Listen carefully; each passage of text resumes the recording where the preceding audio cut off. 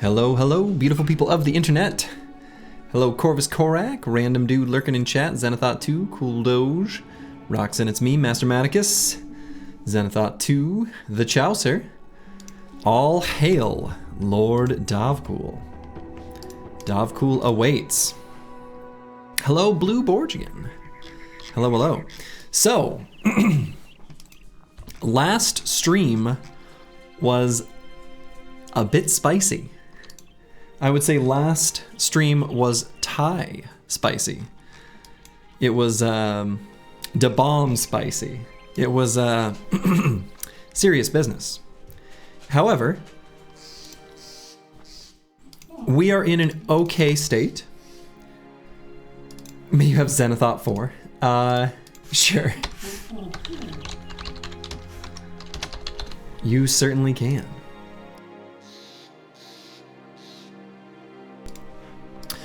So, we had a nice little run against House Rosenving, where we started out just innocently, you know, reclaiming the caravans.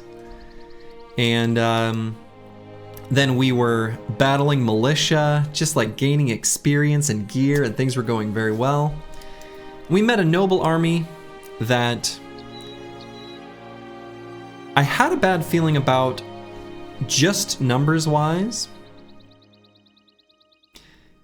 And realistically, because of their loadouts primarily being those dang arming swords, we should have just run.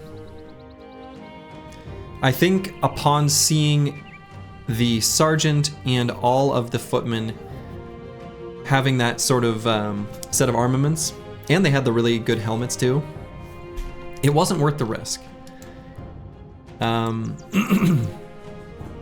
Part of it was, you know, a false confidence due to that one caravan that we had taken out that had like some noble armies, and so I thought, you know, got a little overconfident.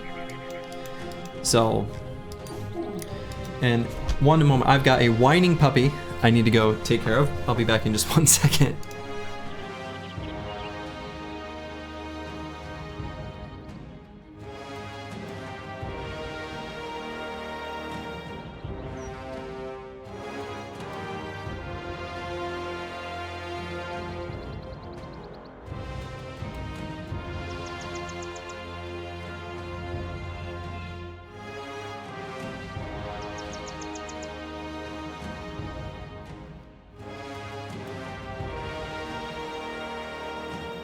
Okay, I'm back.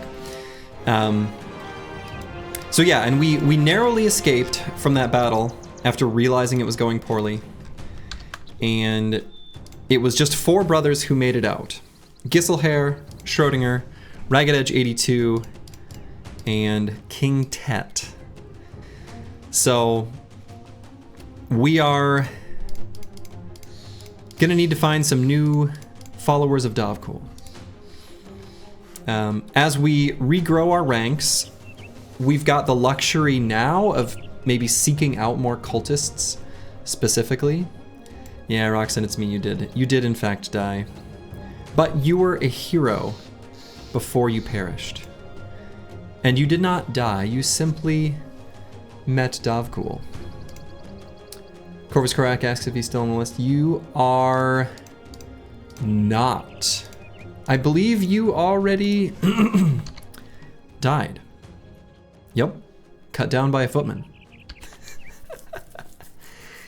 You hope I get the skin armor? Yeah, the skin armor actually I think literally requires the run to be like 200 days old or something crazy. It has wild requirements. So we won't be doing it in this run, unfortunately. I don't know, maybe, I don't know. It's, I don't know. We'll see. Quite a healthy obituary. Oh boy. This has been a, you know, we are doing as Davkul wills, which is sending many brothers and foes to meet Davkul. So, You hope you're in line for the next couple bros. You are in line, but you've got several ahead of you, actually, still. But you are in line. And at this rate, well...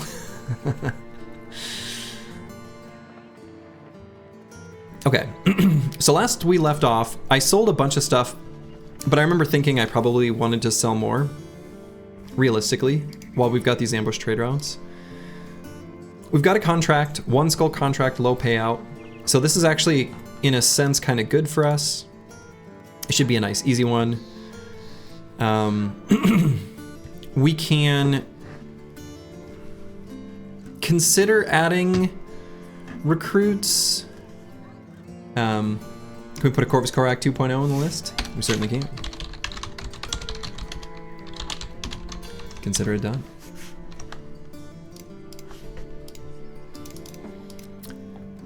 Yeah, so the list as goes as follows: Grib for a smirker, Xerxes for a bowman, and that's a tricky one. Perk for a bad haircut, the zoning bro, Uncle Freddie Mac for an initiative build, Giant Spruce, Master Maticus, Firemaster Bill, Crackalack, Searoy 7, Kristoff 2.0, Akibio for a converted cultist, Xenothought 4, and Corvus Corac 2.0.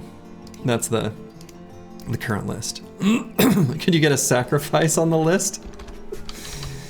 Yeah. You certainly can. So, so yeah, I think I'm gonna have to decide how many bros I want to recruit here. Maybe like the cheap farmhand is a good idea. We could grab like the dayteller or even the tailor is fine. I think given the fact that I've got the 2 spear bros, I don't really need the defensive bros. I normally kind of like recruiting monks early on when I'm looking for banners, or, and maybe I am looking for a banner.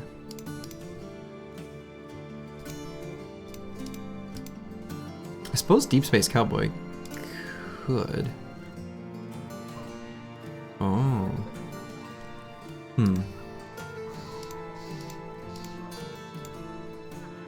Yeah, I'm not sure.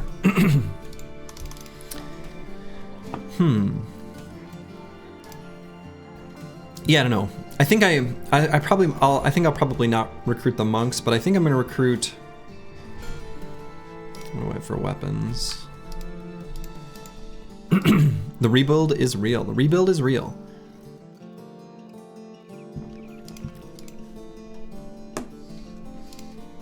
Okay. All right, so let's accept this contract. Let's see where it is. Okay, over there somewhere. Not too far. This isn't over till all bros are dead. True. Or we fail in our objective, which is to rid the world of undead. Those are unholy abominations even to Davkul. If you hire the monk, all your cultists can bully him for resolve. That's true, actually. There's the old gods versus new gods event.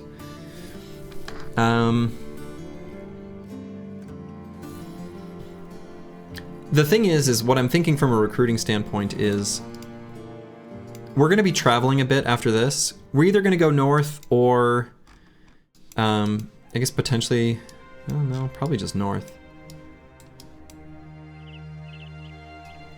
Yeah. So yeah, if we go north, we're gonna have more opportunities for new towns, and thus, hopefully some cultists that we can recruit. I think that'll make me feel a bit safer.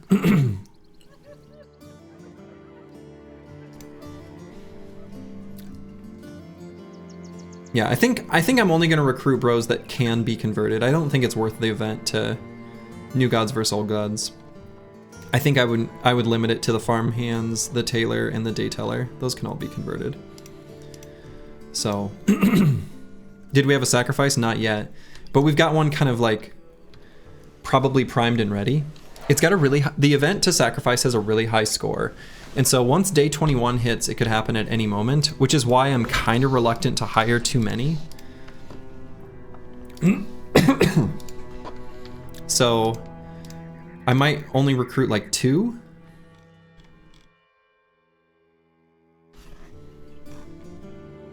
Two or 3, maybe 3, make us a nice even 10. Yeah, I mean, it's okay to have one monk in reserve, but I would never, but the thing is like, we don't need that. We've got Theobald, like, we don't need that.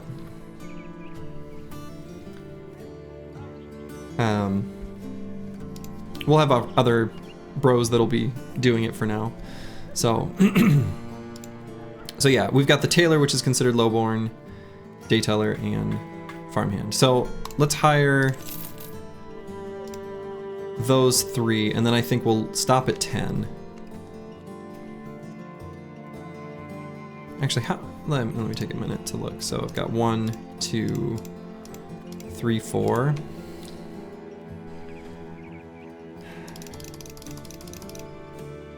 Let's stop at 9.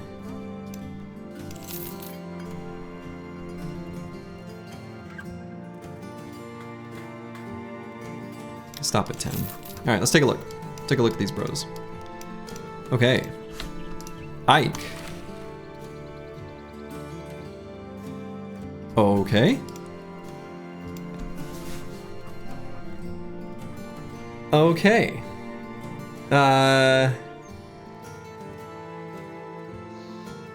Ike would be, yeah, he'd be fine as a banner, assuming he gets converted to a cultist soon. Yeah, the mod that shows the extended information in the backgrounds is called Background Attributes Ranges, or something like that. BAR. Should be in the description below. This bro totally could be the banner. He's good. He would be another, like, pokey banner. Good. We'll put good. TBD. Ike is really good. Do you have a smirk? No. So up next on the list, for those who don't have a specific request, is the zoning bro. Up next, Dietmar, who is also good.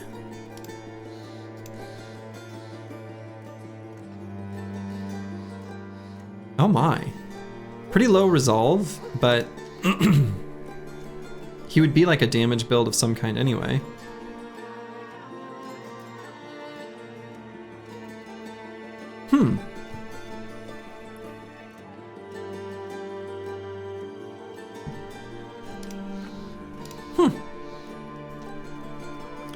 No, we're not. Yeah, I mean, unfortunately, he does actually have 40 base range skill, but he's not going to be a hybrid. Ignore, my advice to all players still is, honestly, when you're building bros, look at the numbers and ignore the stars. Stars are like an advanced look in the future. Their base stats are what matters now and what's going to matter by far the most. Who cares what happens at level 11? At least for the most part, right? Anyway, this bro's good. Yeah, this is gonna be giant spruce. Still good TBD. And then up next, we have Radolf, who, okay, this is a bro who's finally not great. So this one we can put the same title as we gave Theobald. Sacrifice me. So that if the event comes up, we'll know who to pick just based on their names. You'll take the sacrifice? All right.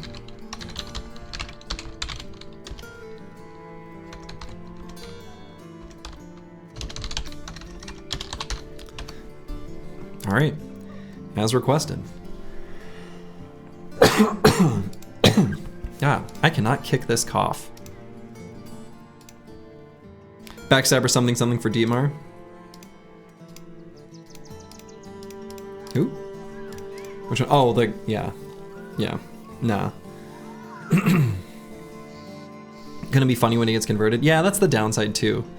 Is ideally our sacrifice bros that we recruit are actually gonna be indebted because they can be dedicated to being sacrificed and they'll never be converted. So. Okay, so let's outfit these bros. We'll put the good gear on the good bros. Oops. And then the less good gear on the less good bros.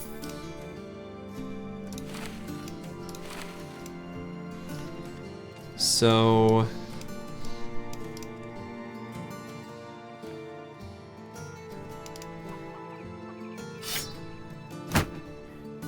give Roxanne and me a spear and just tell him to kind of run along the side.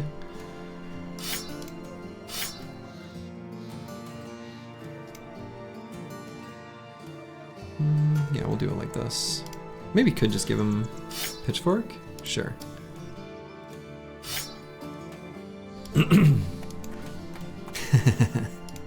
The boys will find you.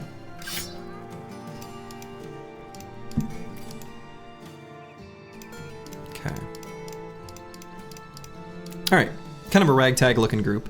So I think I'm gonna sell more stuff. Let's just, if I do fight Ancient Dead, I'll keep the arming swords. I don't need the Godin dogs. Probably just one kite shield is sufficient for the situations where we need it. God, this cough. Can't kick it. Can't kick it all the way. Probably will get new helmets. And surely I can, yeah. Maybe something like that. I think this is a good enough amount of stuff to keep.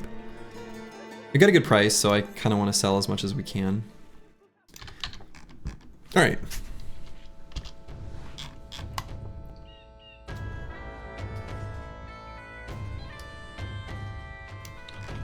Okay.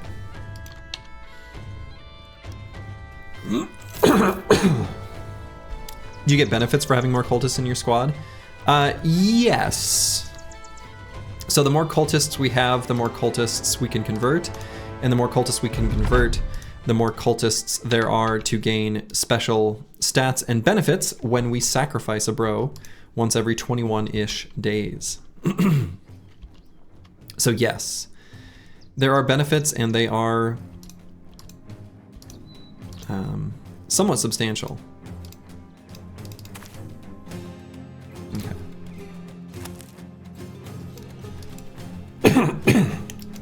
How many battles have I taken? That's a good question.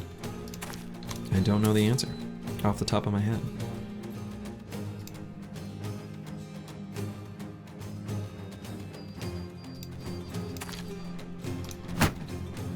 Okay.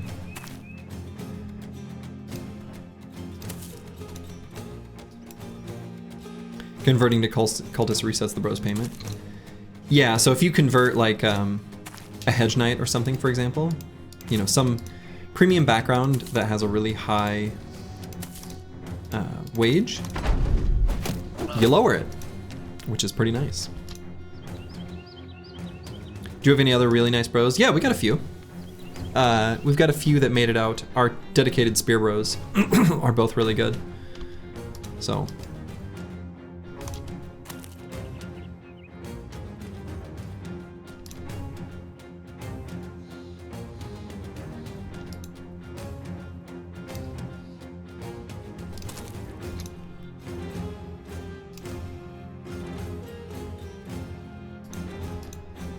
What caused the great killing of bros? A fight that was a bit too ambitious.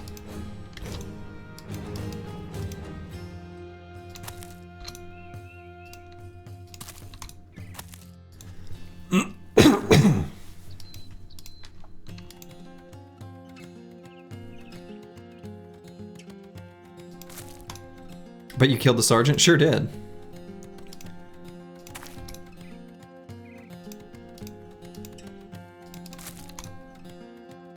Was it orc savages? No, it was humans. 'Twas a noble army.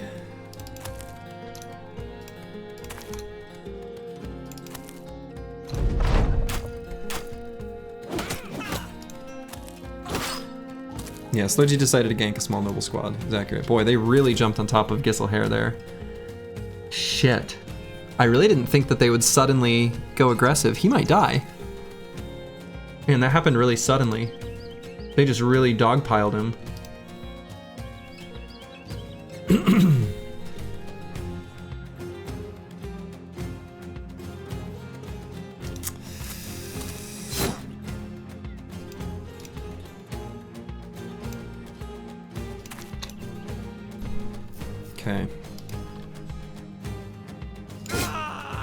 That's good. So then we can get Schrodinger in there, and we can shield push and get him out.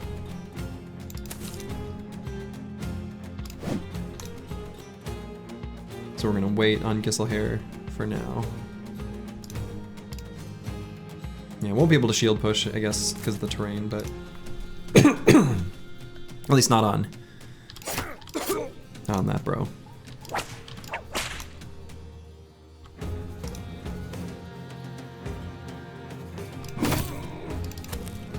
There we go.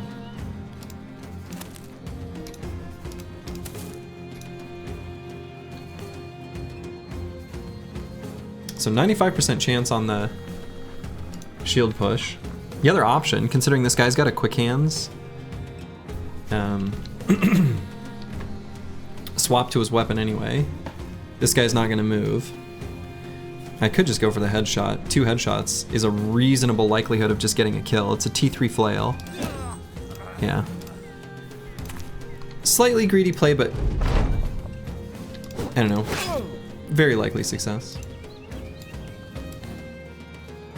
Watching me play, you've improved a lot. Awesome. And Davkul's gonna protect his children. He will. Davkul, he understands who the faithful are, you know? He protect, he attack.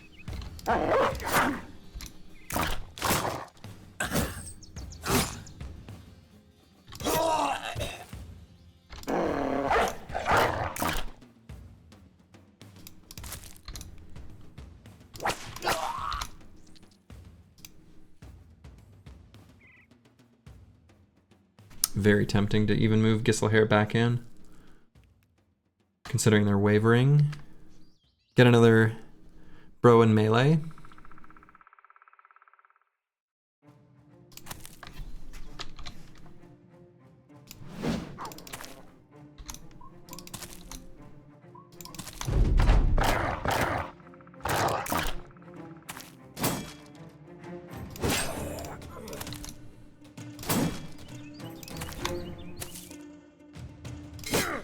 There we go. All right.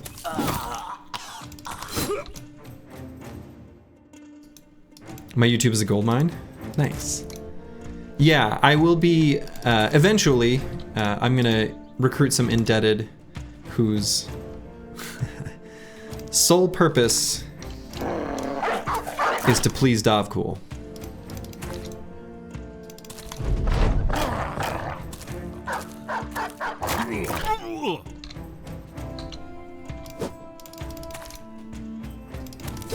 Okay. So we had a bit of a spicy moment there with Giselhair, but that's okay. Got a Gambus in and some throwing weapons out of the deal. Honestly, the Javs are really a welcome sight here. I don't think we have anyone on the squad. I suppose Theobald actually probably would make better use of them than a reach weapon. When should we start to go south? Yeah, a good question. We're probably gonna go north for now, just to find more cultists. We want to get more cultist quantity on the team, again, for conversion, to get them so that when there's a sacrifice, they can advance, etc., etc. And, you know, if things do go badly from a resolve, or like a team mood perspective, they're the ones that'll stick around. So we want to get more cultists. So it's going to be hard for us to get many cultists if we go south. We want to go south to fight nomads. However, we're going to have to delay that temporarily. If you can join, that'd be awesome. All right, consider yourself added to the list. XX.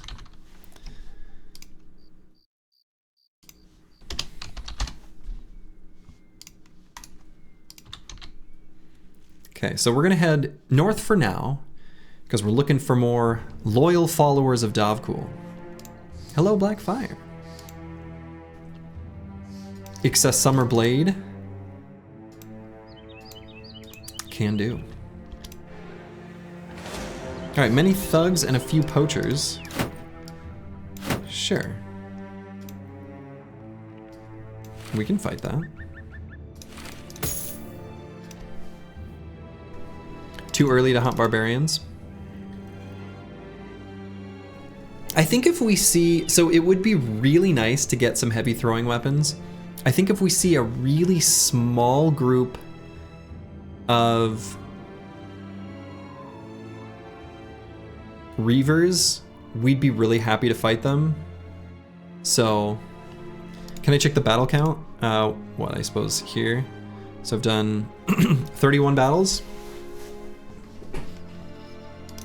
31 battles. When did the sacrifices start? They could start anytime.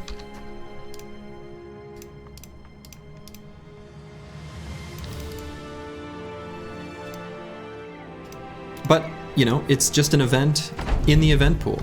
It could be something else that happens. Yeah, and I suppose since I don't have any, like, juicy targets, they aren't necessarily going to attack the kite shield here. If I had ranged bros here, they would. But I don't.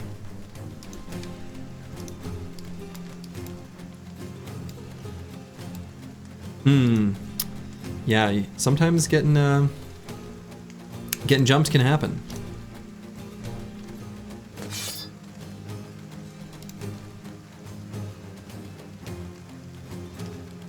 Okay, so we're gonna have to approach them, but we've got reach weapons. So we can kind of make it happen on our terms, at least to an extent.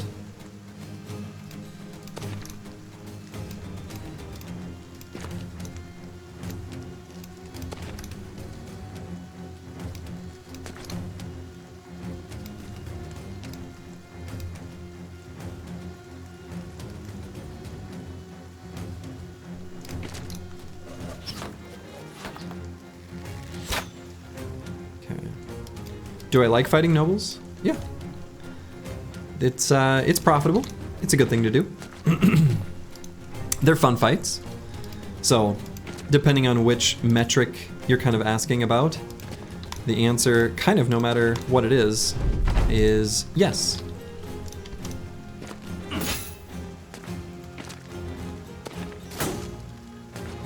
Okay. Very nice.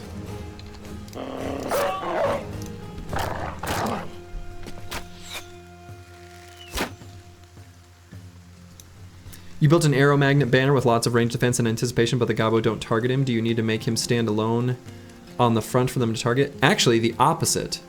He should not stand alone. He should stand with your... I should do a ranged attack like guide at some point to kind of outline the different things that are in consideration. But generally speaking, if you make a ranged defense banner, the fact that they have the Rally the Troops perk is important, but you should probably have that on your banner anyway. That increases the enemy's attraction to target him. The other thing you need to do is put your ranged bros behind him, or just other nimble brothers generally, and as long as that's your biggest clump, that's where they're gonna attack.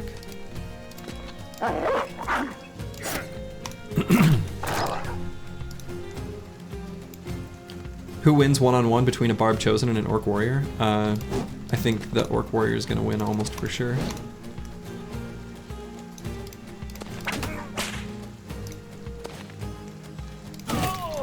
But with a bad string of luck, it could go a different way.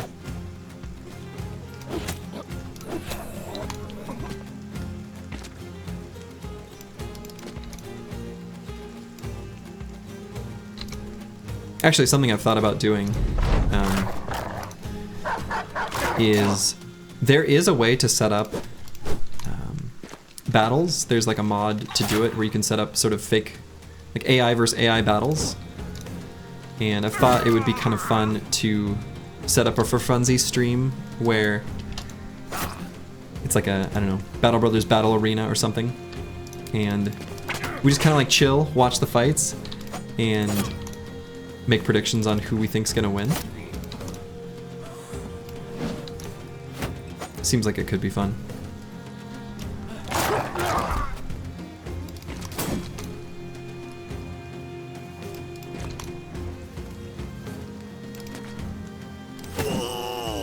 Okay, this thug here with the Guten Dog is... Alright, good. A tournament style would be cool. Oh, we could do brackets and everything? Oh, man. Okay, that's... You guys have already... you've already improved it. I think the very first go, we would do it without brackets, just to work out any kinks. But once we did, setting up brackets... Oh, man. Oh man, place bets on the winners with currency being your spot on the name list. Oh my god. Channel point, oh man. These are all great ideas. These are great ideas. Okay. I'm actually gonna note some of those down.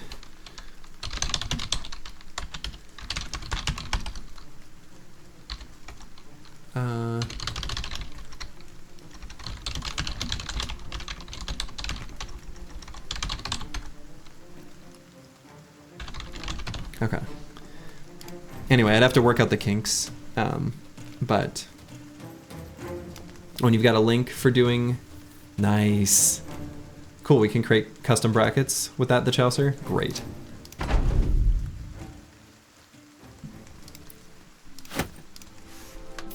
Okay, yeah, I'll work out the kinks offline, obviously, to like make sure I can actually use the mod and stuff.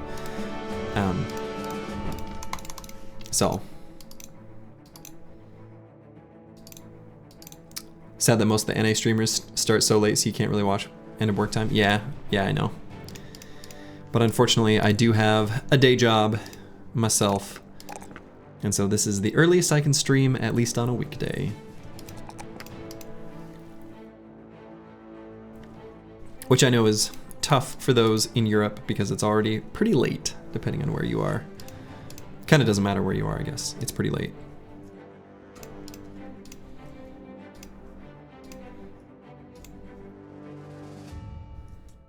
We could do it as a 10 a.m. Saturday stream. Yeah. Unfortunately, I won't be able to stream tomorrow. I'm actually... my reference of Da Bomb Spicy was apropos because I'm going to a Hot Ones...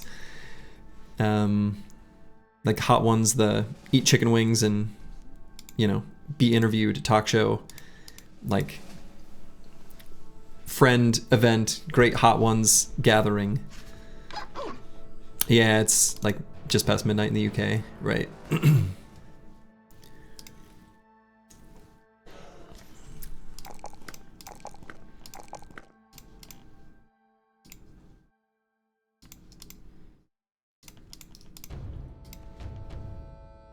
Okay, and what is Vance Lightning gonna be? Man, Vance Lightning could even be one of my...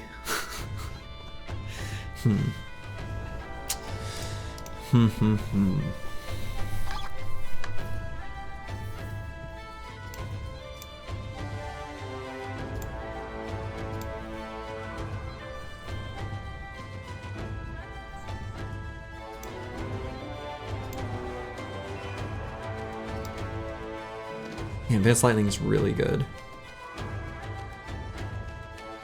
You know you're cooked when you start calculating the amount of time you have to sleep. Yeah, that's so true.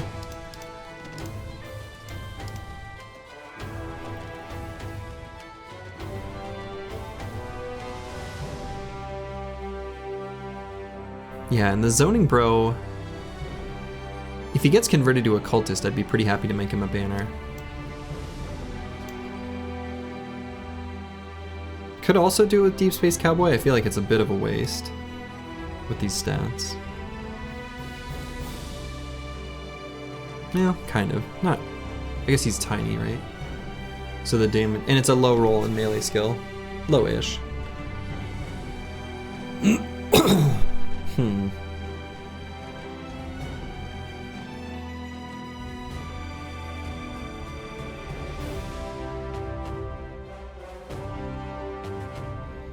was holding the banner for now, so...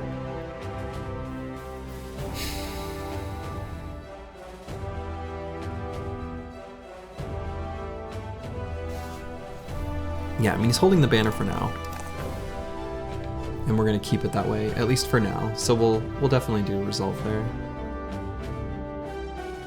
You could be a quick hands, bro. Yeah, like dodge quick hands, something like that. Yeah. We'll grab 9 on him for now. He's got low hit points.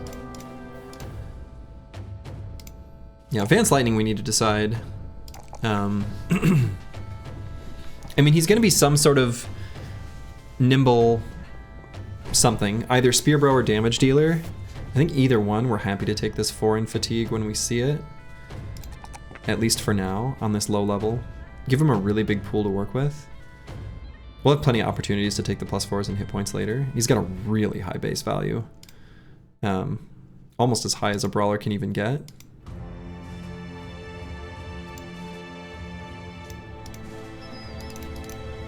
Sword Lance.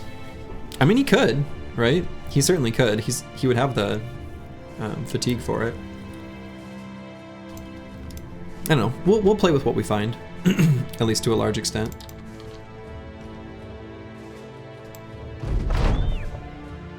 All right, Giant Spruce. We can either tell him to suck it up or tell him there's not a soul here who isn't scared. Suck it up. No. Well, normally I think the better result is actually the second one. I should really look at the full likelihoods of the, you know, those two options. But okay. Well, we used to have a bro where we would have been able to auto-complete this ambition, but we don't anymore.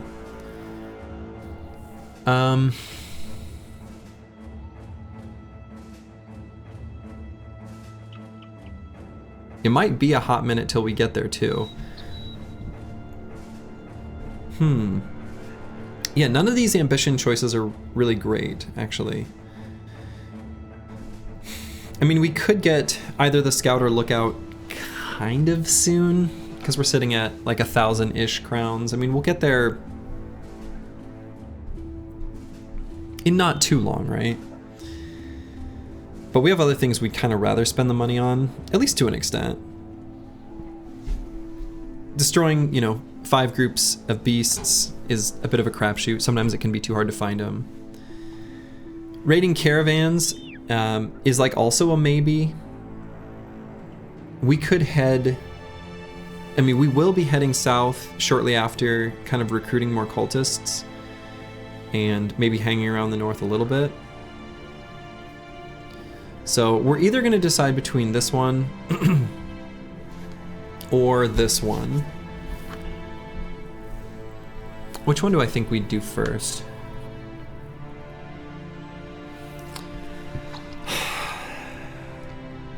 I almost am kind of tempted to just say let's do this one of just hiring a follower. The other thing too is that by hiring that follower and filling that empty slot, we're going to remove that prompt from the event pool, because that one's really annoying.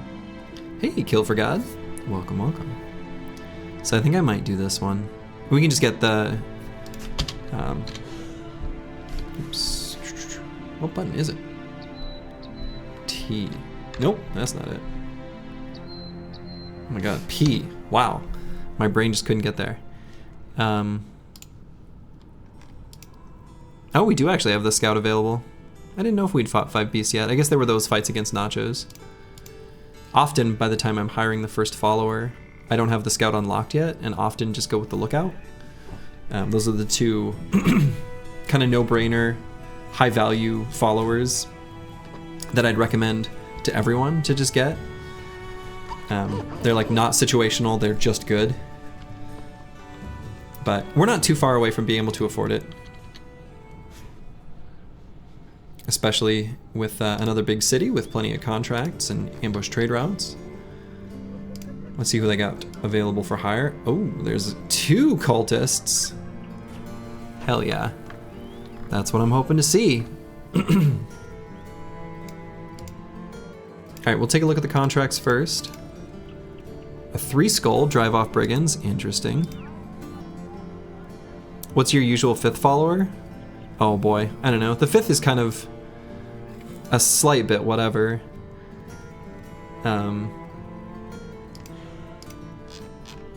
Usually by that point, I don't know. It's kind of just whatever fits the needs of the company in that exact moment. So I might get like the dude that helps crafting if I'm about to do a bunch of crafting, for example.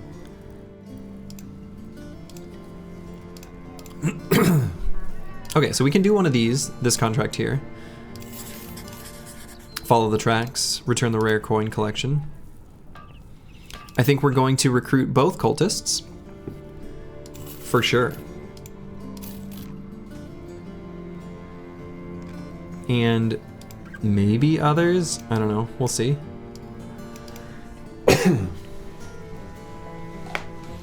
Okay, this cultist is not great. Oswald the Mad is kind of more like Oswald the Bad.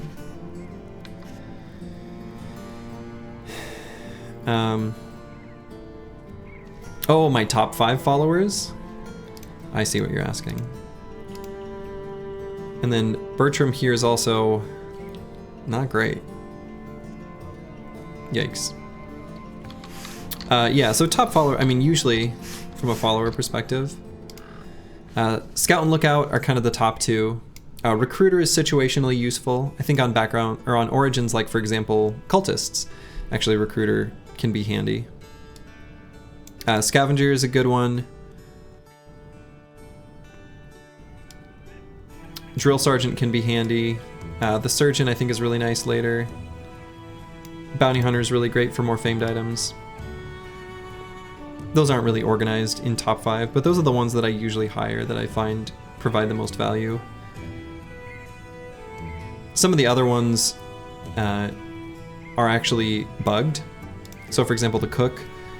If the Cook worked correctly, as far as increasing the hit point healing rate, there are mods that do it, but I don't do them because they are not the vanilla experience and they make the game easier, so I don't enable them. But if the Cook weren't bugged, she'd be more reasonable of an option. I still don't know that I would take her, but yeah, I think Piglord's list is pretty nice, actually. Okay, so these 2 cultists are not good.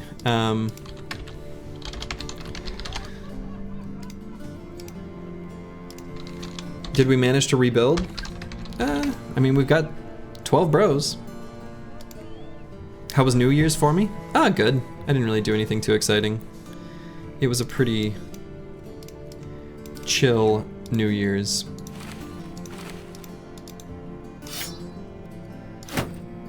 The days of, I don't know, New Year's party time, I think that ship has sailed.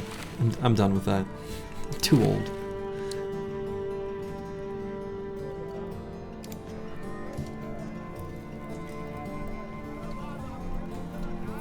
Yeah, the Surgeon is nice. Decreasing the amount of time that you're down for injuries, as Blackfire was just talking about, is also a huge benefit.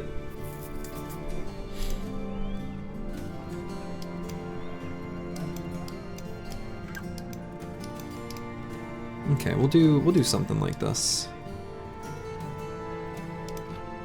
All right, and we'll hunt down some briggies.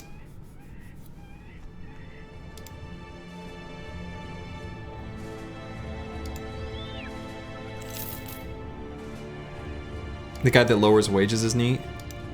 I guess. I mean, I think even in long campaigns, I'm gonna be honest, I kind of feel like that's still a big who cares. Just because, like, I don't know. Like, who cares?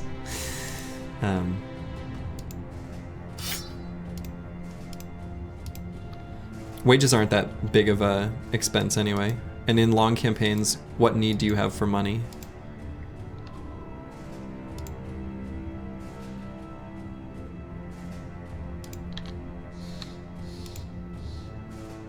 Yeah, the days of drinking all night with friends.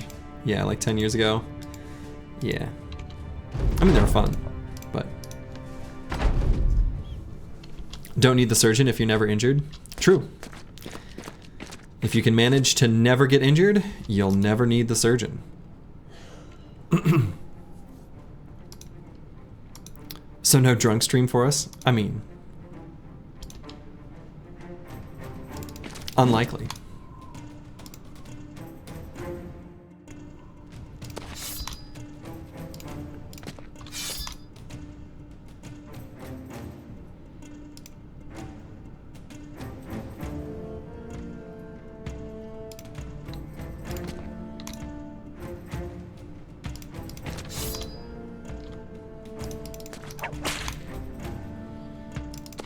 I have, I've actually had a cocktail on stream before, though. I usually don't, like, call it out, but there's been a couple streams where I've had a glass with a little clinking ice.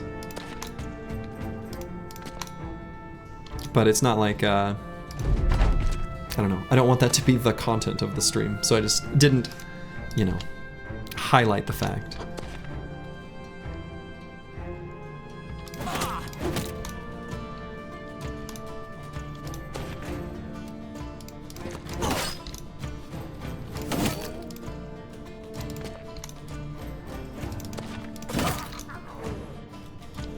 Okay, they're kind of just letting me pick them apart here.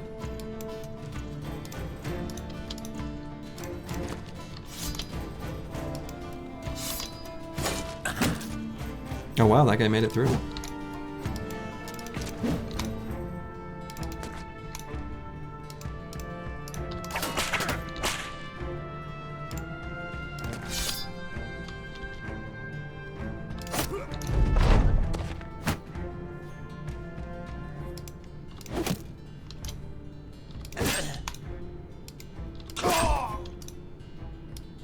New challenge, winning with all origins when drunk.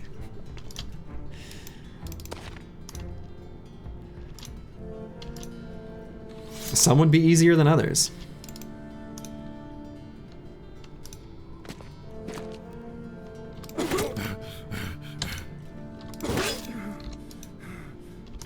Okay, spear wall's doing as we needed him to. Preventing a bunch of damage. Very nice. Even though our bro quality is still pretty low and we're not really, like, you know, hitting the enemy.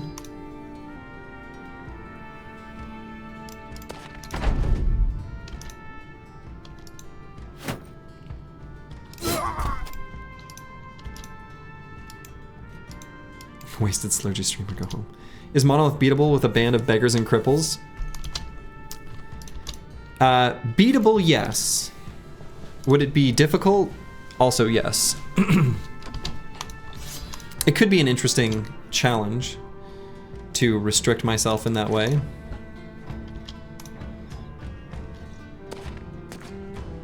Oh, they're running now.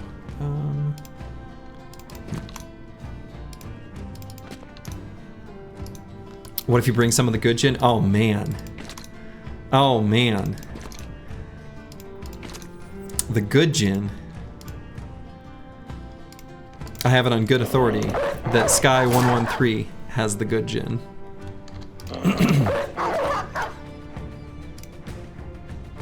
I can personally confirm this fact.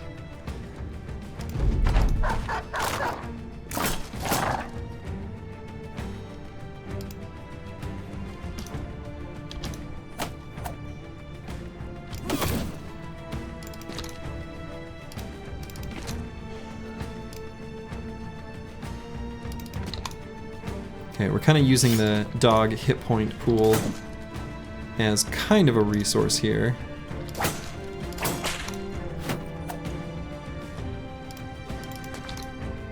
Making sure they don't get too low or hurt.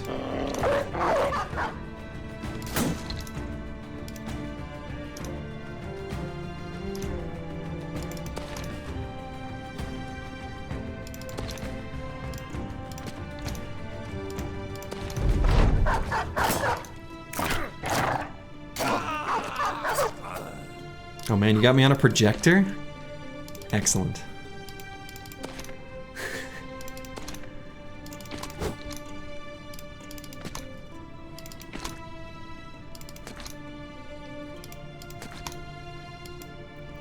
Would 12 ranged bros work?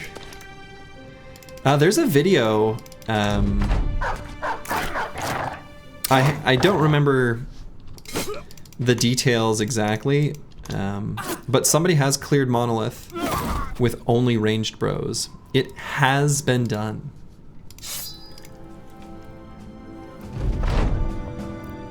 Ooh. Here I think we'll return it. That was a reasonably low payout, and I think we want to keep good relations with any T3 cities, especially in the north here. You get a couch for that, you really watch at your computer. That's fair. Sometimes I'll watch streams while playing other games. So like, if I'm just chilling playing, you know, some Stone Shard or something like that, I will watch someone play Battle Brothers, for example.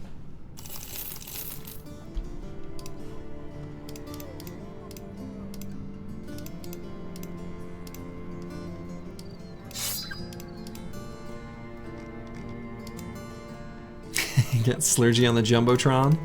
Oh man, there are some Texan folks here.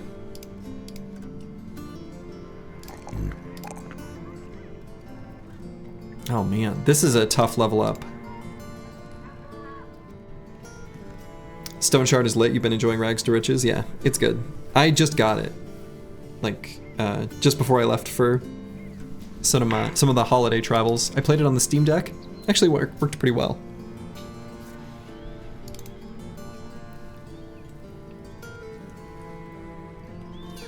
Playing Potion Craft with Slurgy and Picture-in-Picture. Nice. Nice. No, they fixed the walking simulator part, Bijante. There's a caravan now that you can use to travel around. You paid 2K for Slurgy's face to be put on the sphere in Vegas. Oh my god.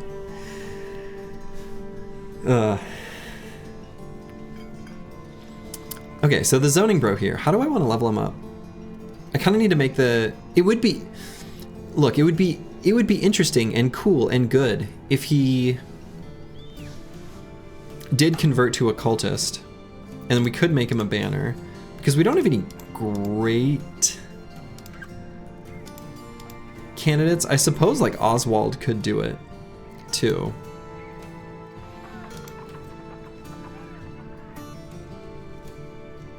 He could be like a utility type banner because he's got such low melee skill. Shit. Yeah, maybe that's better.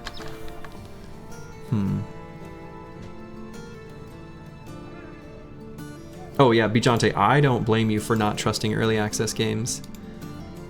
I think, generally speaking, having a policy, a personal policy of not purchasing early access games is a good idea. And yeah, you still do walk a lot, but it's not too bad.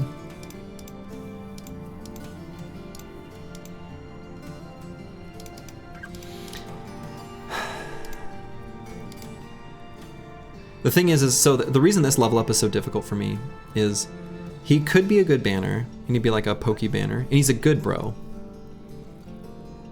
And I'm really wanting to take this melee defense because he's got 8 melee defense at base because of Paranoid. And so I want to take that. I also want to take the +5 hit points because between these two, this can roll between 5 and 4, and this can roll between 5 and 4.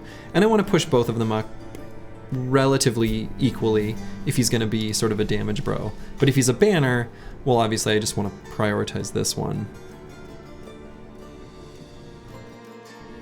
Reported me for promoting illegal acts? What did I promote that was illegal?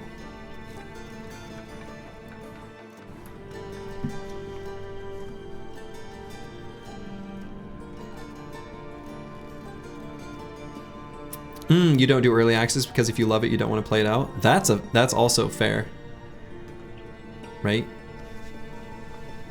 if you really like a game but you play it during early access, then when it releases, it's kind of like, oh, I already played this. Yeah, I get that. I think it depends on the type of game, too.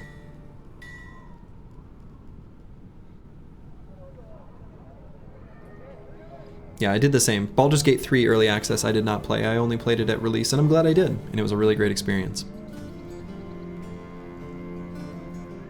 Alright, I think to keep my options open, I'm going to choose the maybe suboptimal choice here of Resolve, just so that the Zoning Bro can remain open as far as what we do with him. It kind of depends on if he gets converted or not, or if he, you know, like leaves the team because we sacrifice someone and he's not happy enough. Okay. So we're definitely going to sell stuff here. Unfortunately, the 3 skull contract is gone. Escort caravan to Husnarborg. I mean, we could do that. It says it's just 1 day away, so it would be just on the road. We're going to want to go that way anyway, I think, to look for more cultists, just to increase the proportion of cultists we've got on the team. How do you find Baldur's Gate 3 replayability? I know a bunch of people have played it through multiple times. For me, I was happy to play it through, I guess, twice, because I did 2 very different playthroughs. And one of them was with, like, a friend. So...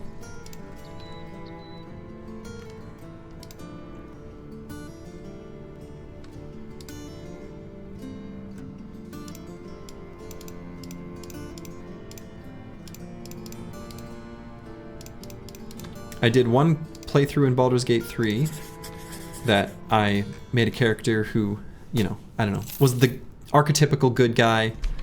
I made him even kind of look like me, except he was a gnome. He was just a small guy. And it was really fun. And then I played another playthrough with a friend where we were 2 half-orc, tatted up ladies who were just murder hobos. Every DM's nightmare. We just killed everyone we saw on first sight.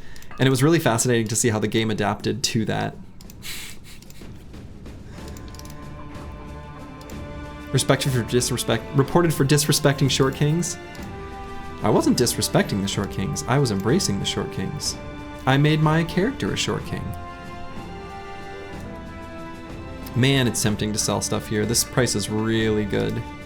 Even for these, like, these flails, right? Since they're buying items for more. Screw it, we don't need them.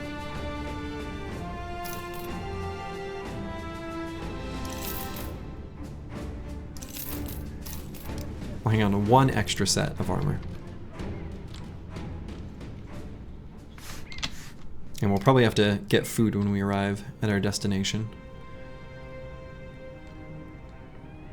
Baldur's Gate 3 taught you hate the D&D spell system. Yeah, that's fair.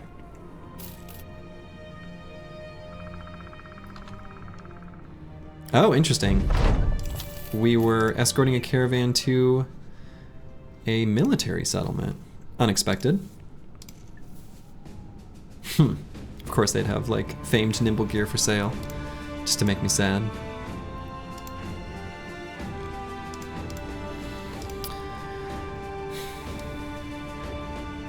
Okay, well... no cultists here. Food's not even that cheap. We can get tools at a reasonable rate. We'll get just a little bit of tools.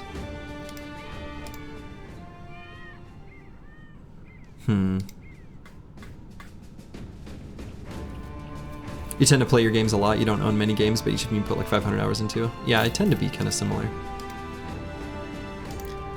Usually if a game doesn't offer, like some games, you know, they're like the experience, like Baldur's Gate 3, and that's great.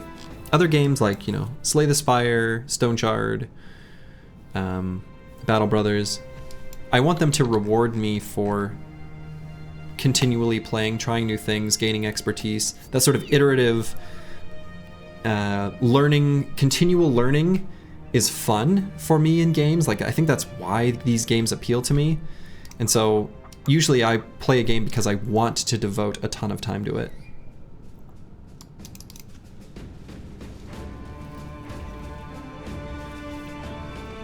So I feel that. I feel that very strongly.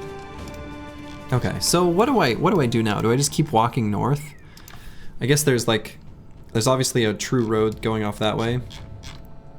I guess.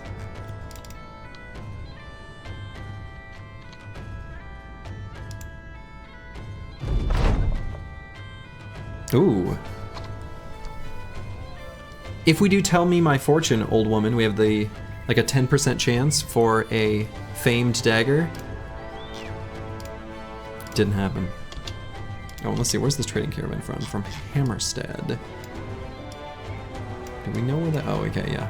Nope, we don't want to attack that. One day you'll join that Discord. Someday Turkey will unban Discord. Presumably. Maybe.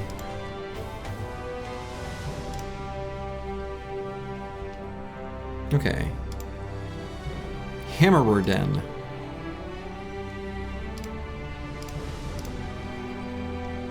Escort caravan to Hammerstead. It's actually pretty far away. I'm gonna say no. Okay, I want to see if they've got a cultist for hire. But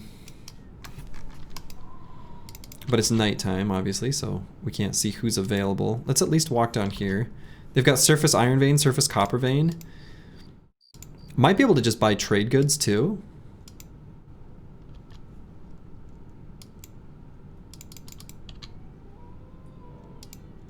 They have to share all their data with the government. Oh, I see. I see. Yeah.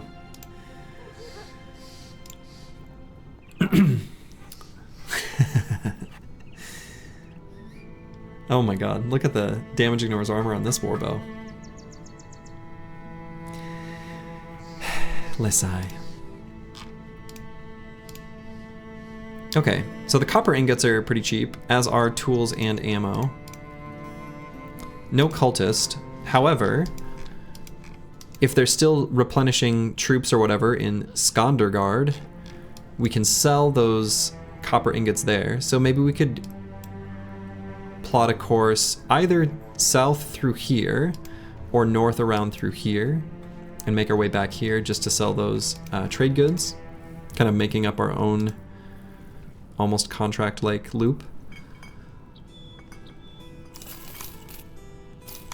I think that makes sense. And I might buy more tools even because they're so cheap. Still can't believe I got a famed item so early. Yeah. It's like they say, easy come.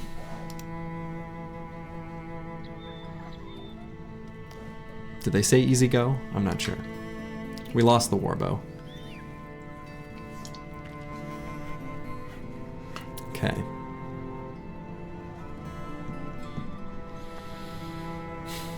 Man, these tools are so cheap. They do say that. They do say that. You lost it? Oh yeah, we lost it. We had a disaster.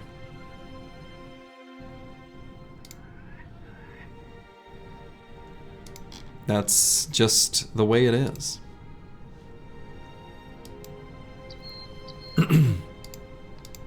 If you missed it, if you find the series on YouTube and go to the second video in the playlist and go, I don't know, somewhere between half and 3/4 of the way through, you'll see the fight.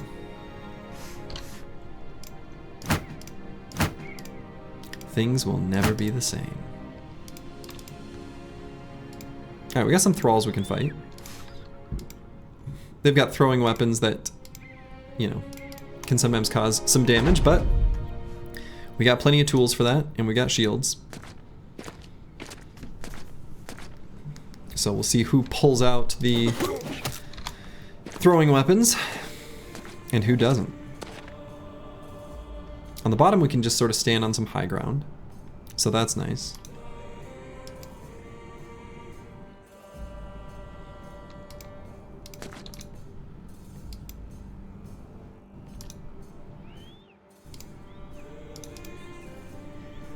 And on the top, they've only got just the one guy with throwing weapons. Kind of interesting.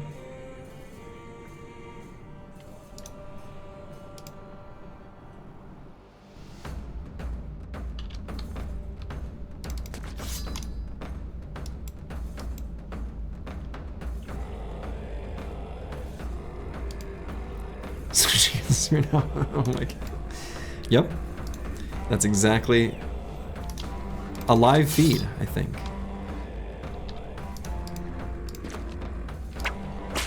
Alright, he will not be throwing this turn.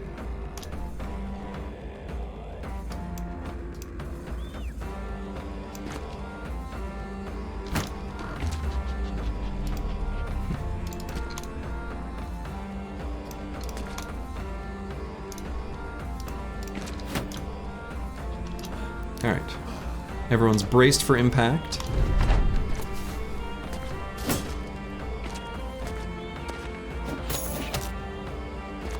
I am still a sphere. Alright. So, even in these situations where it kind of looks like the Spear Bros didn't do anything, they did prevent a full turn of damage, and now we get to damage them. Assuming we can actually hit them. Here we go. A lot of missing going on. Whole lot of missing going on.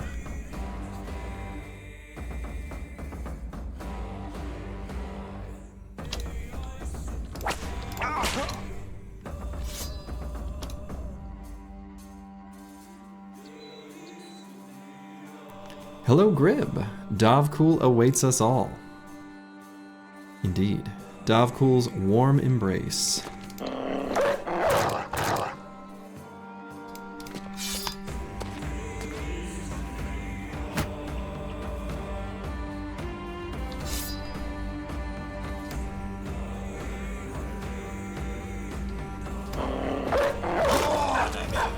Barb music greater than all the rest. That's what they say. I think it's good. I don't know.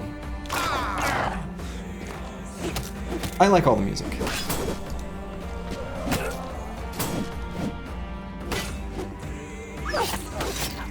Sergio, you gotta get a cat jam emote. I should. Some sort of fun Battle Brothers themed variant actually could be really fun.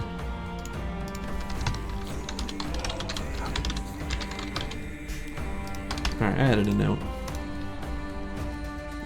Oh man. Zenithot 2 has made art. Brig Jam? Yeah, exactly. That would be perfect. I wonder if that dog's gonna die due to the bleed.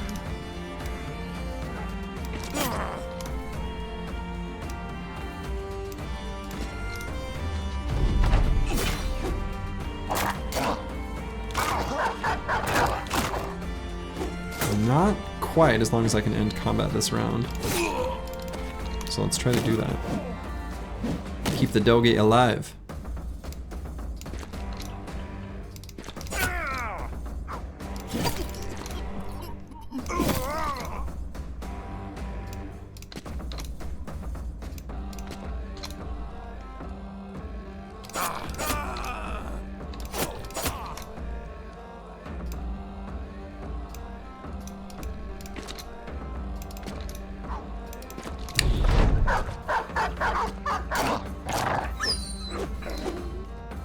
Disaster. A slurgy jam can just be something bouncing off a spear wall to the beat? Oh, damn. Oh, man. It's really hard to get that all in an emote, though. Unless I can make it 2. Oh, man. Because they can be animated. I haven't bothered to mess with that in the ones that I made so far. Because all the ones that I did previously, that being the full set, you know, I just did by hand in just a stupid image editing program called GIMP.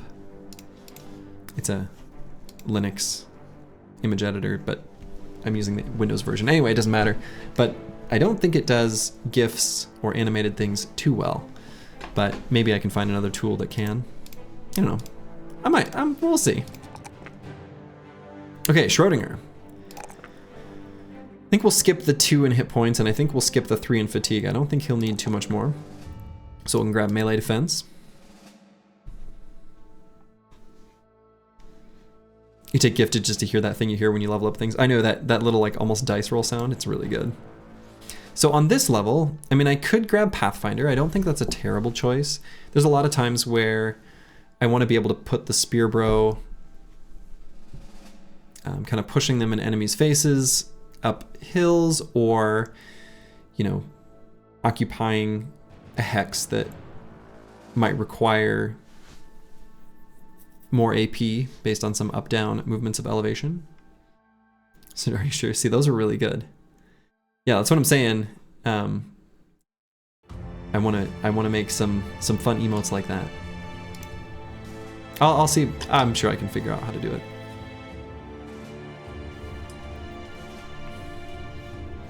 So yeah, my other option, of course, then would be Shield Expert, because like I said, we are gonna make them shieldy boys, and so they can kind of be a little bit off-tanky, which is kind of nice.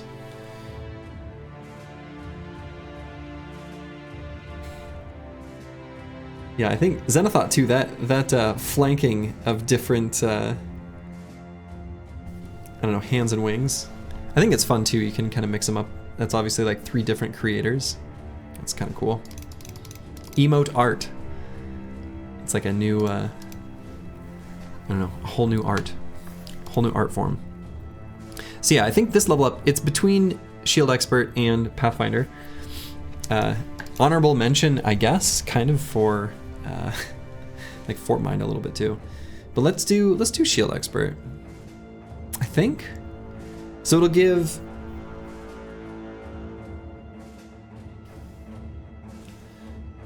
both melee and range defense, which is kind of nice, based on how I'm going to be using these bros.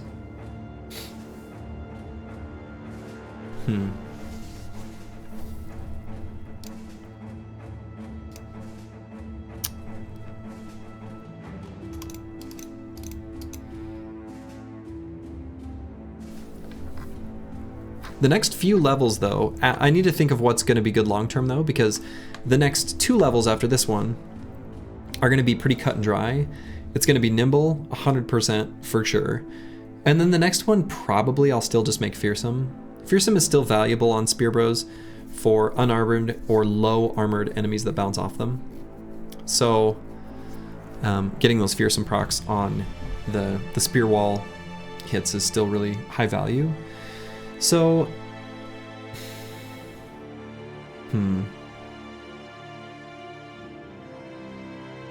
from that perspective, would I feel like I was missing out on Pathfinder for too long if I didn't take it? Maybe? Underdog? No, we're not going to do underdog. The bro shouldn't get surrounded. Crippling strikes is the obvious play. Something like that. Bullseye? No, I think I'll go...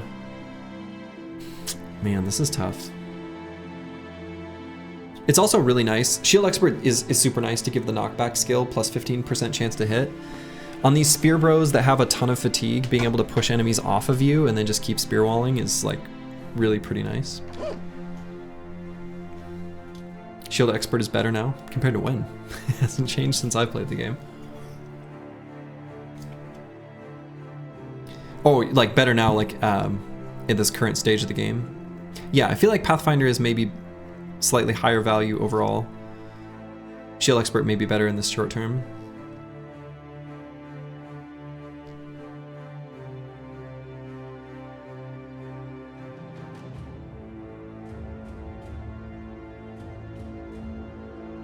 Yeah, I don't know. Actually, I think because it's the highest level bro, actually, I think I am going to go Pathfinder. I think, and the rationale is as follows. We're also kind of moving into the forest, the snow here, and there's a lot of snow terrain tiles that, you know, limit your movement. They take 3 AP to cross, and I want to make sure that in those fights I can position the Spear Bros where I need them so that we can make the nicest formation to deflect enemies. So, yeah, I think Pathfinder is going to be the play. Honorable mention for Shield Expert there, though. Rotate, are we in 2019? We'll probably take Rotate on someone. Okay, so Giant Spruce. Love seeing that +3 in melee skill. We're gonna hope we see as many of those. We're hoping to see a ton of those. This is gonna be an offense bro, and it's an offense bro that's got pretty low melee skill. So do I grab fast?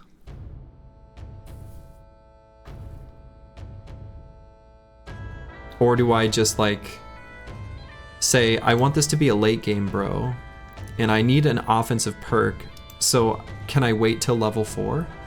So like on this level I could grab Colossus, next level grab Gifted, and the level after that grab Backstabber. That might be okay. This also very easily could be a Cleaver bro. He's got an insane amount of fatigue. Drunkard will help the damage output, and a Cleaver bro is often going to be attacking enemies that are surrounded by others, or others have sort of set them up. So if I'm gonna make this a Cleaver bro, because he's just got an insane amount of fatigue, then I think Backstabber would be higher value than Fast Adaptation. Would it be terrible if I had both? No.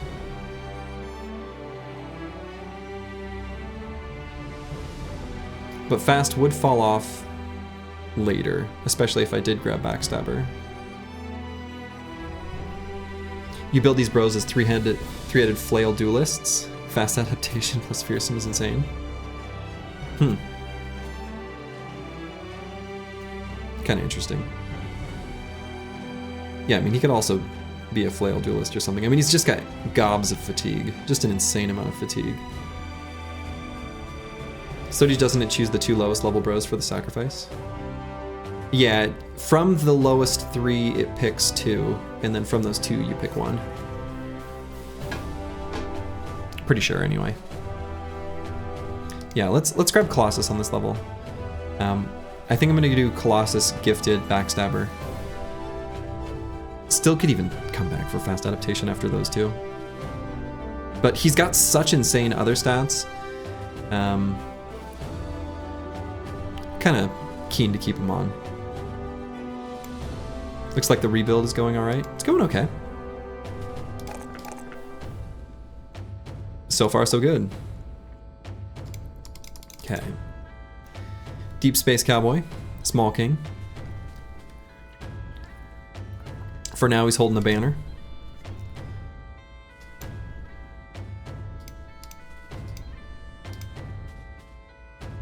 Do you ever take that fast learner talent? Student?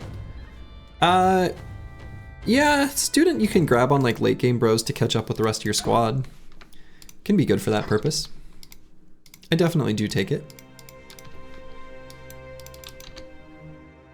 It is probably the most noob trap of all the perks in the game though. In that new players are really drawn to a perk like Student because you think, oh, this is just like free experience and it pays itself back on level 11, so it's free. It is not free. Being 1 perk behind for all of the difficult parts of the campaign is a huge downside. Yeah, and 20%, I mean, it's nice. Like, so that's why, I mean, Student is something that I will frequently take on like later game bros in an established company to get them to catch up. Sometimes I can use it as a,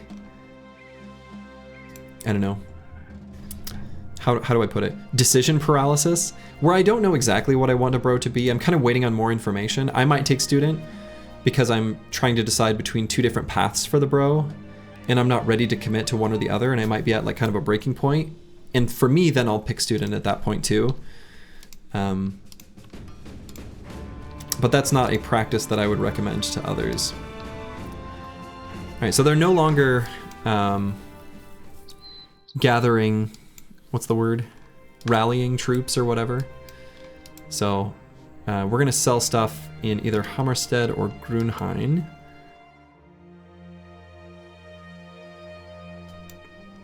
Doesn't it make the game harder since you level faster so you face harder enemies sooner? Yeah, it also, yeah, it does, right?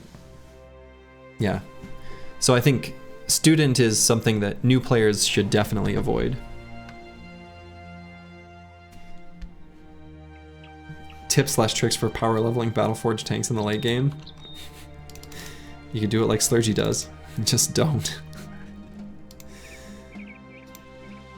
It's hard because they don't get kills, right?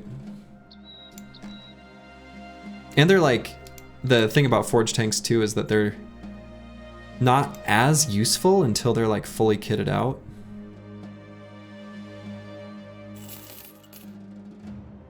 So they're kind of hard to even use productively.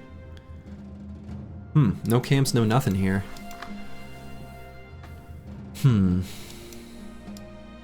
Sometimes you'll pick student on throwers so they reach level 5 ASAP. Yeah, I guess. You could do that. That's fine.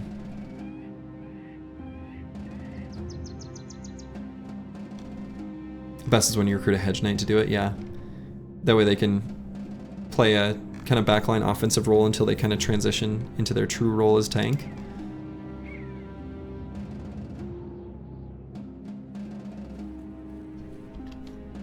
And yeah, I agree with you guys that student on ranged bros isn't too bad. I think that's fair. That's a fair statement. Okay, we're wandering through a forest at night, which I think the team is okay with anything they could face at this point in the campaign. But we're having trouble finding fights. So we're at least gonna sell what we found so far at Grunhain, both gear and those copper ingots we purchased earlier.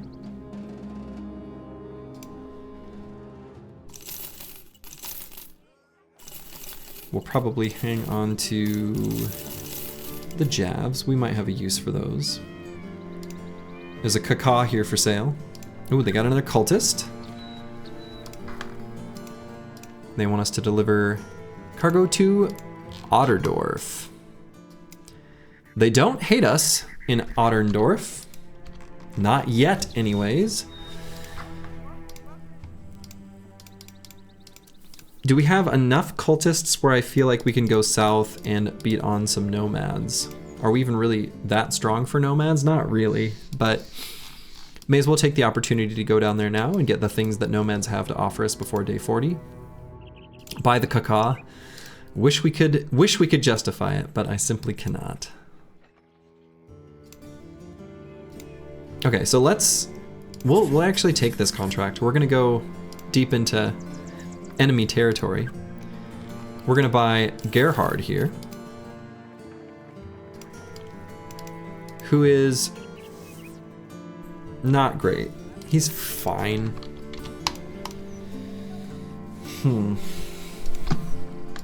Alright, but he will replace one of our not good, like, sacrificial...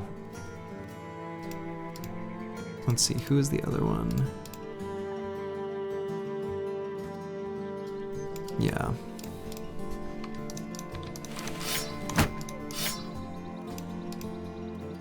You love gamblers because you love gambling?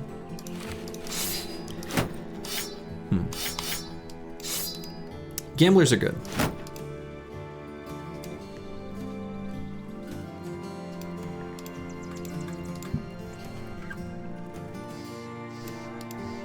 What's great about them? They just have good stats. They have really good base resolve.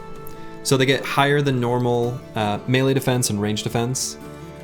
And they have really high resolve and initiative. So, what's the most gambly? I know what you're asking. Yeah, I think wild men are the most. They have like the highest variance. I understand what you're asking, Grib. Wild men are the biggest gamble as far as like bros you recruit, for sure. And why is it wild man? I love wild men that they can have negative melee defense, and I think range defense too. Is it like -5 they can go down to, which is awesome. Okay, so we're gonna deliver this cargo to Otterndorf. However, maybe we'll carve through this chunk of unexplored. Yeah, probably travel through here. Student on wild men is almost essential. Why is that? Aha. Giselhair wants to train Gerhard. Show him how to brawl. Alright, so Gerhard the Cultist did gain a little bit of stats. Okay, that'll help him out. Oh, they have an XP debuff? Oh yeah, that's right. I forgot about that actually. I wouldn't say it's essential though. Like, it's still fine not to take it.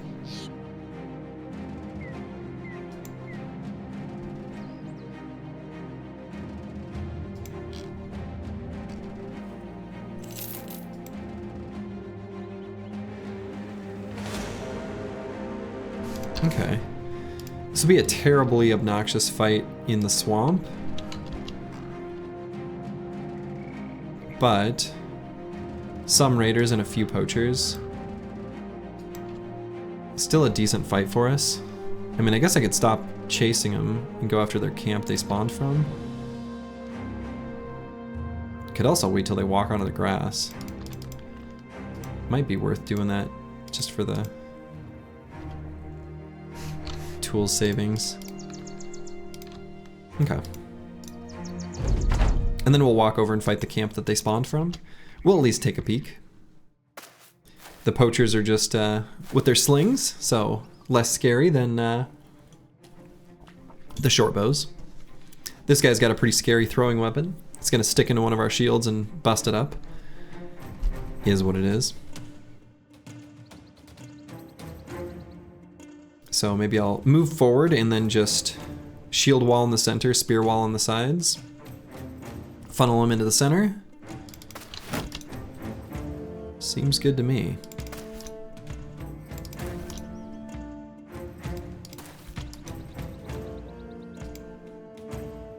Streamer luck, always.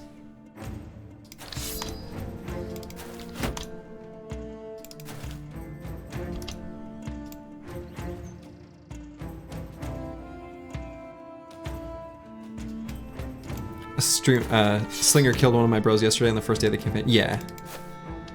Yeah, he did. Still doesn't mean that it's not a scary weapon, but things can happen. They have a really low hit chance though, so like, you know, you can see their hit chance for the stone throw is not good.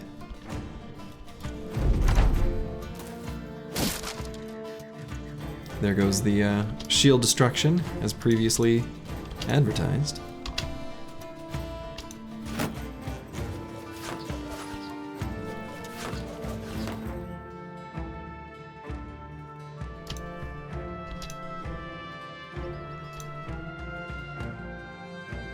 Okay, I can make there be melee contact, like with Oswald.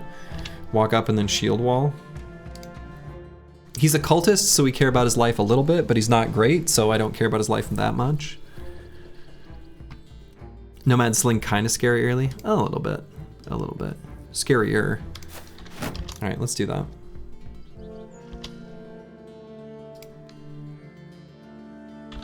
And Slayer got a decent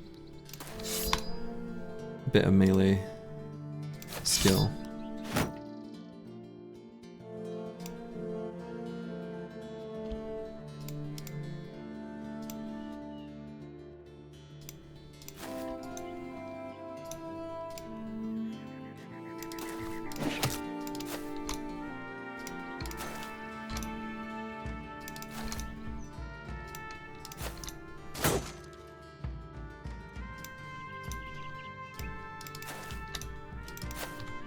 See if we can whip this guy in the head. We couldn't. We could use the big flail. Nah. The wooden flail's not that good of a weapon.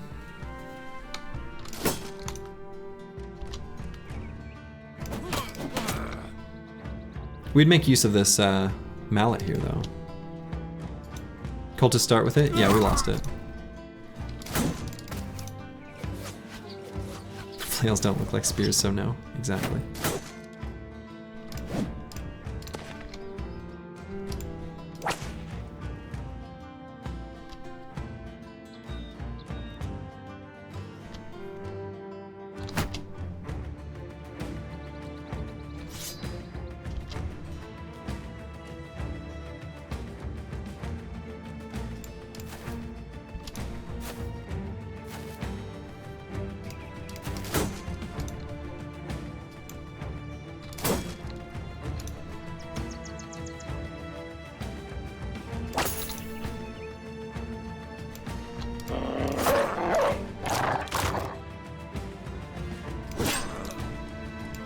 Yeah, I mean, flails generally are good.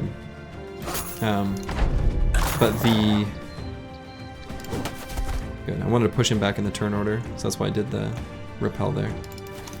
And I didn't want him to do a big swing. But the wooden flail is not that great.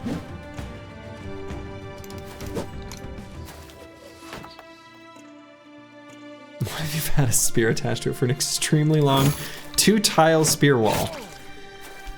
Well, in that case, it's great.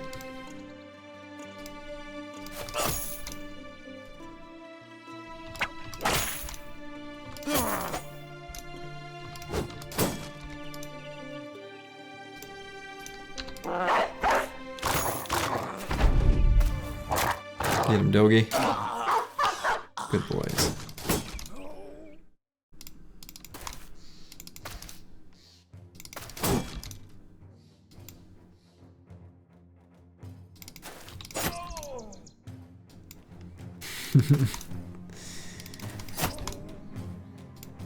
The scariest flail of all. One with a spear just flailing around wildly. Sounds fun to me. Any unnamed brothers? We've got some unnamed brothers who are not great. If you'd like to put yourself in the queue for a brother that we would want to keep long term, I can certainly add you, Kill for God.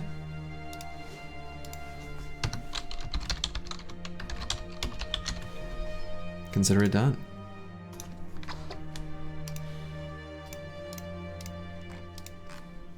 Okay, so we got this two-handed mallet. That's a pretty sweet weapon, actually.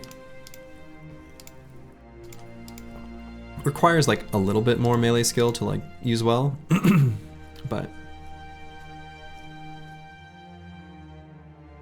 can I have some more, sir? Trash bros no one wants. Yeah, I mean, we've got like I don't know. I mean, I guess the thing is like, you know, if people say they want a bro, in my head, they want, typically anyway, a bro that's actually gonna stick around instead of just like be a temporary tool that just gets tossed to the side. You feed on trash bros. Digging through the trash looking for treasures like a raccoon. You want to be tossed to the side.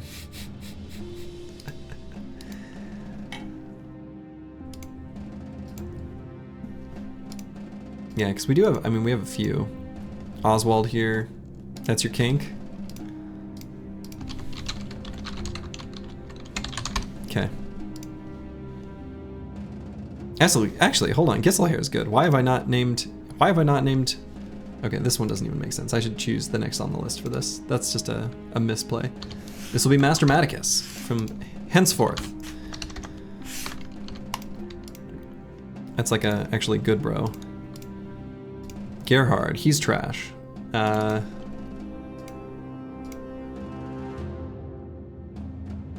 You'd love to be a trash bro? Alright. Bagameister. Unless kink shaming is your kink? Oh man, pretty meta. Theobald, literally one who's labeled sacrifice me.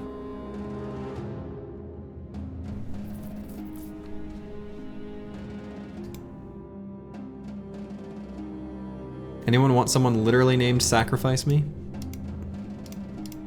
And then, I think, and then just Bertram.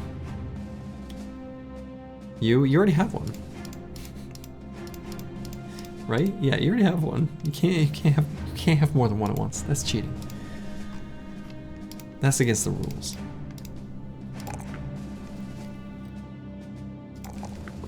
But Choppy Cat could end up being like a utility banner. Twitch Red trying to speedrun meeting Davkul. So far the run has been full of it. Rock is the whole family of sacrifice. How's the recovery coming? It's okay. It's okay. We're making it happen. You've got a bro. BTW. Some sort of safe, presumably, either banner or damage bro. You'll take him. Cool Doge. We'll grab the sacrifice. Boom. Okay, I'm gonna take 9. I think his hit points are low enough. Here on this guy. Pitchfork guy. Oh my god. You're right, Grib. I missed that. I missed that. A tiny club-footed monster. A paranoid, club-footed Taylor.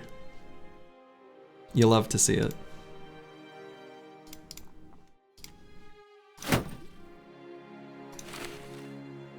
Okay, do I do anything with that armor? Toss him over here just to get fixed up.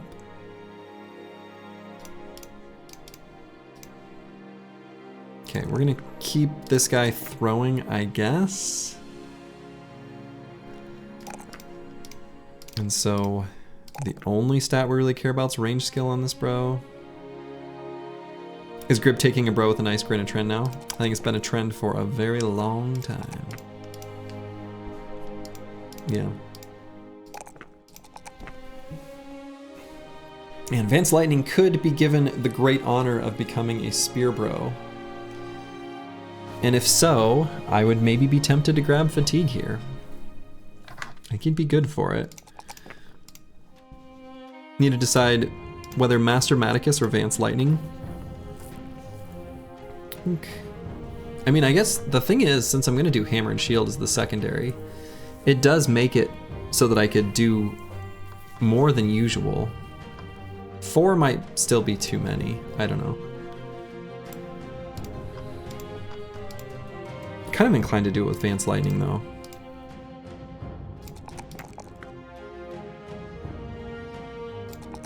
And let's choose Resolve here.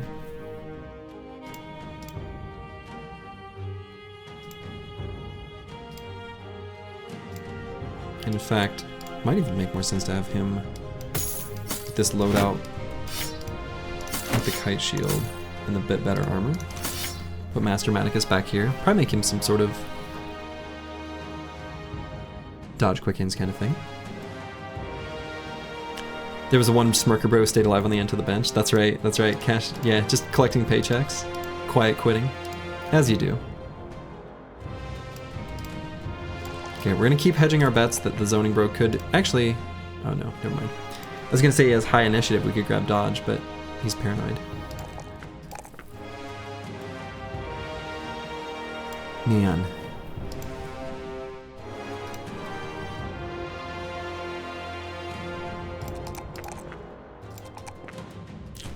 We'll see. We'll see if he ends up being the banner. I mean, I guess he could hold it now too. He's kind of equally qualified.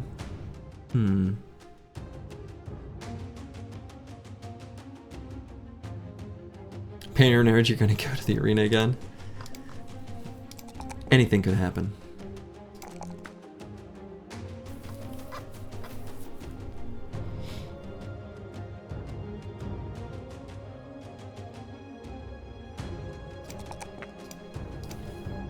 Anything could happen. Okay, we'll grab fast on this, bro.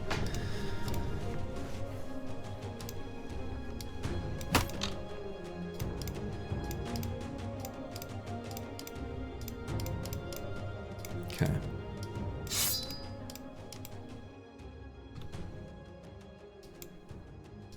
Would you like some form of dual wielding if they had another DLC? Nah. I kind of like the pseudo-realism hand wavy here, right? There are orcs. But like,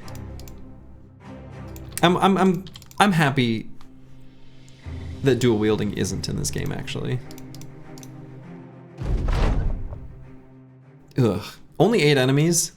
This is absolute garbage terrain. Let's see what they've got for ranged attacks. Oh man, if they believe we have ranged advantage, this is great, actually. They're pushing forward, so they might.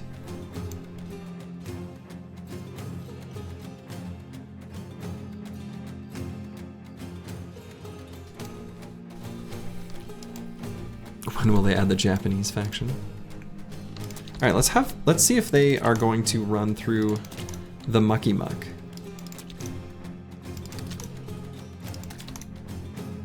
It'll take us, oh, oops. 2 full turns to, oh my god, they are gonna go forward.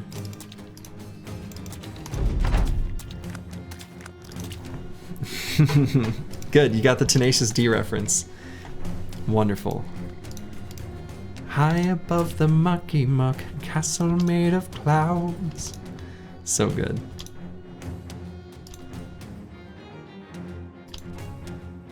Okay, we're gonna have Advanced Lightning, I guess. Go forward. Yeah, looks like the sling on the put on the bag counts as a ranged weapon. Yeah.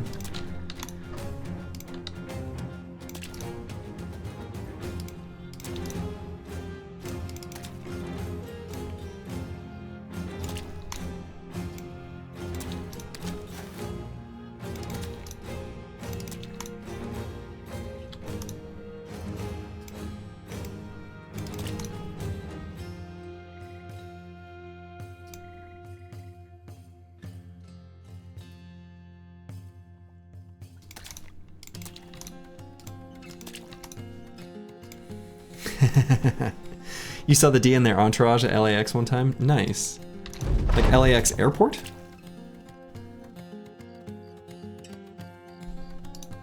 You have a signed Tenacious D shirt, CD, and pictures of the Jack Black? That's awesome.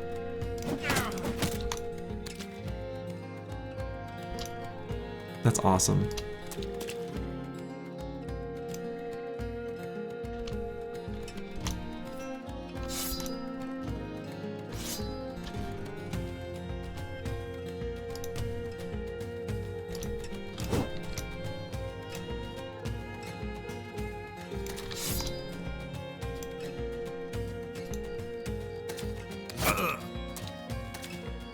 So far after you, yeah.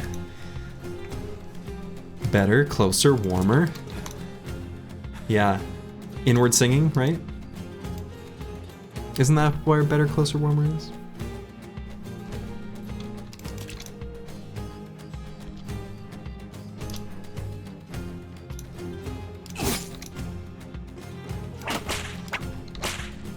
Kielbasa. Oh.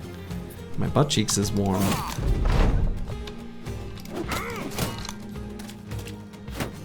I've not listened to any Tenacious D in a really long time. Honestly, a shame. I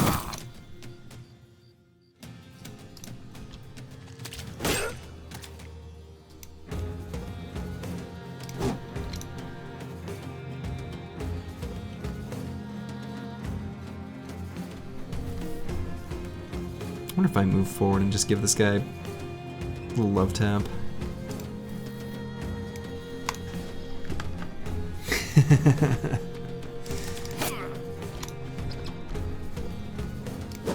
I think that is a great serenade song. Maybe he doesn't know that sometimes it's not right to do.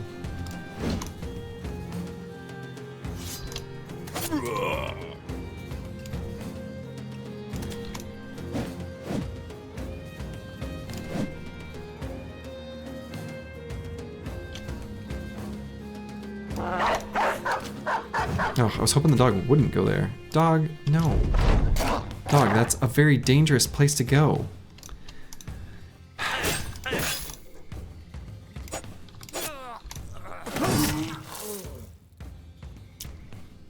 Damn it.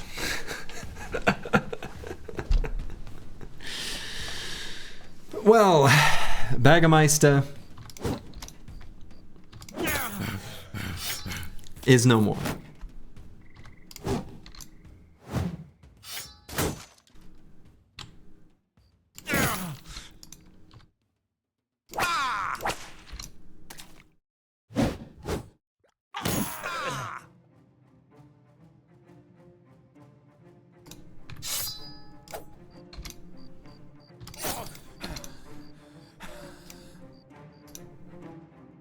Man, I kind of want to move forward just to help this dog out. Fatality. Could go here just for the resolve check. Could just sit still for the fatigue. Let's get the resolve check. Nothing happened from it, but I think it was right to do.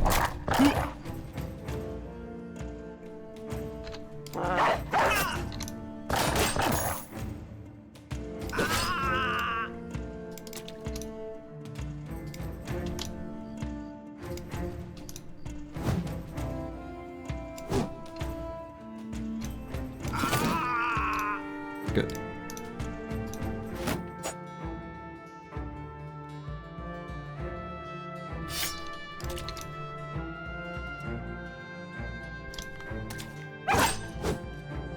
The dog still lives. I guess we can move such that we save his life now.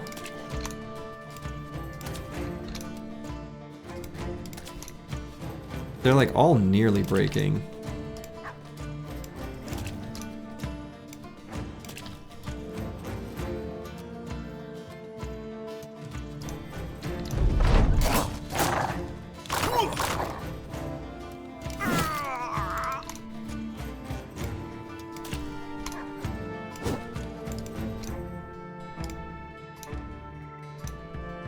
May we see the obituary after this fight?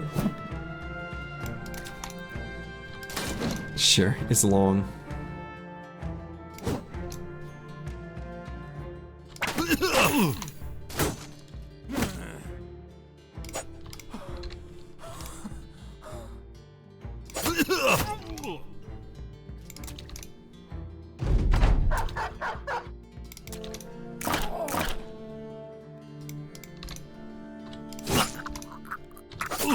We're just doing, you know, playing to the origin of sending living creatures to Davkul. You know? It's not that I'm getting bros killed, it's that I'm embracing the spirit of the origin, you know? Don't misunderstand. Alright, well, Bagameister wanted a trash bro, got kicked to the curb. But we did get another leather lamellar, we got some hats, we got a boar spear. You know, that was pretty alright. This is all an elaborate plan to send all of the population to Davkul. Exactly. All shall meet Davkul. It is not a matter of if, but simply when. And Davkul is eager to meet them. We would hate for Davkul to be disappointed. The split hand on Grib. That's gonna hurt. Might kind of change how we use them. What I might do is then give him a kite shield.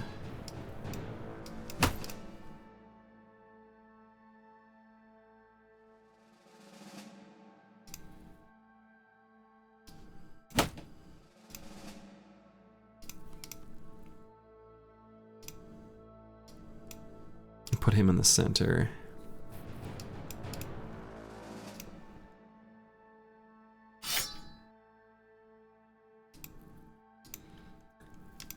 On a serious note, cultist Davkul powers are the closest thing to magic we get. Yeah. Well, either that or I suppose the anatomist potions probably.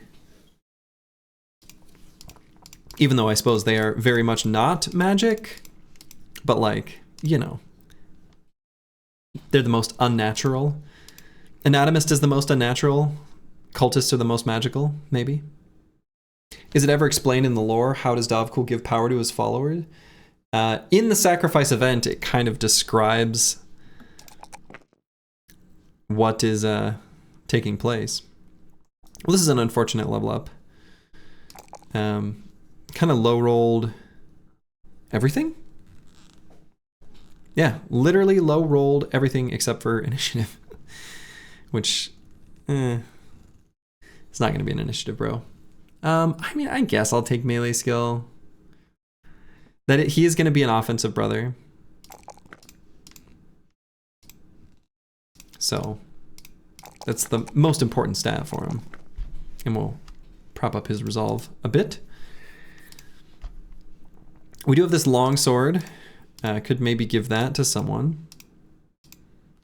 Could give that to Vance Lightning for now, but we can have him join in the spear walling, I suppose. Some of these bros could be given quick hands, of course. You? I mean, honestly, I suppose.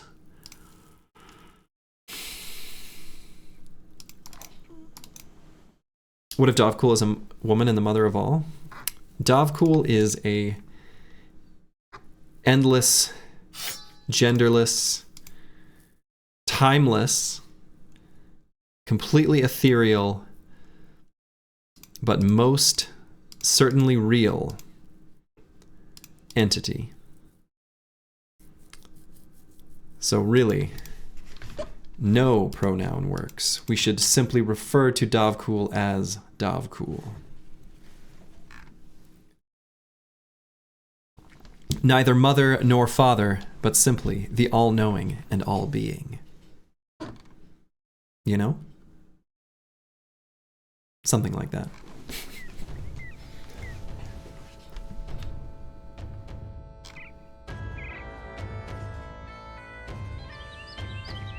Okay. Harder damage, yeah, cool. Kind of tempted to see what's going on in this camp here. If it weren't on the swamp, I would definitely check it out because we could just run. Slurgy's such a good cult leader. Doing my best. If we had rallied the troops on a bro, I'd feel good about it. I suppose I should probably not fight that camp right now because of the terrain that it's on and the difficulty in running away. But I suppose they'll also have difficulty in chasing us if it's just like a zombie.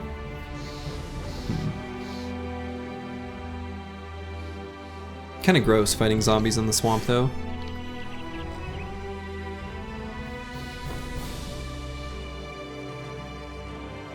Quite literally just gross.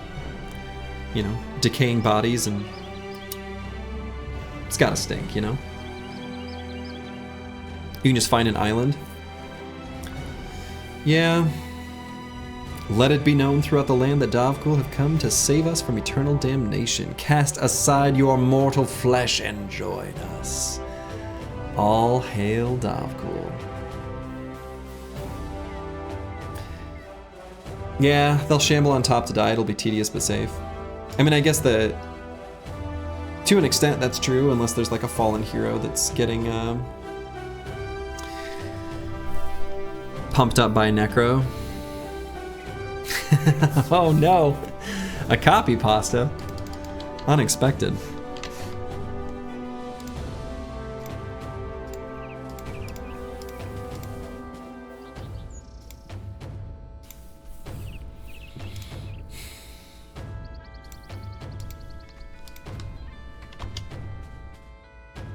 Every swamp zombie camp you've ever fought doesn't feature water in the combat zone. Oh yeah.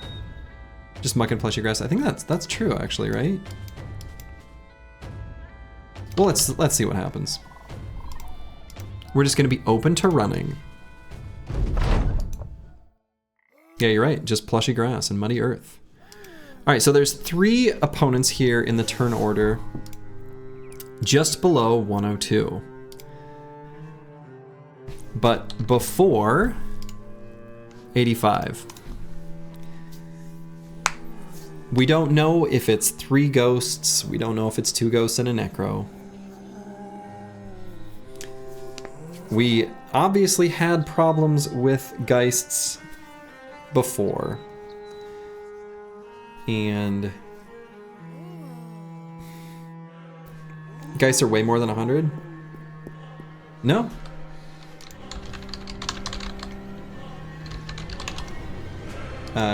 They are exactly 95, actually. And they don't have any gear weighing them down. And difficultly, that's not a word. Necromancers kind of fit into a similar initiative range. Theirs depends on their gear, but they can end up with like really similar initiatives, so you can be hard to pick them out. We can listen. Didn't that screw you over once, Slug? You were either listening for Geists or for Necro Savants. You sat and listened for like 15 seconds, and they just didn't play the audio. Yeah, that's so funny. Yeah, I think the downside here, so we got a bunch of bros who are going to the battle confident, and by a bunch I mean literally one. Just literally one. We've got really good spear bros for this fight specifically. However,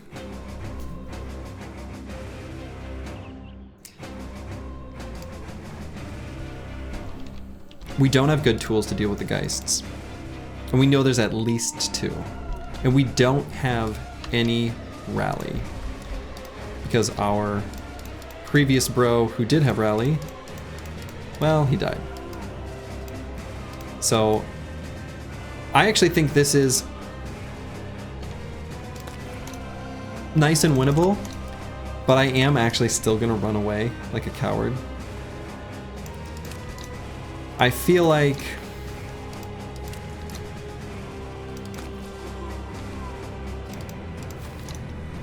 we filled our quota. I'll put it that way. You know?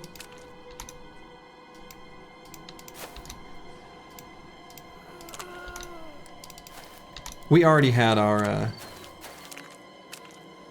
heart rate raising, blood pumping, terrifying fight of the run. Are you kidding me? Hmm.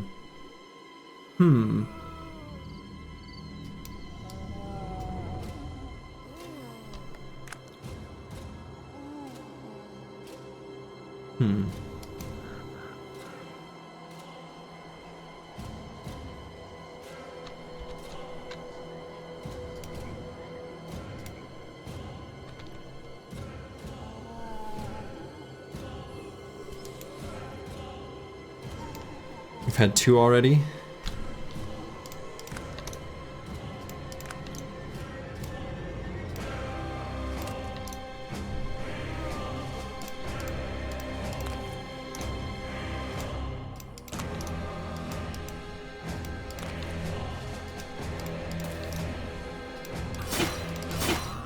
No.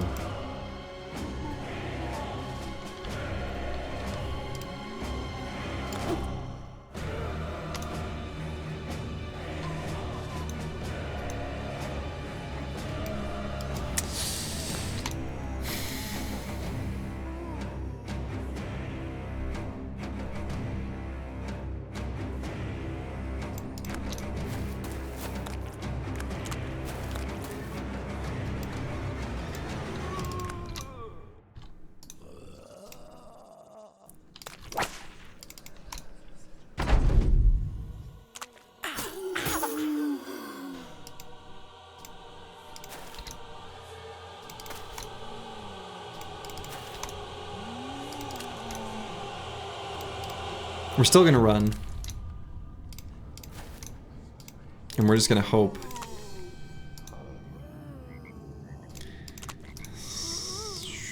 This is so stupid and sad.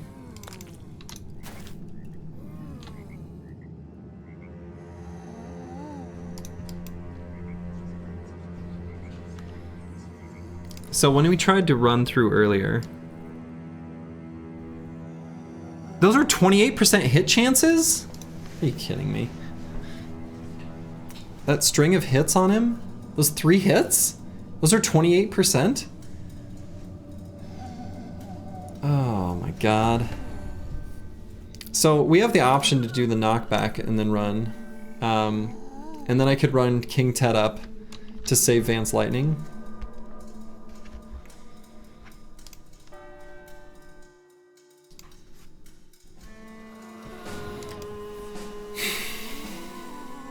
Maimed Footbro, who we knew wasn't going to have a future.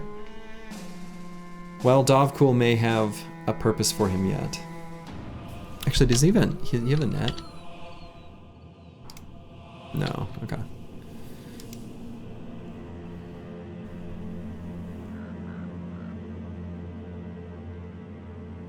Man, I can't believe we got hit by those fucking 28% chance fleas. I mean, I could try him again to see if I actually like get out, and then maybe we can save King Tet.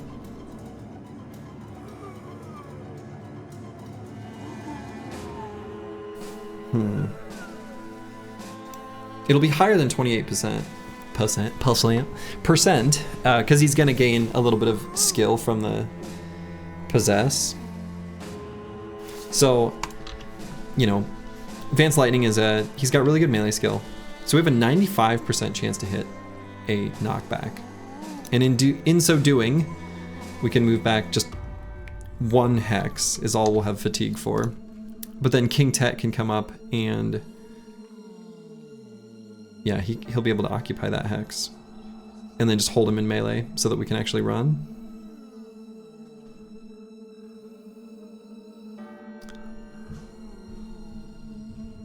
I don't think there's any other way around it. I think that's just gotta be the play. So we're gonna run King Tet up.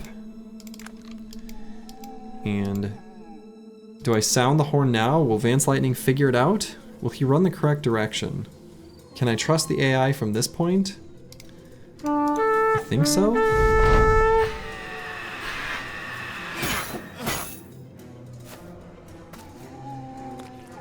King Tet, don't let me down. Be a sacrificial lamb.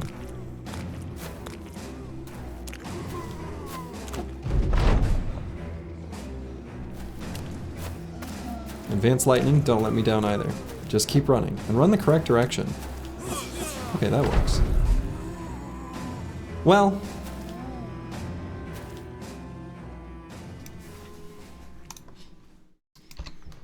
Goodbye, King Tet.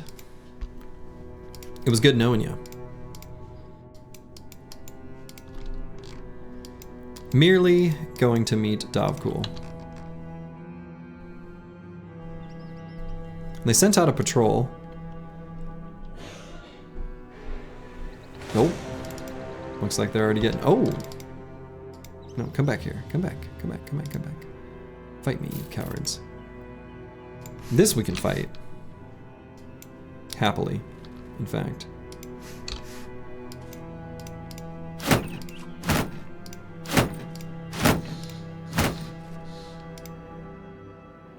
Didn't really want to chase him this far. Sadly, we lose a whip. Yeah.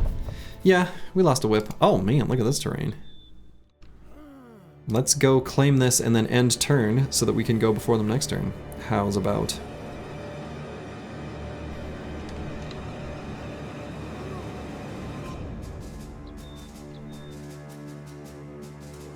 Oh, and I guess Grip's got the split hand. Yeah, whatever.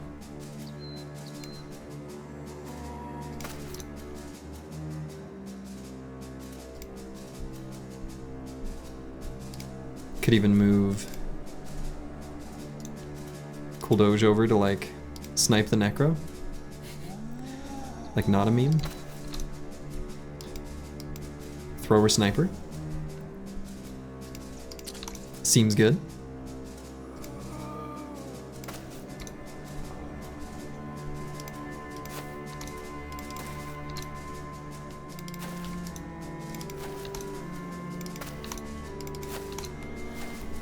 We'll have this guy to deal with. But that's okay.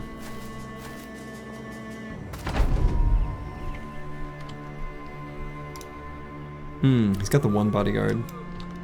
We'll still go for this, because if we happen to connect, we'll break the possess. Get out of here, nerd.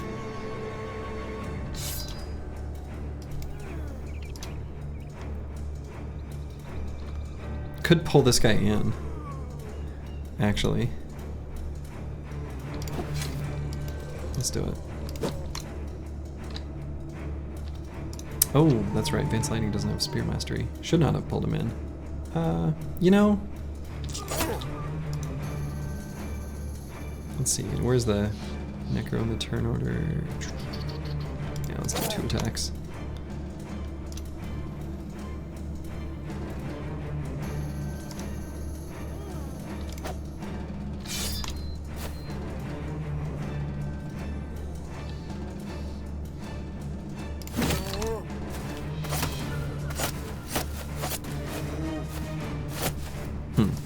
Kind of did this not too great, but you know,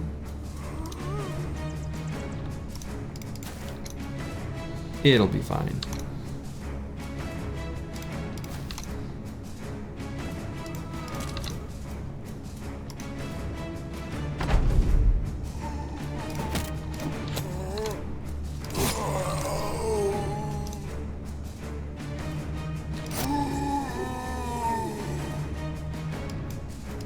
We need lead Reddit strats. I mean, I'm trying. I'm trying to take out this Necro. I'm doing my best.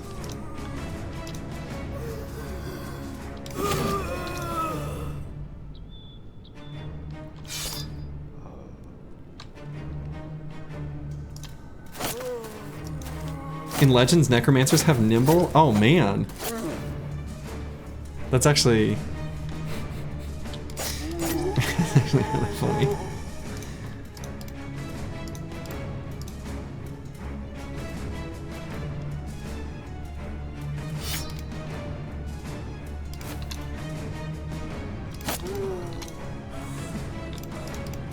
I think just the fact that the perk is called Nimble, and I think of Necromancers as like, you know, crotchety old dudes.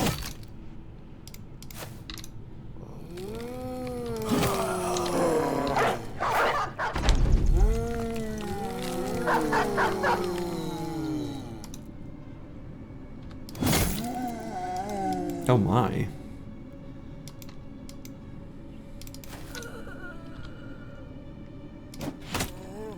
Yeah, Legends is a... it's interesting. Looks interesting anyway. I've not played it. I can only speculate.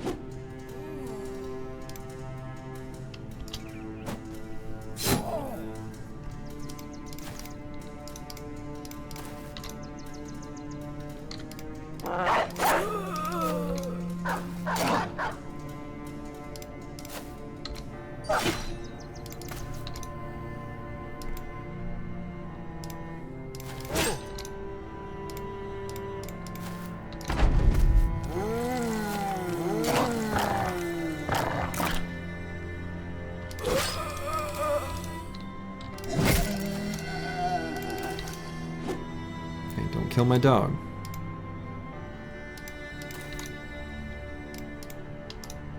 You leave my dog alone.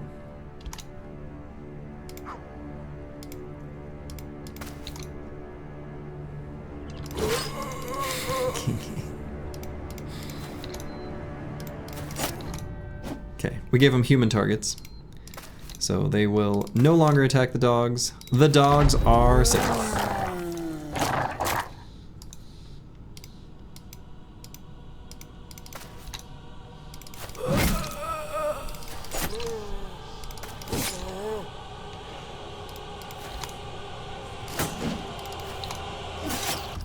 Oof. Fierce Necro, though. Good lord.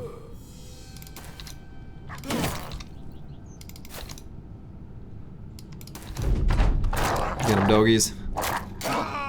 He's unnatural. Take him out. Okay.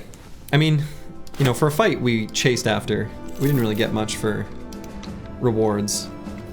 But we can quick stop by Eisenstein and just see what's going on here in this town since we're right here. Let's say we could check for a cultist for hire. Looks like the place is in rough shape. Otherwise could have maybe purchased some trade goods, but looks like that's not happening. Because they're scared and they don't want to do business. Alright, Choppy Cat. Our not good bro could also end up a banner. Kind of need to maybe pick between the zoning bro and Choppy Cat in that regard. I need to make the decision soon.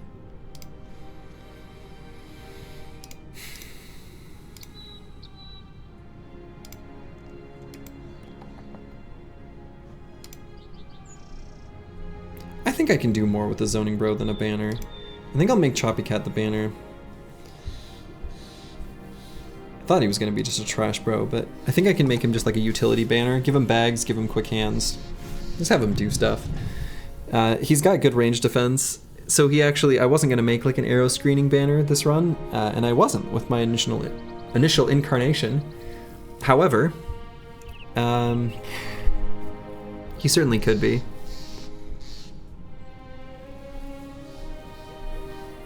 Kind of all he's really gonna be suited for. Does Impatient do anything for me on the banner? Not really. I mean, kind of. From the Anticipation Bro standpoint, if I don't get anyone else who's fast, he can run forward and get shot out by goblins at the top of the second half of the round.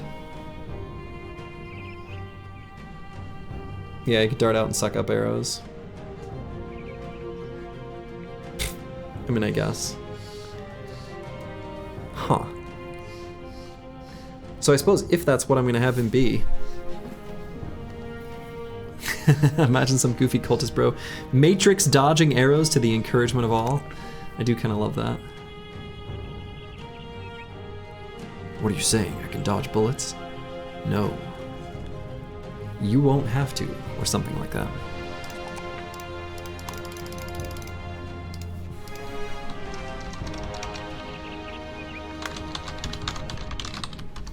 Alright, it's decided. So then, the zoning bro is going to be some sort of offensive build of some form.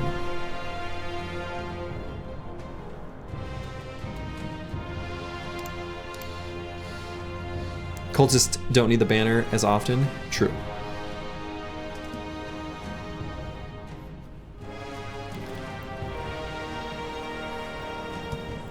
Alright, let's actually just have him grab Fort Mind then. And have him hold the banner. So that means we're going to do something else with Deep Space Cowboy. How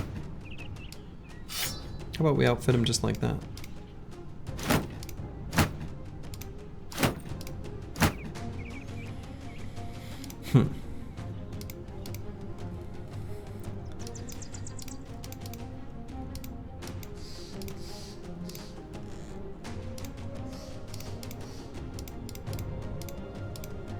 Kind of want to avoid getting too much extra experience on the bros that we're set to sacrifice.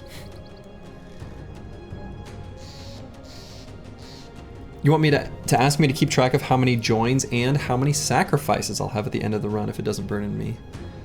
Well, we've already had one join. I think one. Though Sergey, I think there will be some variance with that, of course, with the event pool, right? But I can see what I should be able to keep track of, at least the sacrifices, pretty easily, since that's on a 21-day cooldown. All right, and I'm gonna avoid taking a perk here at the moment on Roxanne. It's me.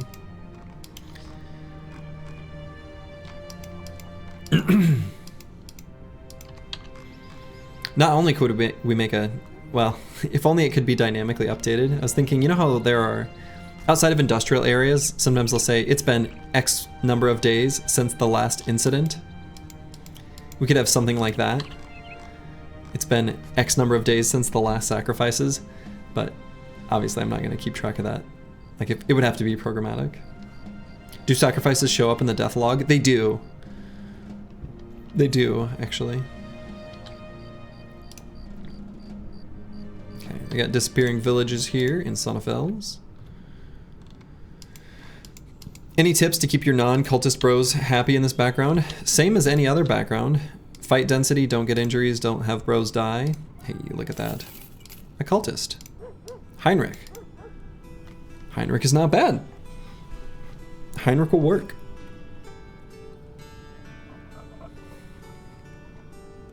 But right now, if we had a sacrifice, we would have some people leave for sure. Firemaster Bill had a request for a cultist, and it is done. A beauty recruit. Oh, is it? Oh, is this the haircut? Is this the haircut you had in mind? I thought it was this one. I thought it was the one that went all around. Sop Gaspirez. No, the other guy? Oh, I see. Okay. Oh, this guy. I see. I gotcha. Honestly, not a terrible idea to recruit a 270 caravan hand, though. That's not a terrible, like, honestly, like,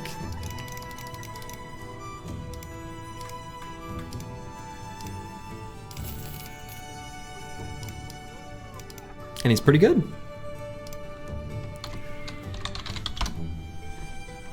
Cool. Because I want to stop getting experience on these bros that I want to have sacrificed for when the sacrifice event comes up. Are caravans lowborn? They are. Well, it doesn't say it, but they are, right? I'm sure. Is that an... I swore they were.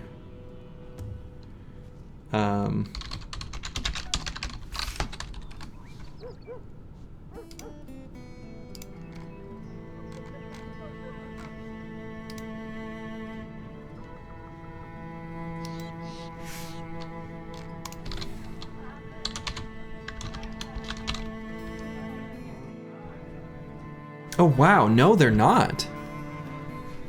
I thought for sure that they were.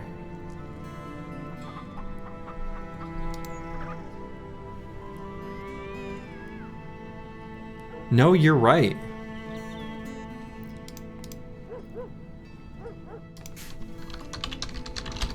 Well. Hmm.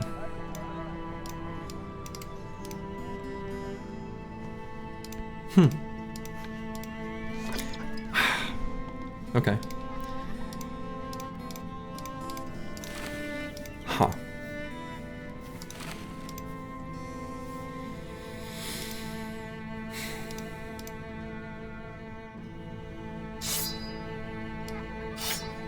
Firemaster Bill on the flank with a hammer.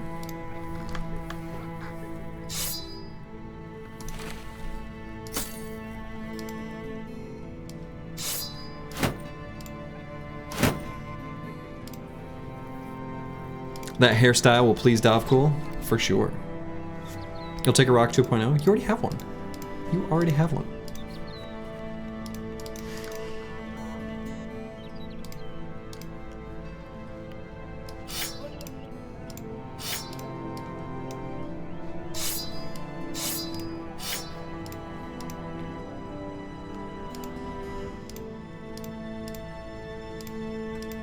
Okay.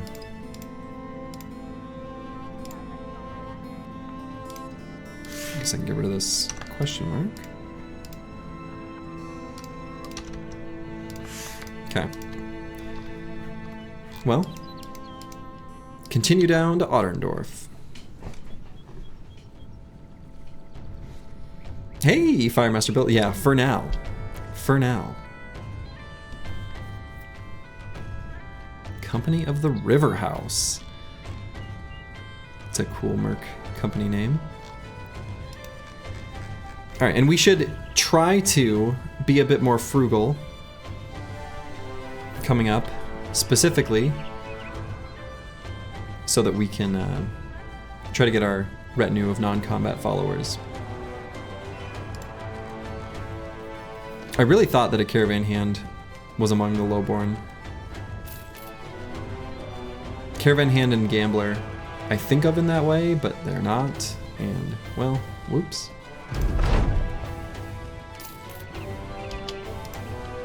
Did Slurgy get over his choices? Were you hanging around when I was just sitting there paralyzed in battle? Yeah, we ran. Deliver cargo to Grunheim. Are caravan hands a case of not lowborn, not highborn? Yeah, apparently so. Apparently so. Have to protect those glorious flocks of hair, so they shine for the glory of Davkul once laid upon the altar. Indeed. So I think we're gonna decline this contract. How much would it take to go to Al Hazif? 380. I think we'll just walk down south. We're kind of gonna completely give up on this particular faction with the little fish and trees insignia.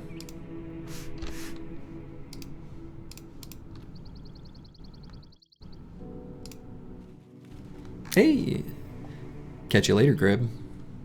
Enjoy the games.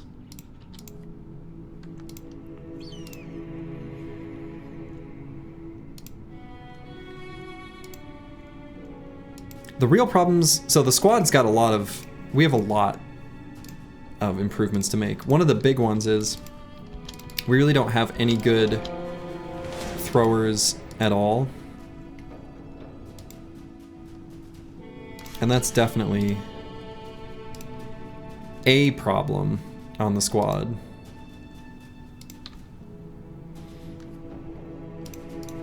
Among many. But still a lot of work to do.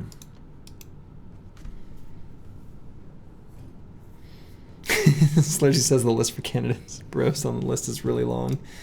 I mean, it was at one point. It was at one point. But you know, sometimes it doesn't take that long.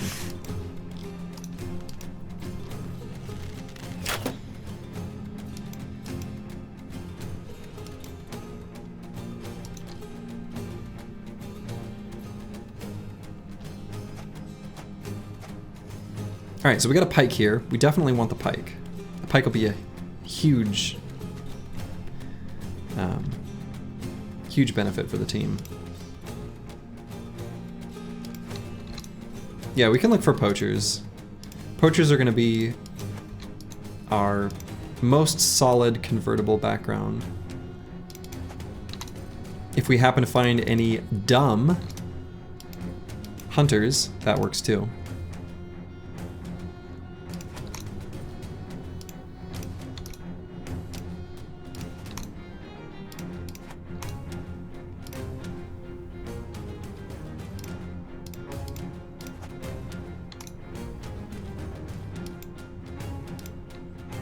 That's right, we decided it was too easy.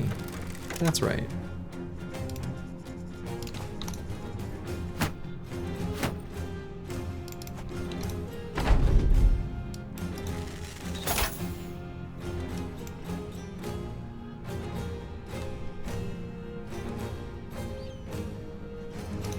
Yeah, no ranged bros is not a conscious decision.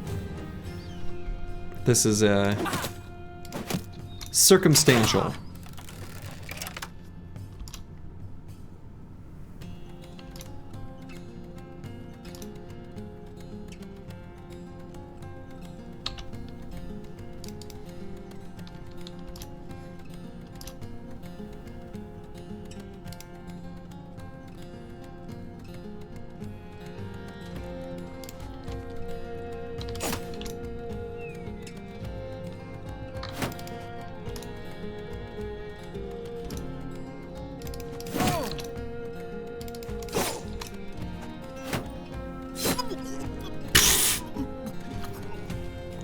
Okay, well, so much for shield walling.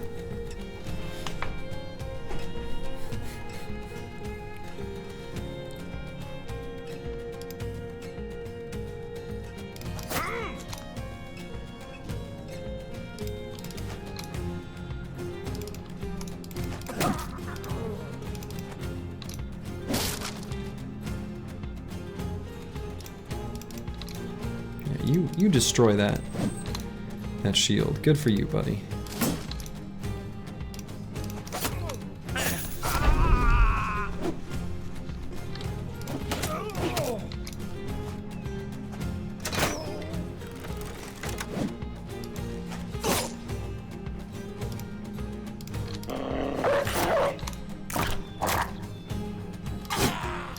Okay.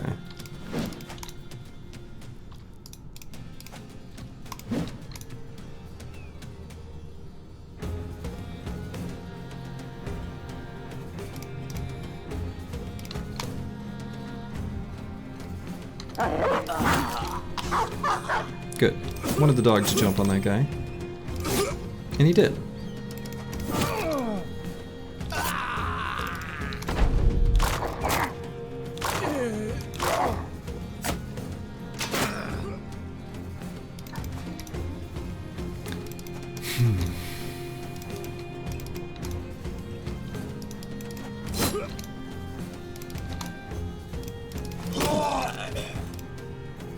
God, this has been... I think this is probably going to be... We've had a few runs with a very long obituary. Oh, see, Grib's just fine. He's fine. Just missing his nose. Davkul has other plans for Grib, you see. He just let a pike take his nose off to show him how close to the other side he could get. He just wanted a glimpse of Davkul. Not the full thing, just a brief moment. And then he was brought back. Noses are optional, for sure. For sure. Who needs noses, you know? Just a whiff. That was funny. All right, so kind of nice to get a reach weapon in the pike. What's going on there? So I guess we could grab quick hands on Roxanne It's Me, give him a little utility with it, I guess.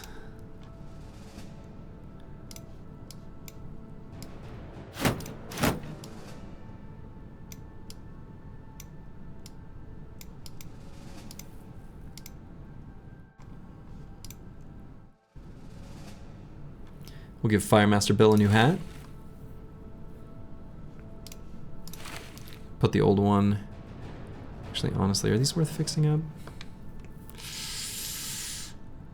Not really.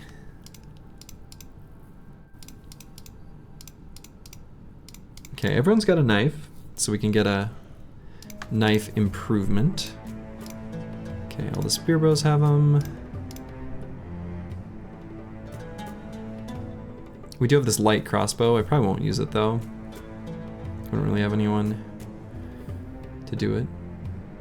Could you use your strong trait more? Not really.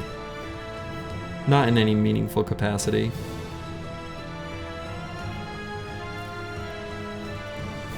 I guess like pocket weapon could be a flail for headshots. Maybe that would be better.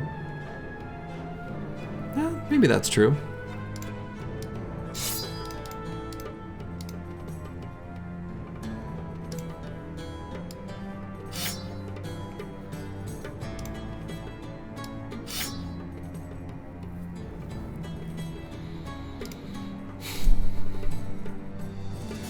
Okay. Man, the team is struggling. I don't know, this is rough. This obituary is insane. How are we looking? I think fine. Not great. It's been a pretty pitiful start.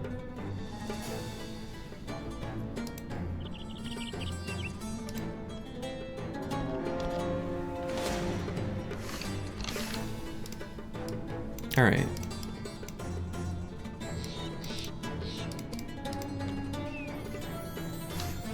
We're gonna fight these.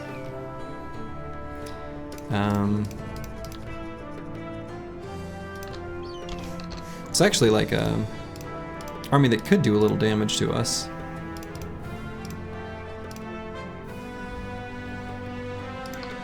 We have beauty now, so we're looking glorious.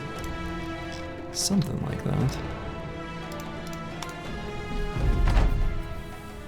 Alright, so the pole mace is scary, but we want the pole mace. We'll see what their archers shoot at. It should be Deep Space Cowboy, but... yeah, or Vance Lightning, because we don't have rallied the troops yet on Choppy Cat. Yeah, the archers will be a pain, in fact. We can get Ragged Edge 82 and Roxanne and me up on these high ground hexes over here. And we're gonna have to run to them. Not having ranged bros is definitely one big downside, is that we always have to run at them. Which, based on the way I've built the company with the Spear Bros, is not what I want, actually. We have just simply not seen a single potential like thrower slash ranged background since the Great Reawakening. If only we had a warbow. Right? If only. So we can get Kuldoj up on that high ground spot, at least.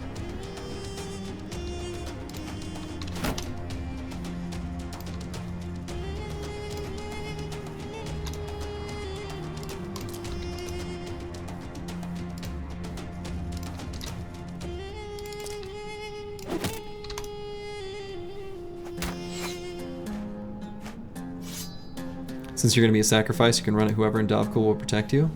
Maybe. Davkul works in mysterious ways. We can't make these kinds of predictions with any sort of confidence.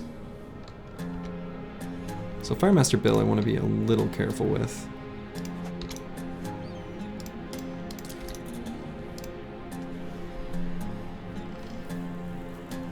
Schrodinger we could have... yeah, I don't know. I don't think Spear Wall's really going to do us any good in this fight.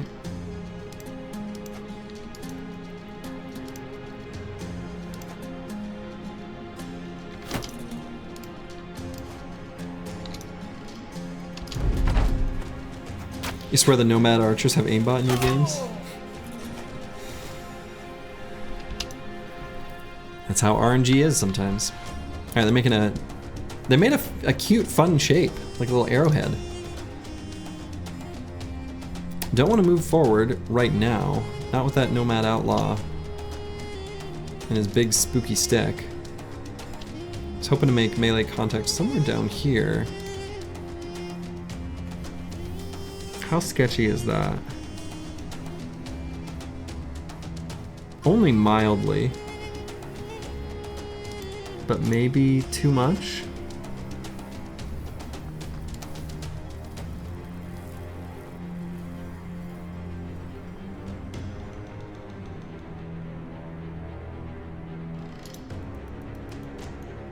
Three-headed flail's a little spooky, being that close to it.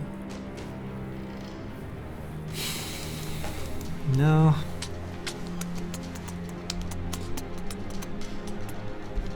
I suppose I move Van's Lightning up and just shield wall like right there, or something like that. Maybe that's the play.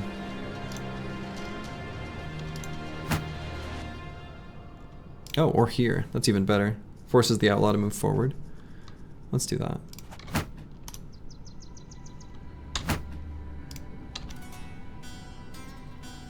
In fact, we can move our little small king up. He's not going to move anymore, but... God damn. Can't have been a high hit chance, 14%.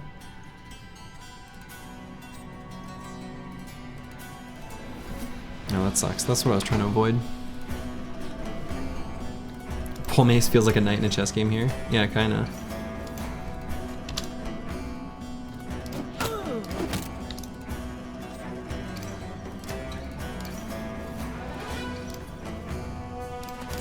Alright.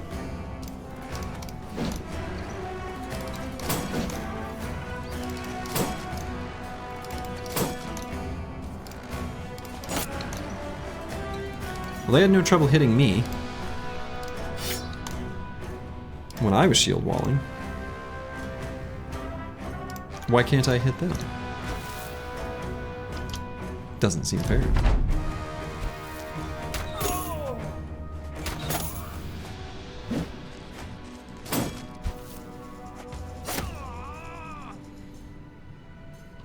Okay, so we need to help Deep Space Cowboy escape.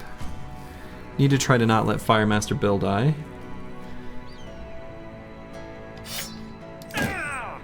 Ooh. First shot got him in the head, so let's do the headshot for the second. Got him. Alright.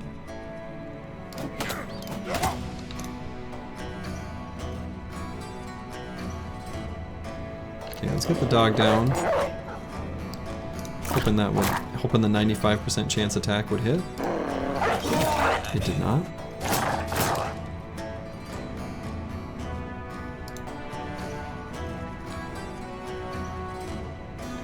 Firemaster Bill, I might have go for the headshot here.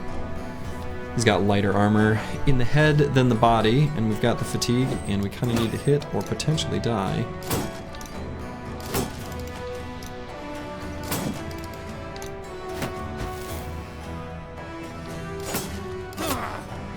Okay, at least got that guy fleeing.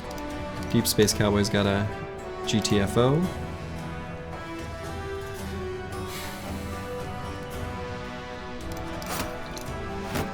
Somehow this pole mace is still alive, which is deeply upsetting to me.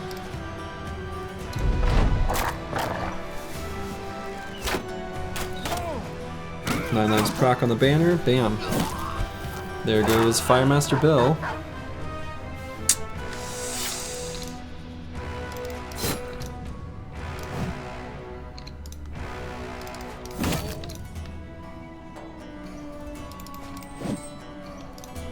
Your hat! Alright, Choppy Cat. Already proccing 9 lives. I'm just gonna back up completely. Same with Deep Space Cowboy.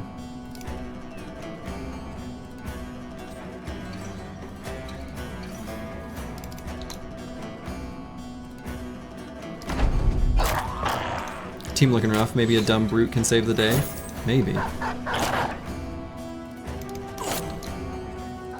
If we had any dumb brutes that could stay alive.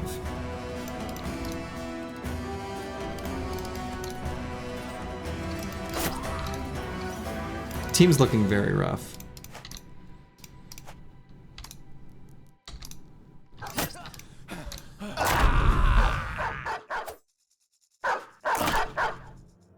Okay, good.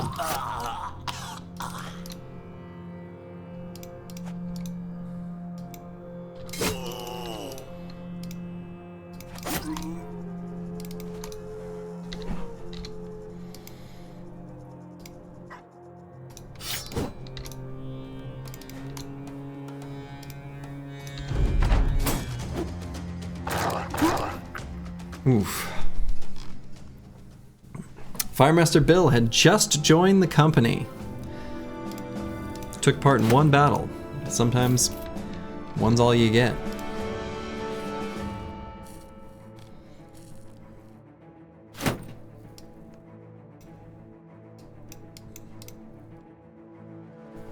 Lord. Team is in shit shape. Just garbage. Just absolute trash. Range nomads are pretty sweet hires in your experience if you want a decent bro. Yeah, we can't convert them with the cultist conversion event. So there is that to consider. Yeah, like the team is not. The team is in really bad shape actually.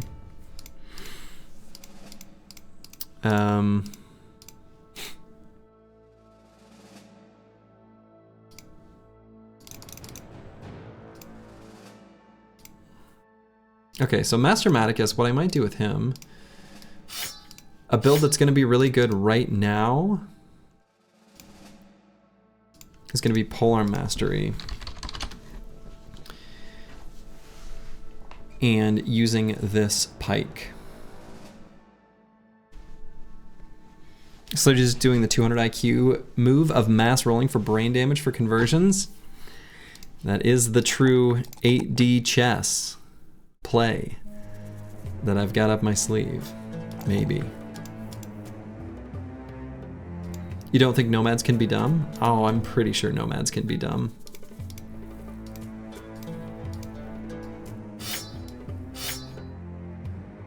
Maybe not, though.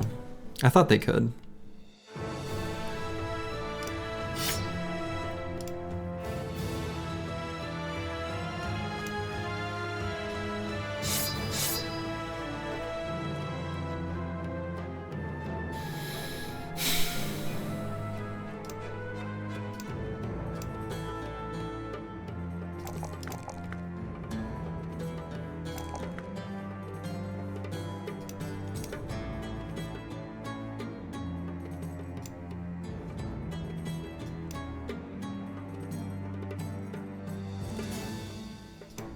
Jesus, these armors are in terrible shape too.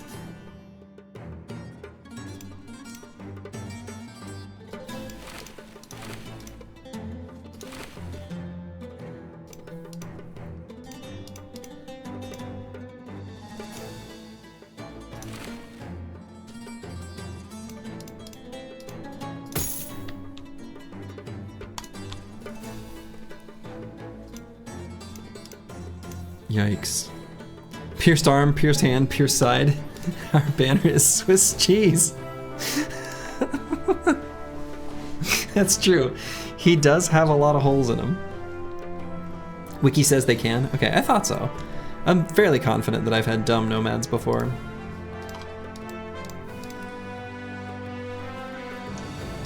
All right. Combination long-term and short-term.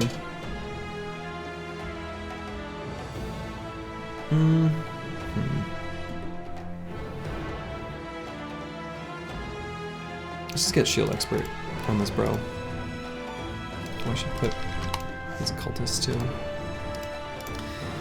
Yikes.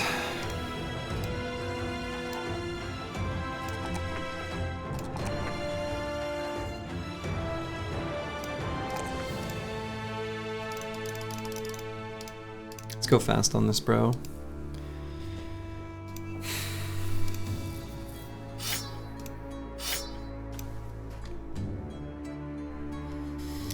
God, the team is in terrible shape. This is like a... Yeah, this is not good. Can we take big nomad camps before day 40 at this pace? No.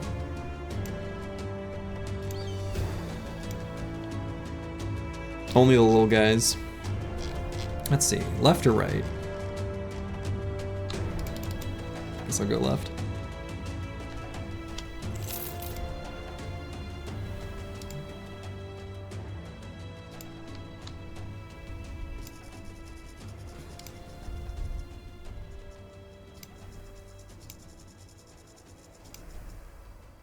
And we could get a sacrifice event at any point too, right? So this event could have been a sacrifice event. Could happen any time, which normally I would love to welcome it, but the team's not happy. And like, you know, I don't blame them. Not a single cultist for hire here.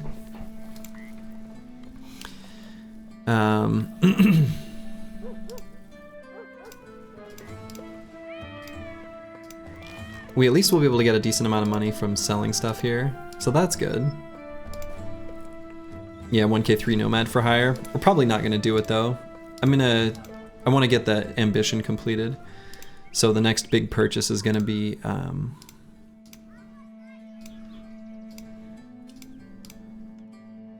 okay, well these are contracts we can do at least.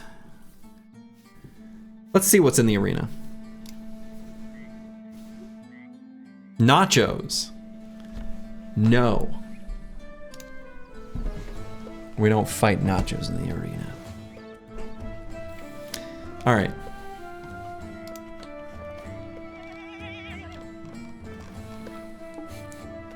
I know. The thing is like, it should be a fine fight, but we can't risk our best bros. We just can't. All right, we're gonna do this contract to hunt down what terrorizes. And we're gonna sell stuff too. It's a pretty good sale price. We may even be able to get our, let's see, and everyone's got a butter knife, right? Yeah. We could really use like one more bro.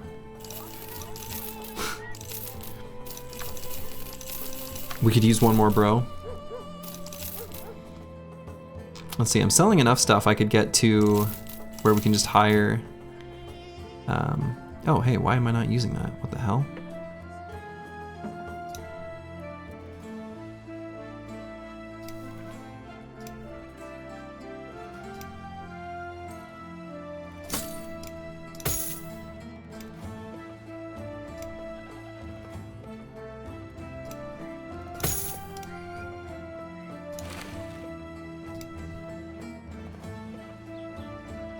You never do the hunt down stupid serpents.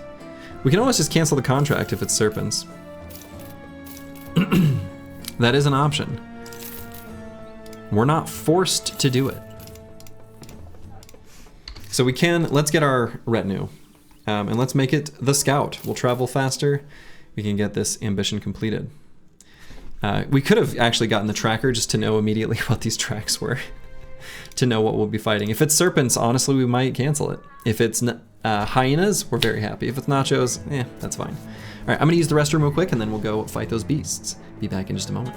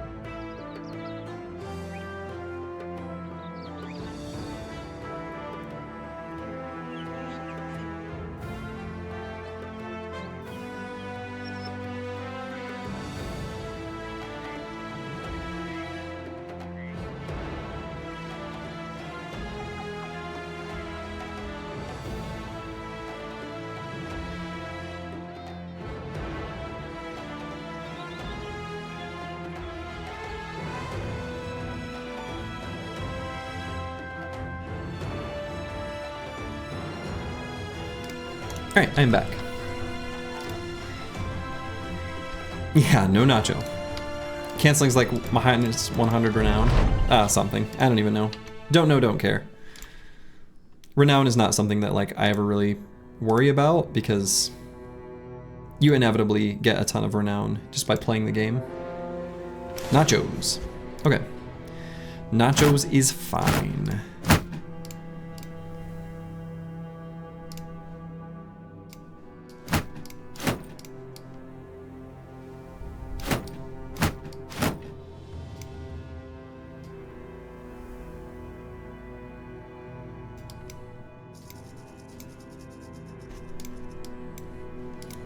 Okay, so spear bros are going to be doing the heavy lifting here.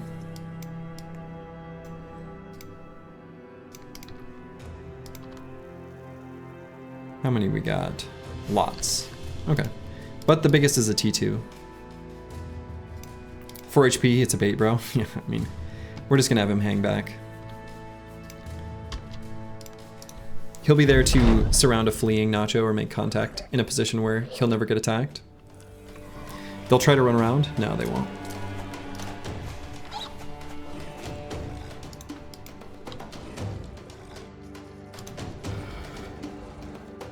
That's not what they do. So we can give him the 1 melee contact with Deep Space Cowboy right there. Can actually be ready for next turn without doing a thing.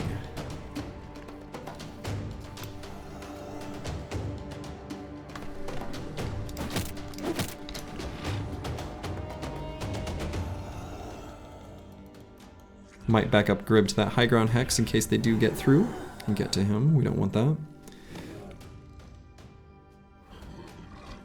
Could also just pull this in so that we get this high ground hex. Let's do that.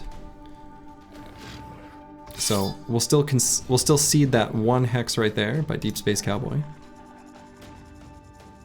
which will be a good one because Master Maticus can blast it too.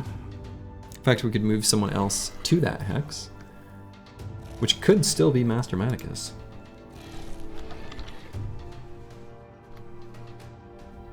Get maybe some more selective targets for next turn. Sure. And we can pull Giant Spruce in.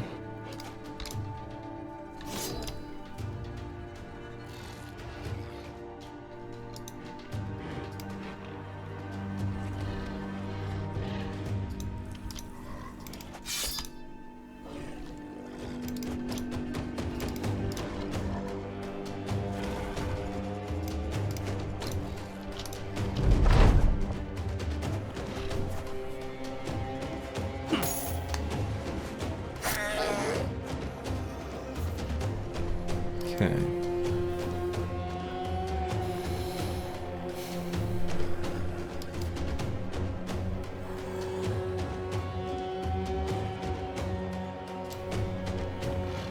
So do I see all of them right now? No, there's one still not visible. Now we don't know exactly where that one is. And we're not going to, it seems.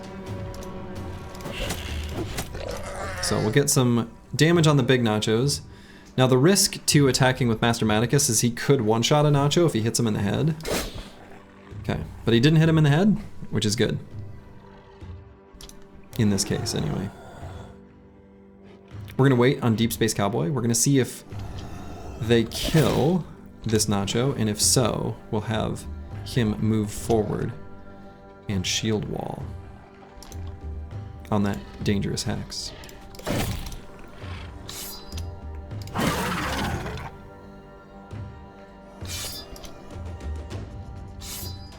Looks like actually another Nacho is going to go occupy the hex. That's also fine.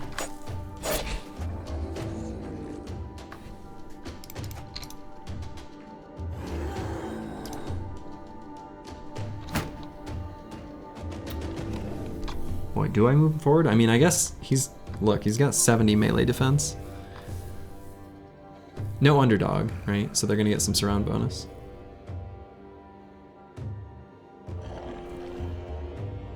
We can pull Vance Lightning up 1.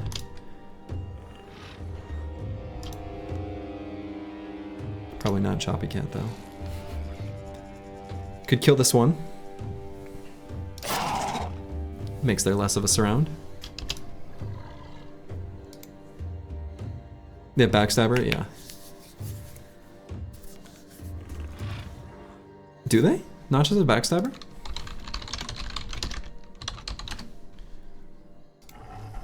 Do they really? No, they don't. They don't have Backstabber.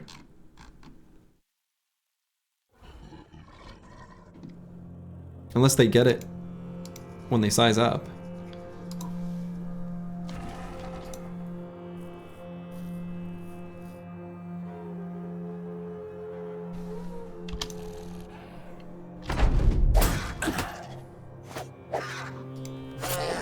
Yeah, those are 5% hit chance, which they managed to hit one, because of course they did.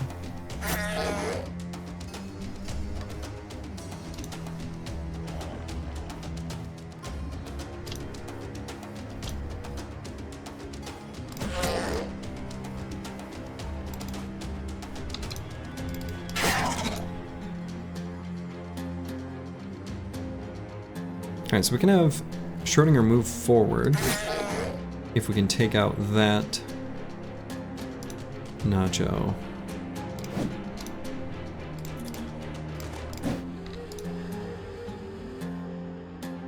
So we could attack with Deep Space Cowboy. Could attack again. Okay.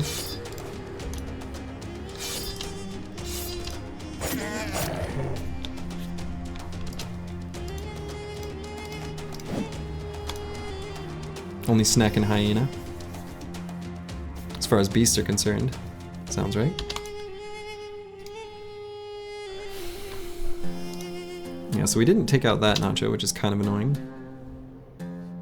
But it is what it is.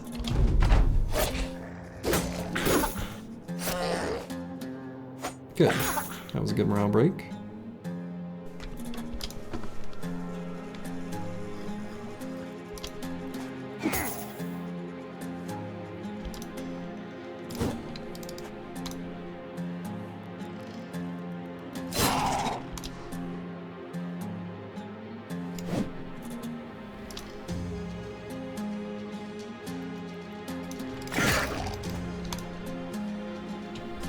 Let's go for a stun here.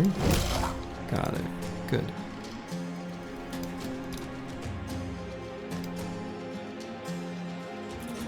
Could move Schrodinger up and give this guy a stab. Could also put the dog down. I think I like the dog better, actually. Nice. And that's exactly why. Wow. Got my wish. Got my dream. Occupy that hex.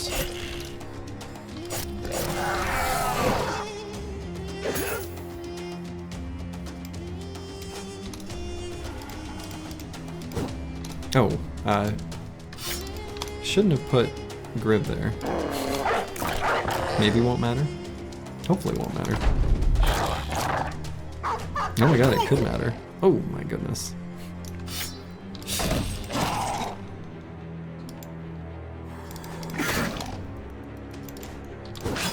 Okay.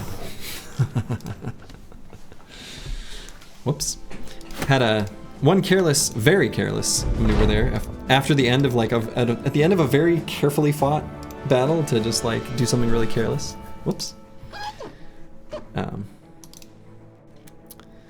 Got some good experience though.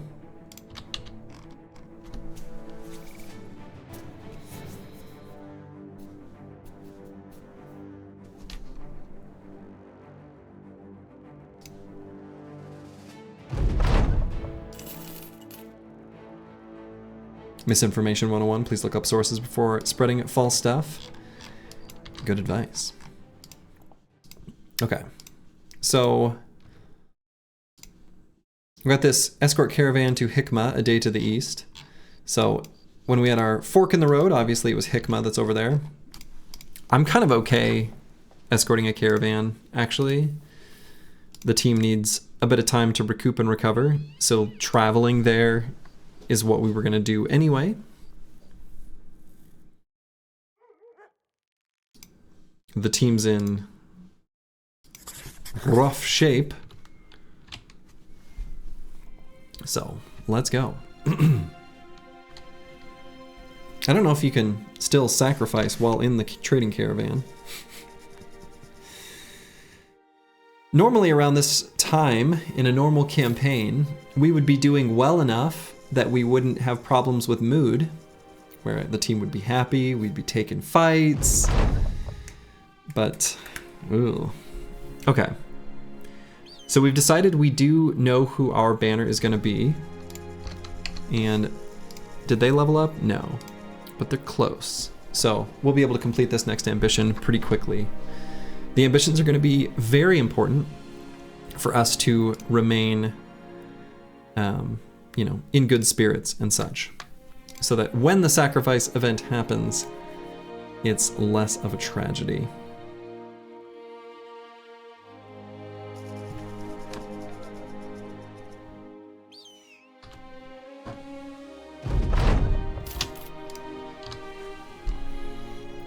All right, well supplied, local holiday, slave revolt.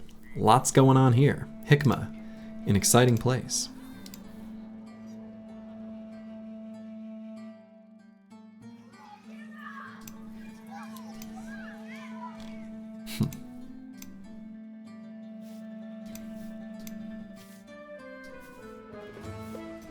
cultist for hire.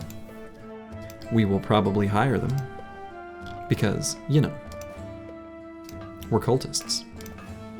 Beat down the uprising of the indebted at the goat pens near Hikmah. The hell are the goat pens? Those contracts can be slightly sketchy, but might do it. Drive off nomads at the shelter, desert shelter. All right. Right in the middle. Oh yeah. The goat pens.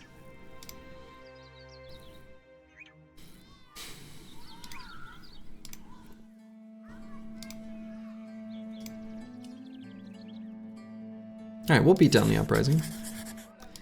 And let's hire the cultist, see what he's like.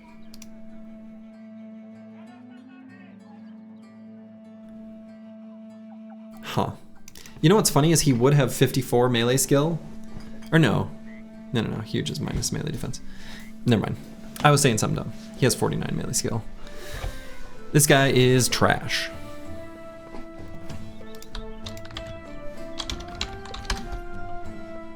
He is complete and utter trash.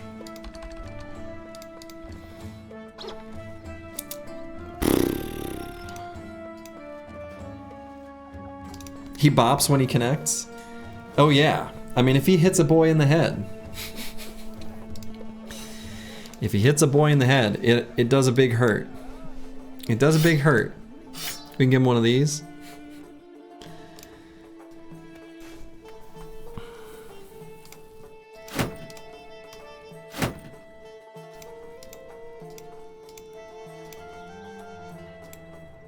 When he hits, he makes it count, you know?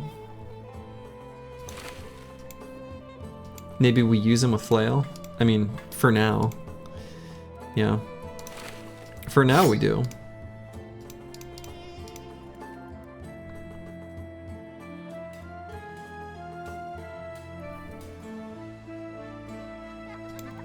Yeah, we need the cultists for the event percentage. Exactly. Exactly. We need the cultists for all of the different cultist related events.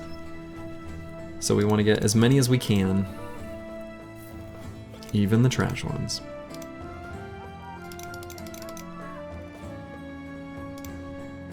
Okay, Advanced Lightning. I think we're gonna make him one of our spear bros. That's pretty much his destiny for sure.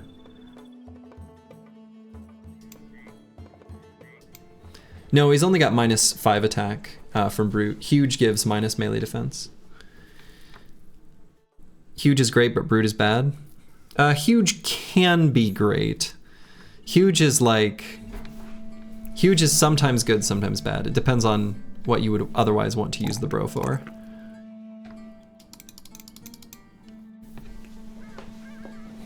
Didn't Akibio ask for a converted cultist? He did.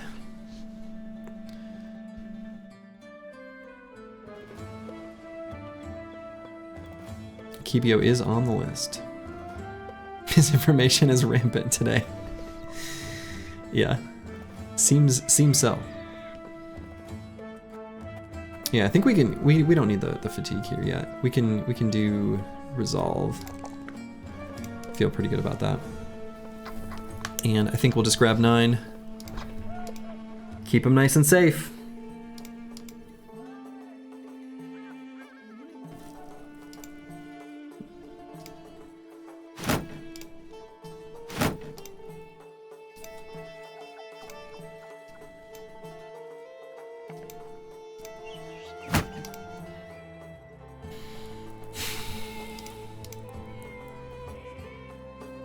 You gotta confuse the drunk? No problem. You got parts of it right with drunk.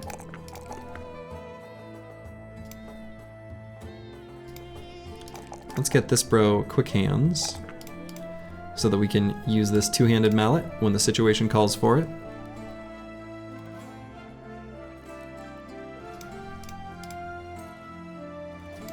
The zoning bro. Another good bro.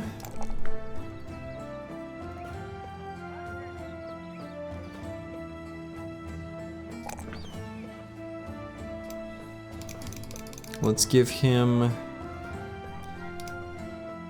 quick hands as well. Give him this arming sword.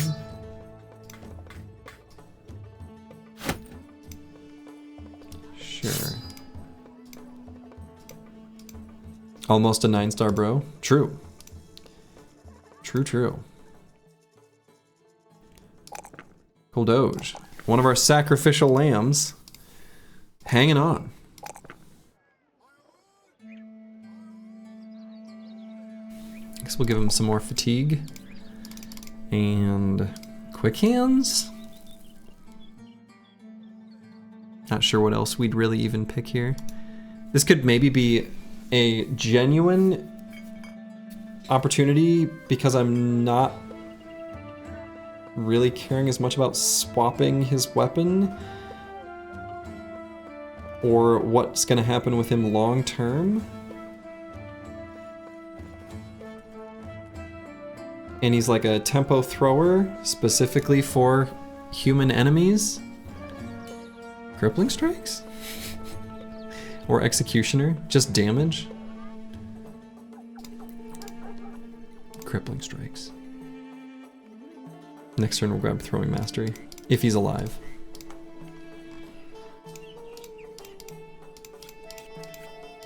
He's terrible.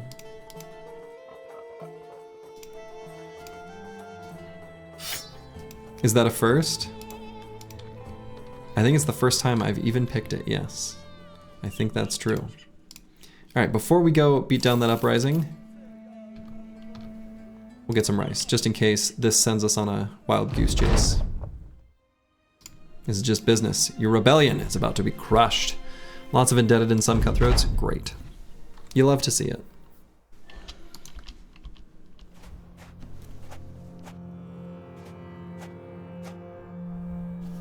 So we'll just be positioned to take like 1 hex of melee contact and otherwise just spear wall to hold them all off.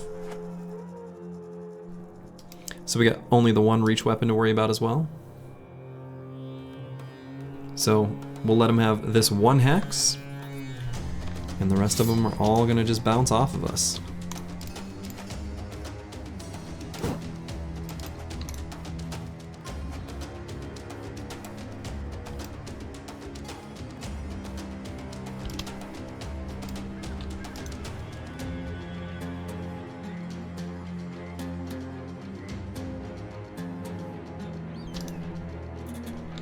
Okay, so we'll shield wall there. I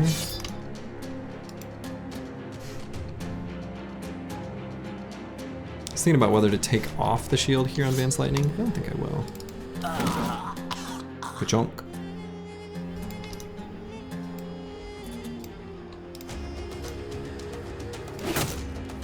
Oh, why am I throwing into a shield? What am I doing? You like war crimes, you say?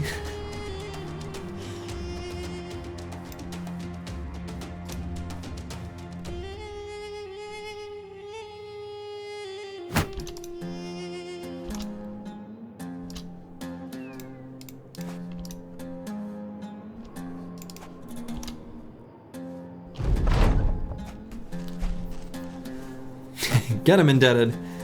You go. I'll be right behind you.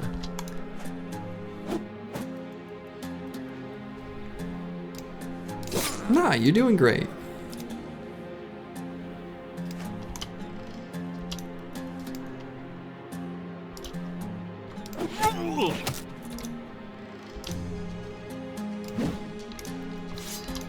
Okay, and all we really need to do is take out these indebted with the pitchforks. A peasant with a pitchfork can still give you some hurt. And our hit chance against these, yeah, is going to be 95s on top with Schrodinger, yeah, 81s on the bottom.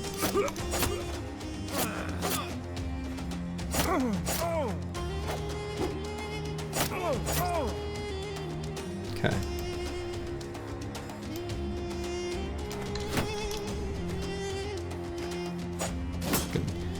A little bit of a pressure valve by moving Conrad there, and Shield walling.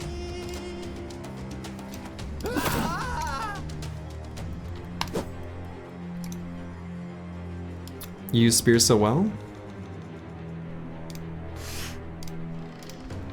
Thank you.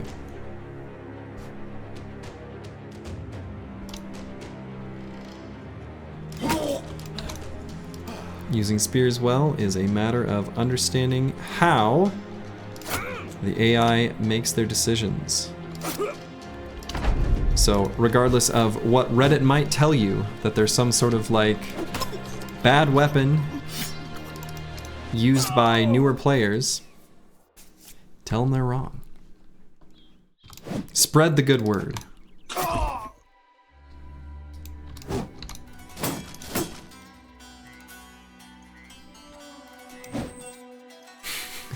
All misses. All right.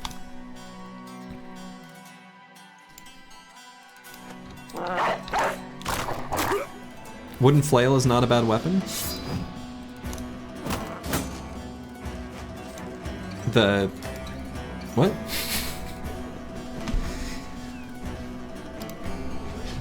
Like the two-handed wooden flail? That's pretty bad. But flails are not bad. Flails are good.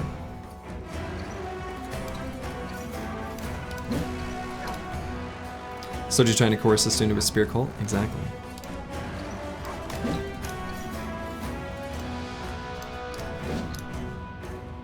Wow.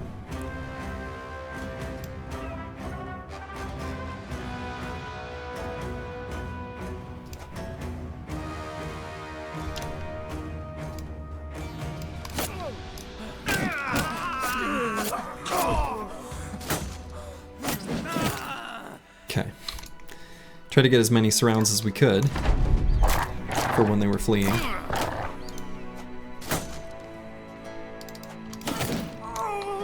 You love the two-handed flail for the thunk when it one-shot skellies. I mean, yeah, don't get me wrong. The two-handed flail, like not the one that the cultist origin starts with, but like, you know,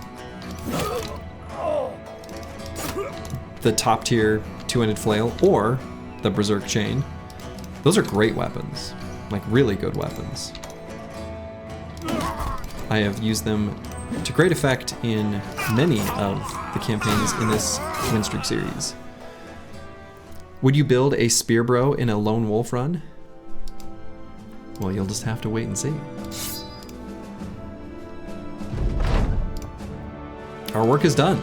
That was indeed a premium contract. That was a very fast to complete contract. We only had to like just walk over a few feet and then come back.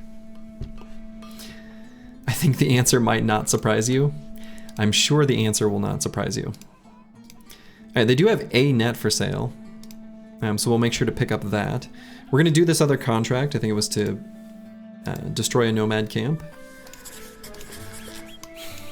Oh, and it's right there. How convenient. Also nice and close by.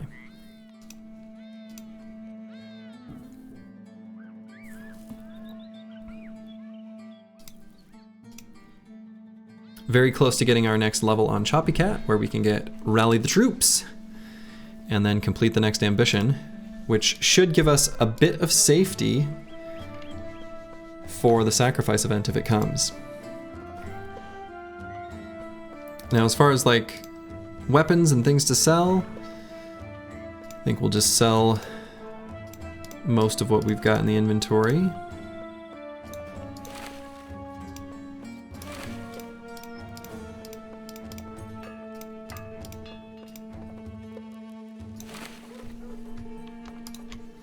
Except for this blotched Gambison.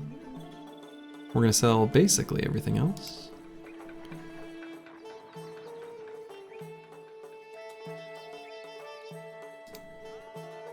Can someone use the hat the bro in reserve's using? No, all the other hats we've got equipped are better. So we're good on that front. Okay.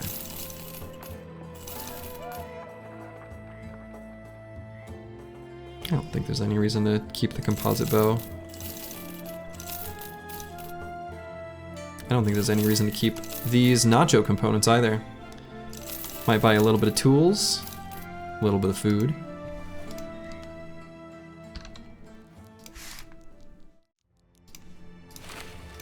Bow is fine for now. I mean, if we had bros that could use it, sure. But we don't. We just don't have suitable brothers. The game has kind of blessed us with a couple good ones, but I don't know, we've got some real duds. Especially here in this stream. No.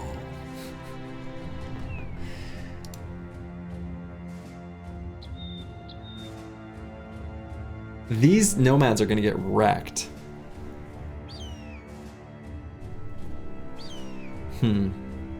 They have no ranged, though. So they'll do better? Question mark? Many Ifrits. Oh, what is this terrain?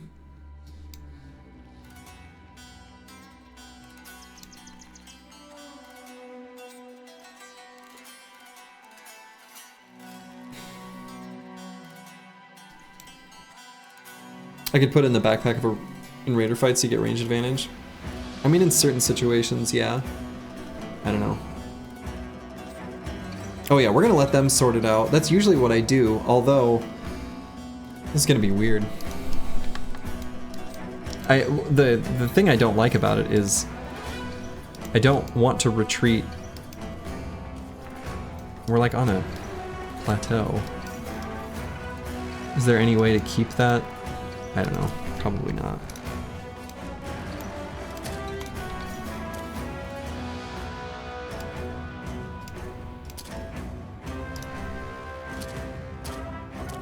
Yeah, some of them are gonna run towards me, some of them are gonna run towards the Ifrits.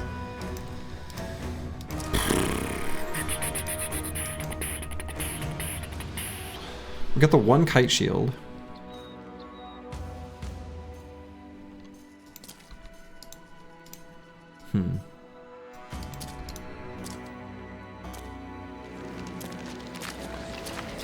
Those nomads are doomed. I wish them luck. I hope they take out lots of Ifrits. They won't. But we hope that they do. And then we'll assess the situation at that time.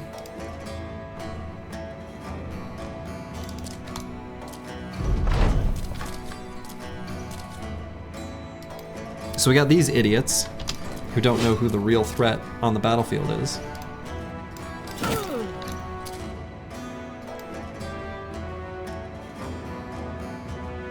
It'd be nice if...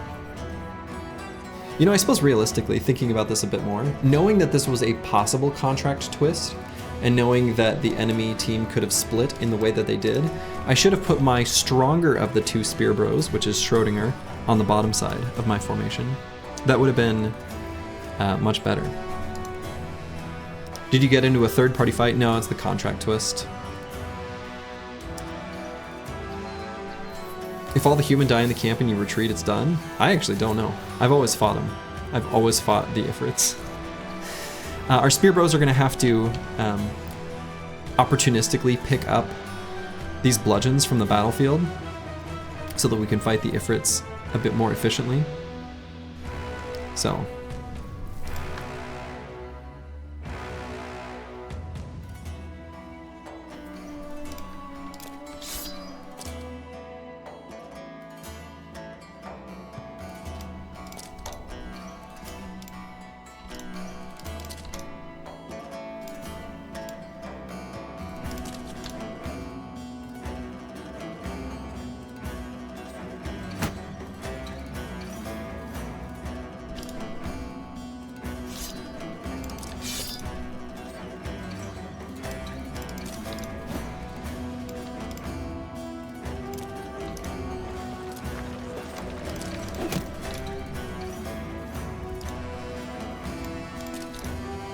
Okay, so we're gonna take our little mini fight here, I guess.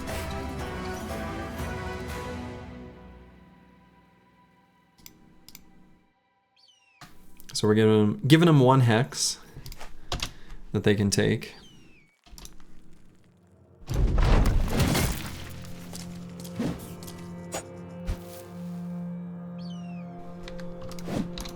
Oh yeah, they reduce this type of damage. That's why I was saying we're gonna pick up these bludgeons from the battlefield.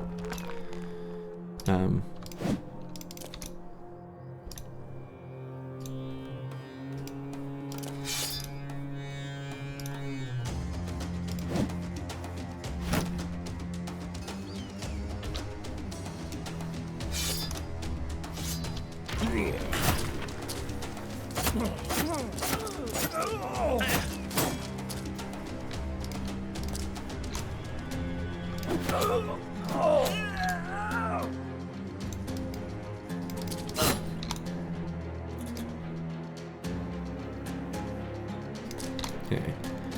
Might already be ready to try to grab a surround and just finish off all these nerds. There we go. Alright, so these are all fleeing. So there you go, in all sweaty tryhard mode against a bunch of sand thugs. Look, that's the situation we're in. The hooked blades will do full damage to the Ifrits. Three-headed flail still do fine. We're okay for fighting them. We're not great, but we're okay.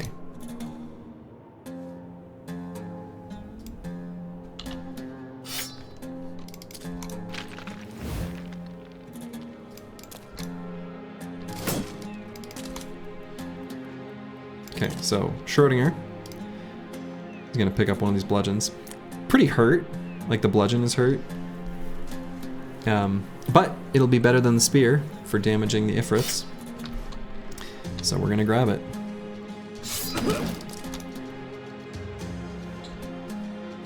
Could do like a swap C. I'm not gonna, I mean,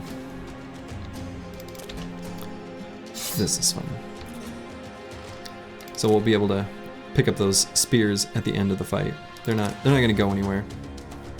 But I think that's it for weapons. Unless there's one under Master Maticus. I'm not sure.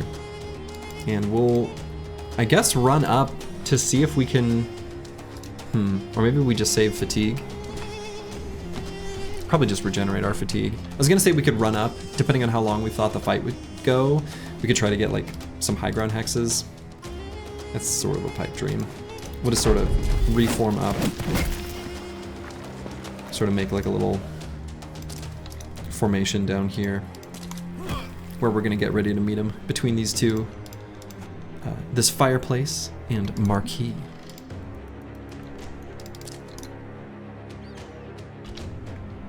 Oh, okay, there is another bludgeon right there. So Vance Lightning can go grab that.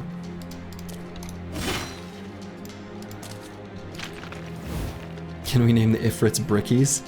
Okay, that's really funny. I like that.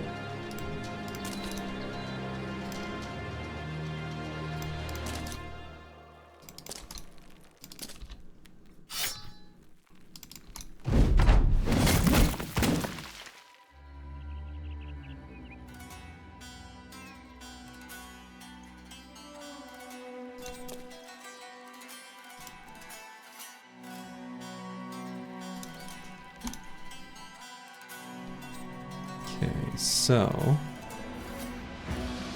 the way I'm gonna do this, we'll kind of have to see where exactly they come from.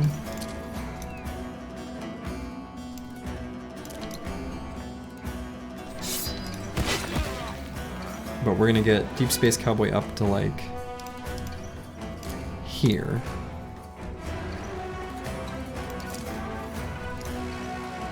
And we're gonna put two bros with shields behind him, also doing a shield wall.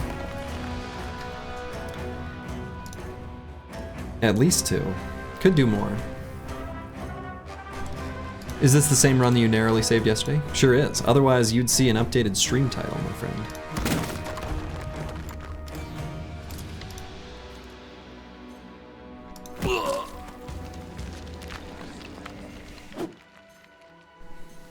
Okay, we're just gonna sit here and keep waiting. We're gonna regain all our fatigue. We know there's fighting going on up there. Otherwise, we'd have a funeral stream all day. True. Otherwise, we'd be back in the tutorial origin. I honestly don't have any specific plans or even have any idea what I would do. If it were to come to pass that I lost a run. I honestly don't know what I would do. I have no idea.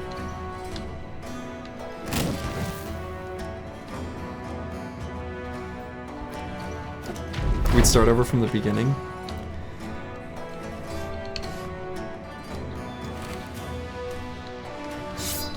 Maybe. Alright, we'll end round one more time. They're obviously still fighting up there.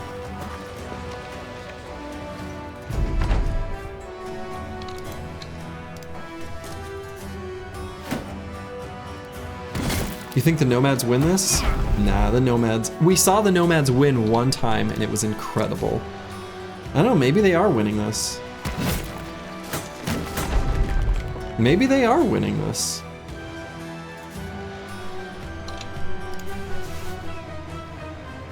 Optionally, we can start backwards. Not even gonna consider the options. I actually think the Nomads are gonna win this. They're fighting Ifrits. Somehow they are gonna win this, aren't they? I think they won. Are they fleeing the battlefield? Oh my god, they're just fleeing the battlefield. No, there's still fighting going on. We'll wait. Speaking about origins, which one's your favorite? Three-way fight, I thought that you didn't do that. I feel like this happened last time. We did have a miracle. I think there's like a one-on-one going on between a Nomad and an Ifrit. There is. Let's go see what's happening.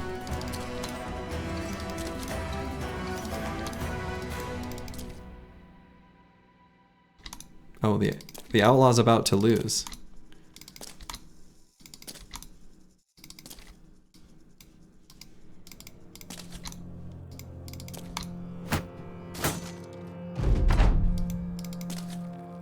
Oh yeah, he's definitely gonna lose.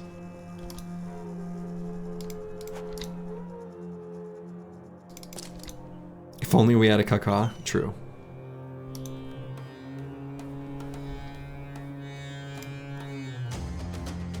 Okay, we are before them in the turn order, so we can safely do this to prepare for next turn.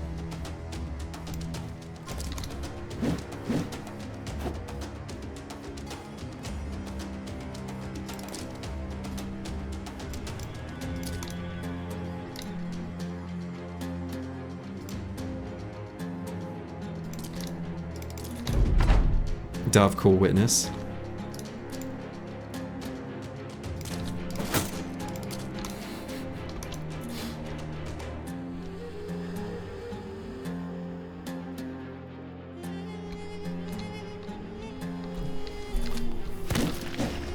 Oh my god!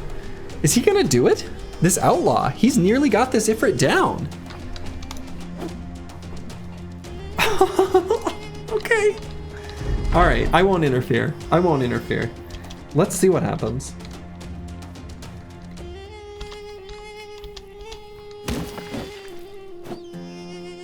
This is so close!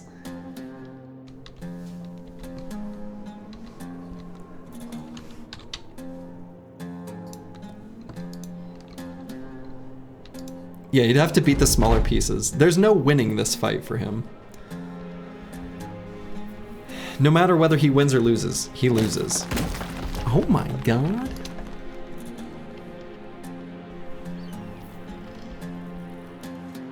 Save and recruit him?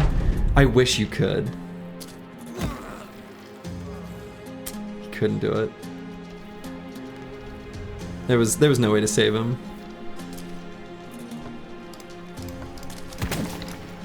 He was the little nomad that could.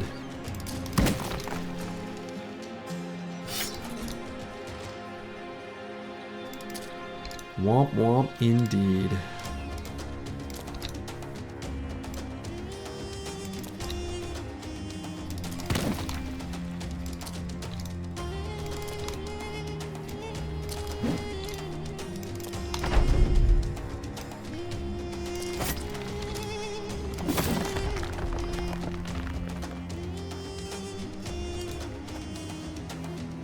she would.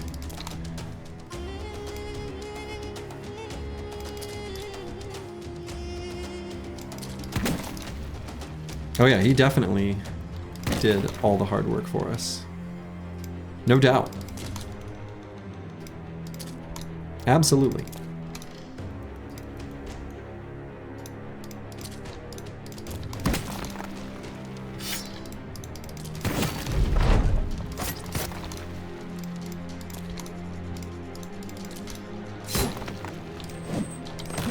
What a weird fight. That was weird. That was so weird. Davkul will remember this hero. Yeah. Weird.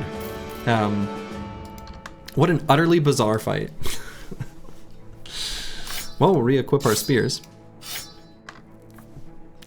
Kind of handy that the bludgeons dropped. That was weirdly close. You know, I think the thing too is that the outlaws that were fighting them had pretty decent weapons to fight the Ifrits, and that might kind of rocked. Oh boy. Davkul will remember the shape of his guts maybe, but not the person. Indeed. All right, and great. We got to take Rally the Troops here on Choppy Cat.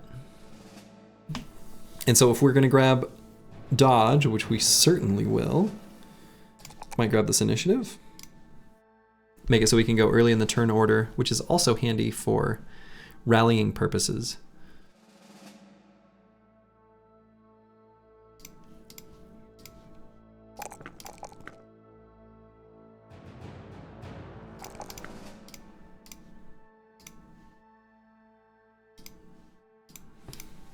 Okay.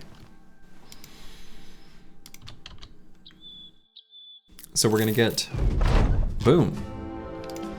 All right, so this is good. Once we're in Eager, we are much safer from desertion after the sacrifice event. Even better, of course, is to be euphoric, but that's not actually necessary. We just need to be eager or better so that we don't fall into angry. They'll just be disgruntled or whatever it's called.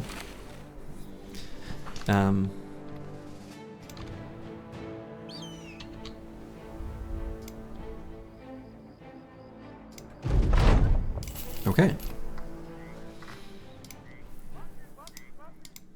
So we can sell our glittering rocks and sulfurous rocks from those just handful of Ifrits. Not bad. How many bros are cultists right now? Not enough. 1, 2, 3, 4, 5, 6. 6 in total, 6 of 13.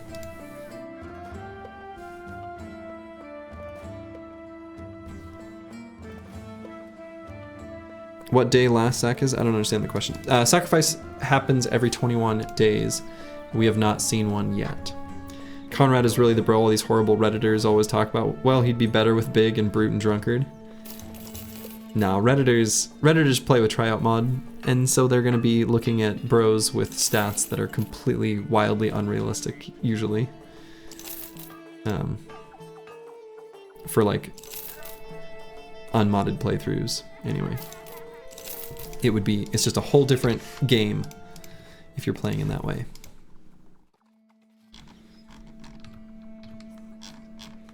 Okay, so we can wander around the desert on a horse with no name, of course. Yeah, Davkul doesn't need any sacrifices. We've done enough sacrificing for him. Them, her. Davkul. The all-knowing. If I'm gonna go through the desert, I would get a little more food before we left. They're skipping the big part of the game, which is dealing with what's available and not with what's ideal. It's hard, but makes better stories, for sure. Sure. Yeah, Battle Brothers with Tryout mod is basically the power fantasy, whereas the default settings are more of a scrappy make do with what you have game. Yeah. Which, for what it's worth, I think the sort of spirit of the game it has a scrappy, crappy, make do with what you have kind of spirit. And honestly, if you play well, even under those circumstances, you can... well, we'll get our second retinue spot soon. You can get some really good, powerful companies.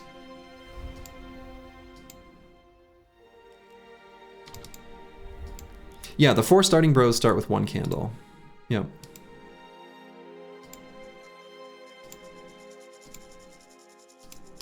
Yeah, I am 100% with you there, Sapka Spires.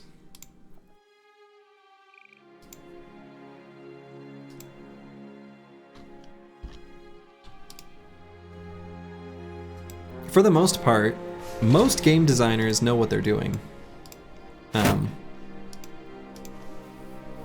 And so the best experiences typically are, I don't know, at least for the games that are good, which, you know, very hand-wavy judgment there, of course, but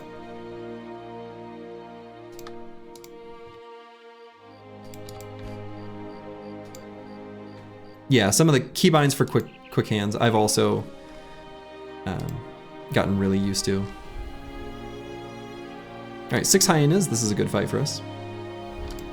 And we could even head up to Solnstedt from here and potentially fight some easier noble armies or trade caravan type things.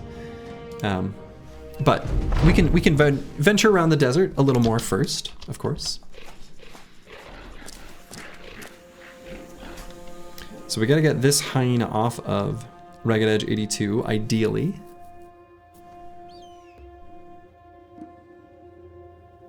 We can move Conrad up. Get a better surround bonus. Because we can still move Vance Lightning down. The quick hands keybinds are quality of life. I find them nice. Yeah, for sure. For sure.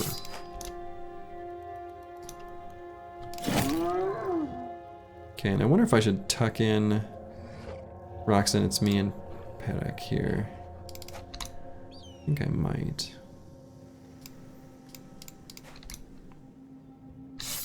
Alright, got that guy fleeing, that's really good.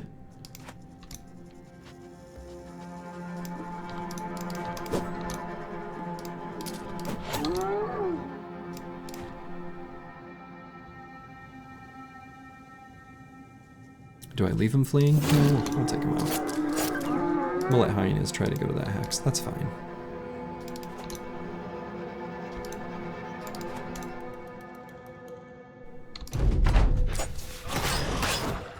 Okay, well.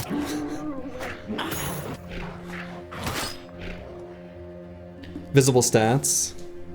The equivalent of the tryout mod could have been a setting option for people who enjoy it. But it's a completely different experience. Yeah. It's like I don't think the you know, developers intended for it. So Conrad is dead.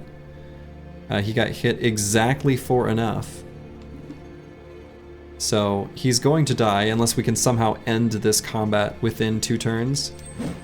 That's pretty unlikely.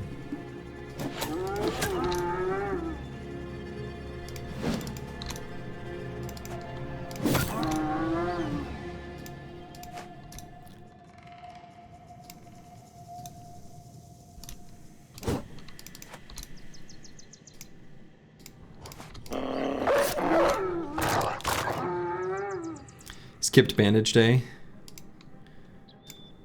Yeah.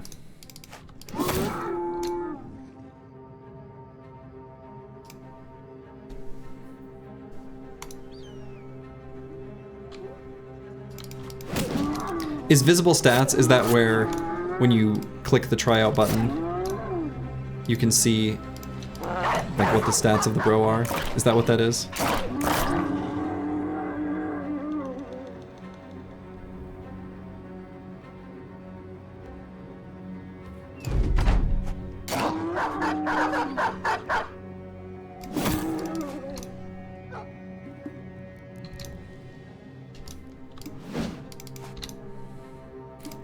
We want these pelts. We want the experience. Don't look.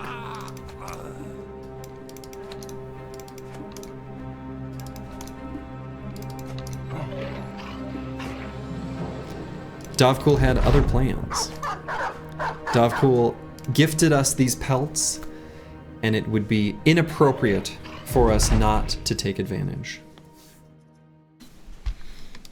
Losing the cultist is bad, though. He was a cultist, and any cultist is a good bro to have from that perspective. But, you know, yeah. Yeah, visible stats, if that just means like the numerical values of remaining stats on enemies, that's fine. What's my favorite origin? I don't know. That's a good question. What is my favorite origin?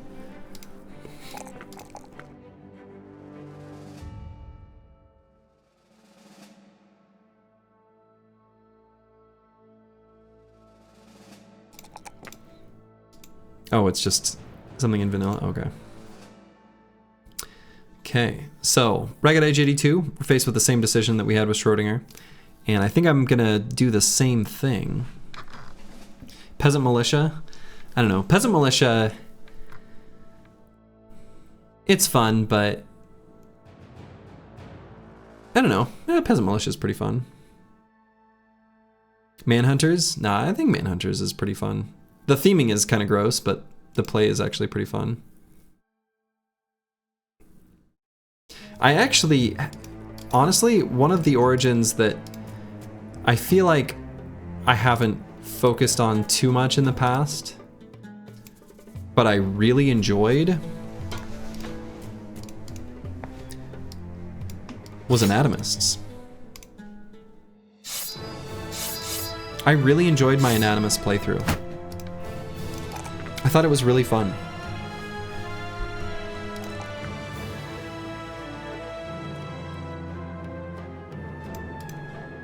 That's nice. So you mean like the lone wolf? Yeah, that's fair. Yeah, my Anatomists run was really fun, actually. I had a lot of fun with it.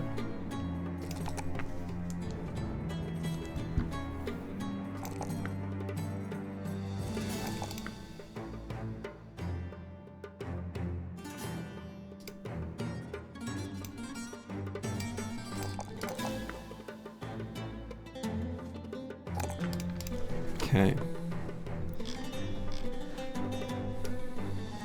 Let's see.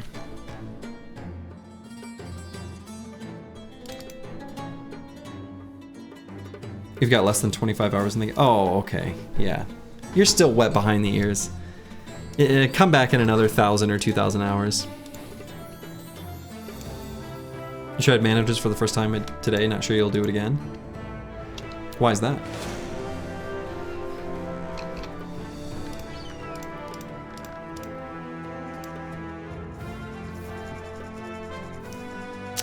Lots of outlaws, some archers, and a leader. How many hours do I have in the game? A lot.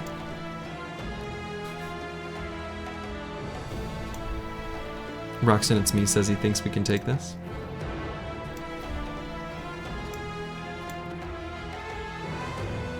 No, I think it's a little...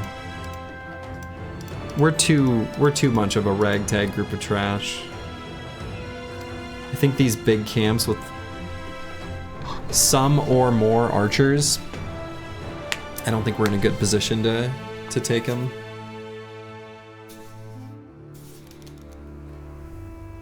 Also, if the outlaws have like decent weapons, I don't think we can.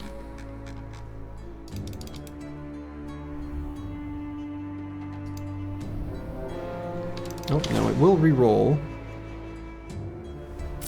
Okay, it re-rolled into something we probably can fight. Okay, unexpected. And this is a nice scout group.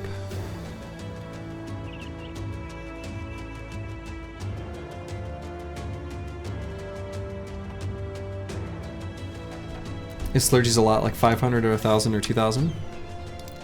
It is fewer than the number of hours that I've played Dota 2.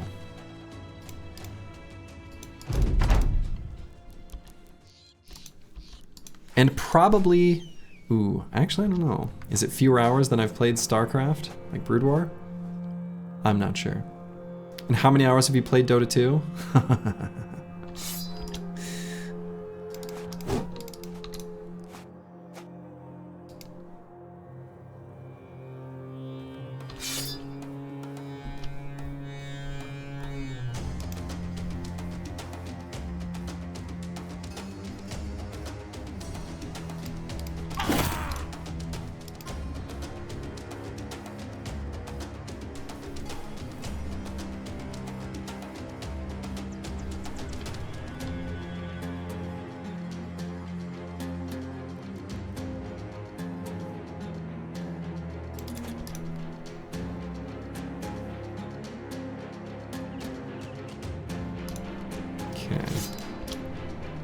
So we're gonna ball up a little bit.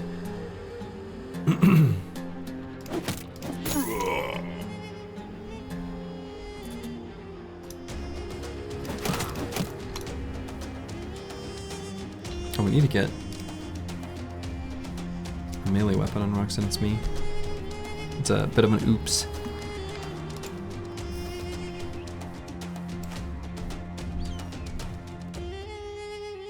Oh, World of Tanks.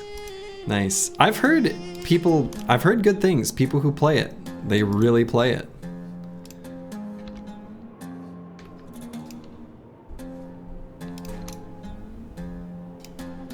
Alright, could go here to force melee contact and also prevent this cutthroat from being the one who can run forward. I actually feel pretty good about Deep Space Cowboy here in this hex. Again, that's kind of for AI altering purposes. Make him a bit more aggressive. Yeah, 32,000, that's a pretty insane number.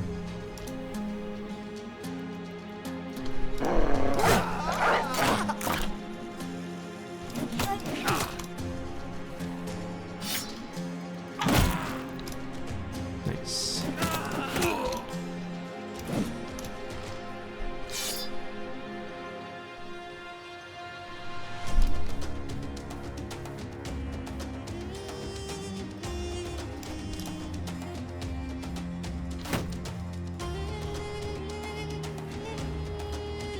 Do I go for a stun here?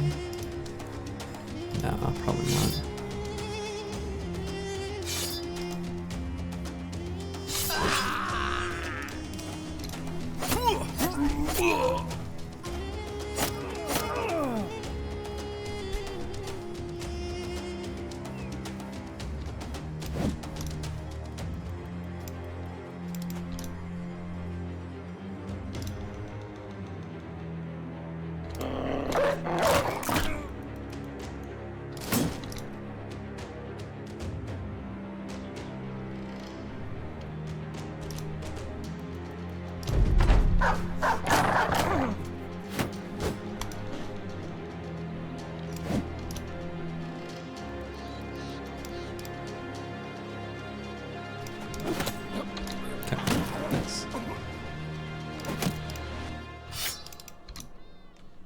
Yeah, the team, this was a good fight for us. The team's still really scrappy, but in some of these fights where we can make good use of our Spear Brothers, we can definitely do some good stuff.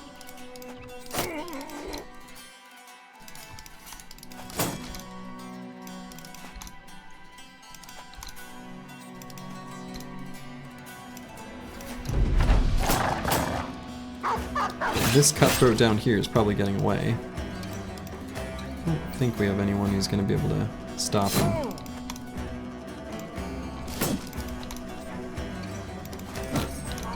Oh, unless he goes to fleeing. Then that changes.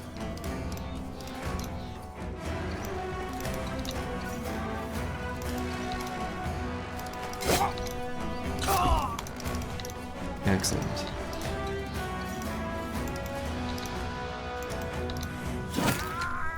Excellent. So we only took a little bit of damage on Roxanne, it's me and the zoning bro. Is that enough to give me the false confidence to take on this camp now? It did re-roll, Some cutthroats, some outlaws, a few slingers, and a few archers. Hmm.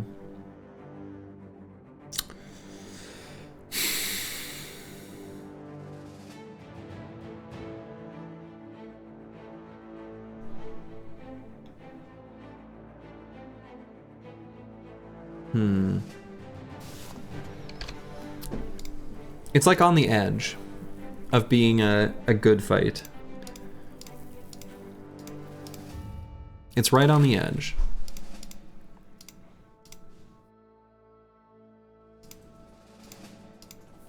Oh, hey, little Suze. Slingers are archers. I think they'll destroy you when you try to rush. No. I mean, we'll make there be melee contact and they'll come to us and run into our spear bros. Last time we took risks, we took losses. True. I think this is a substantially reduced risk compared to what we just fought, though. Or the one that we, you know, had our disaster at. This is more doable.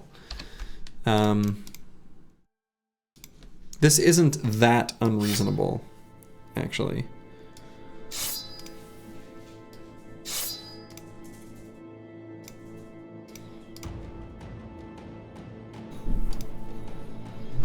How's the run been going? Not bad.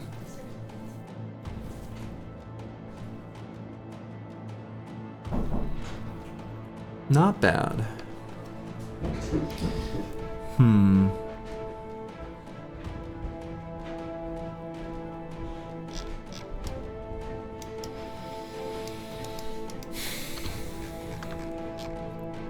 We're decently far from, kind of equidistant actually probably, between these two cities. We're decently far from a town where there's a reasonable chance of a famed item. It's like probably close to 50-ish%. Maybe not quite that high, but something like that. The top tier nomad camp about that far away. Sort of spitballing, kind of a guess, but I wouldn't be surprised if it's about that.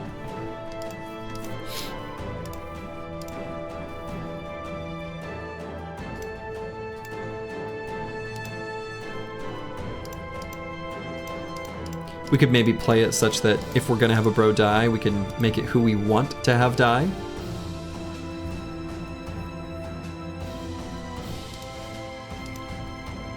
Whoever Davkul chooses, you know?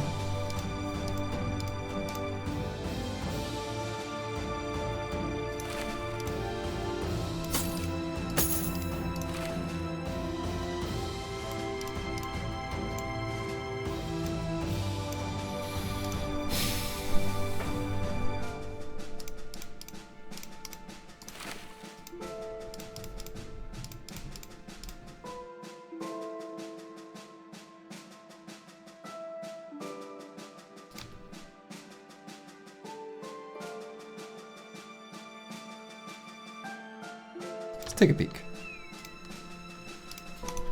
Let's see what's going on here. 16 enemies. I guess that's quite a few, huh? Couple whips. Those aren't too scary. The pole arm. A bit spookier.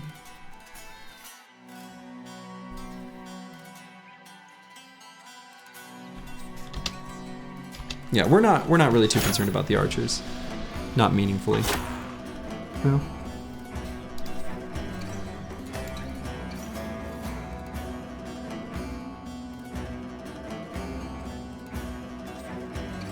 He says that.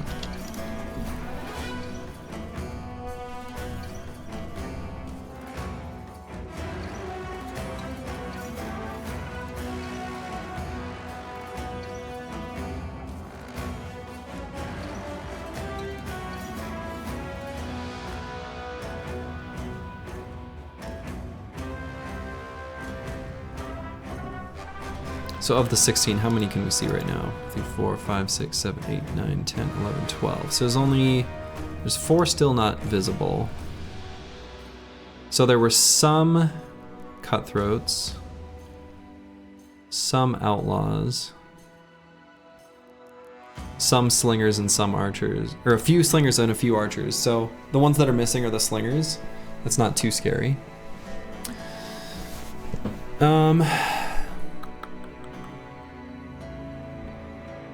Let's see what they do. Let's see if they move forward. Yeah, they will, like, partially, right?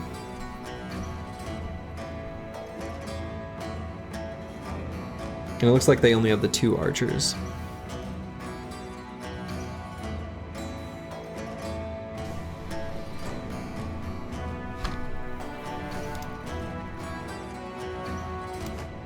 So if we put Schrodinger here,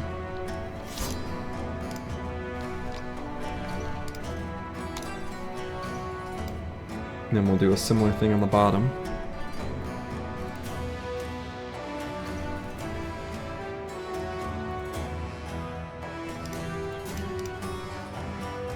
Okay.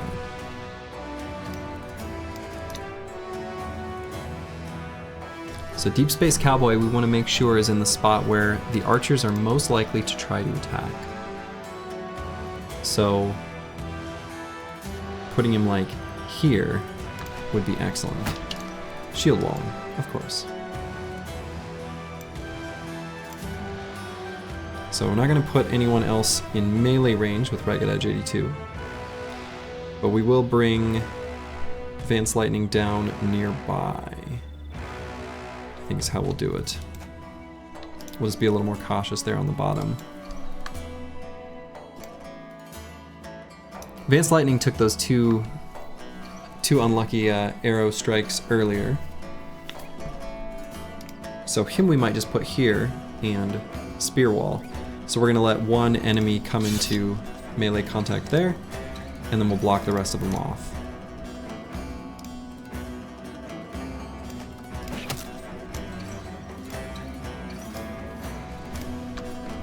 Maybe even put Choppy Cat here. He's already got decent range defense. He could be hit by the stray arrow there. That's okay. And we get Kuldoj up here. Don't even think I'd take that attack.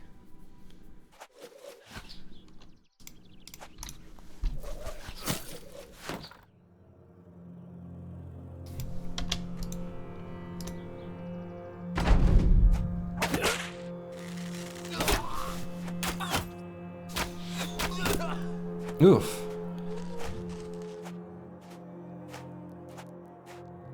Okay, that started terribly. For many, many, many reasons. I also didn't expect them to run so aggressively on the bottom. Uh-oh. I did some miscalculation on what they would do during their turn. I didn't expect them to run forward so aggressively with ranged advantage like they did. I knew they'd be more aggressive with melee contact by letting this hex be free. I didn't expect exactly what they did. So, we're gonna figure some shit out.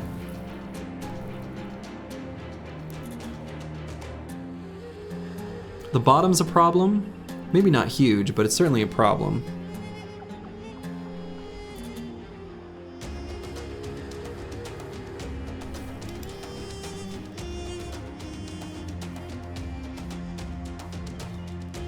Giant Spruce is gonna have to attack and back away. But that should be okay. So we're gonna wait on Kuldoj. Ragged Edge 82. He's got Spear Mastery, so we can still hold out these cutthroats by just spear walling. And maybe should just pull out the Kite Shield now. Seems like a decent idea.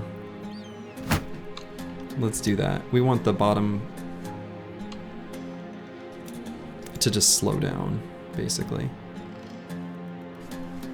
Here, I think we want to attack the real threat, which is that nerd.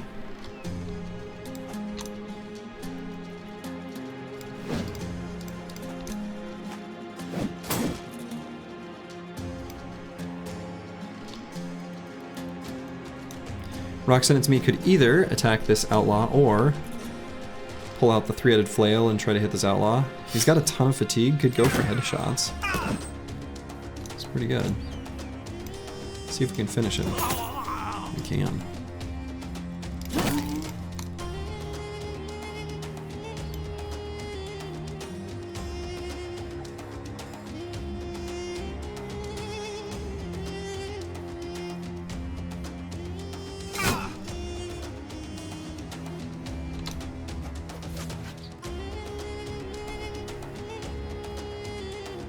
We can put a dog on this nomad cutthroat here. Honestly, that's probably fine. And if we spear wall, we can hold off this cutthroat. Doesn't really do us that much good otherwise. So we could walk forward and just pull out the heater shield.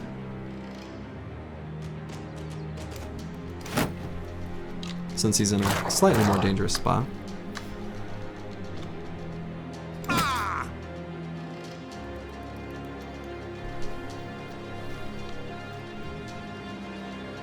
And I think we still just shield wall here.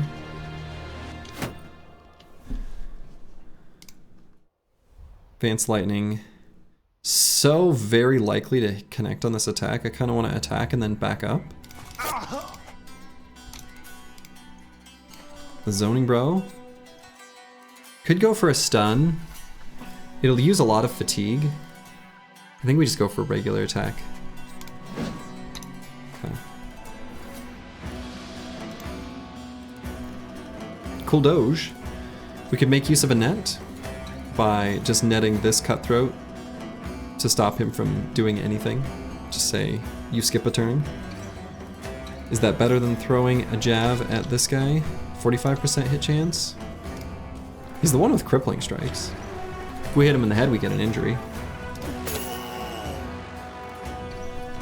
Well, we tried.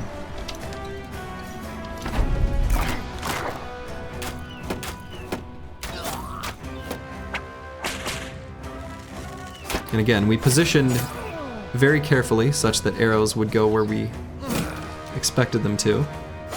We got our wish there. They still got a lot of damage on us though.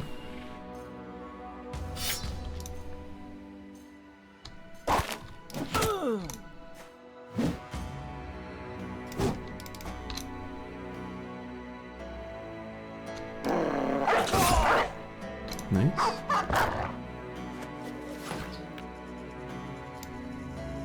Okay, we got Schrodinger here. We're gonna wait till other enemies, or excuse me, other allies attack him. Just to see if they can strip away some of that armor.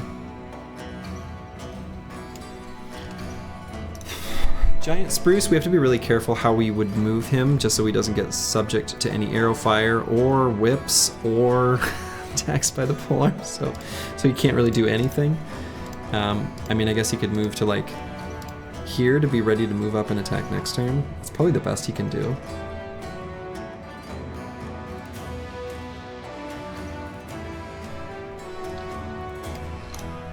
So we'll do it.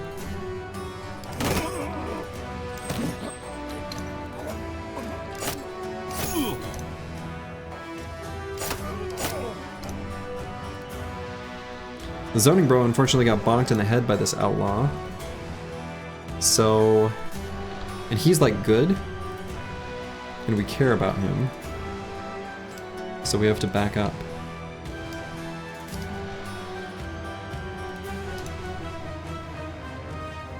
Deep Space Cowboy needs to position himself so that he is the subject of arrow fire again. And so right now on the battlefield, he has to move here. So he will. And even then, I'm actually not so confident in that location.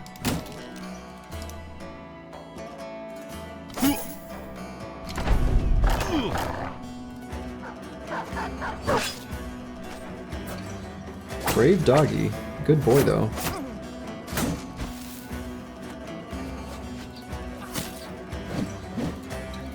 Okay. Not too bad.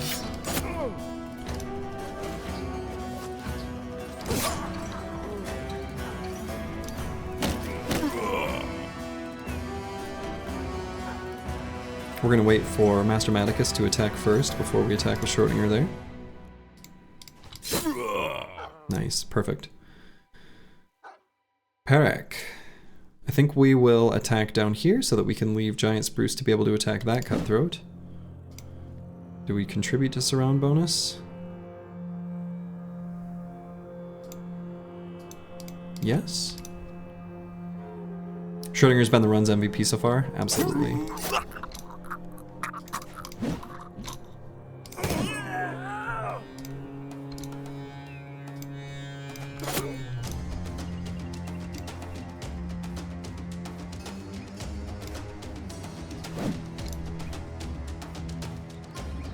Really tempted to move up and attack with the zoning bro, but I'm not going to.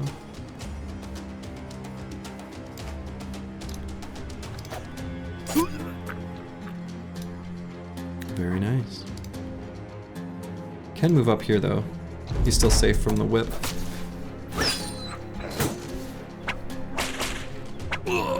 Oh, who did he just hit? Grib, C, not good. Oh no. Whipped.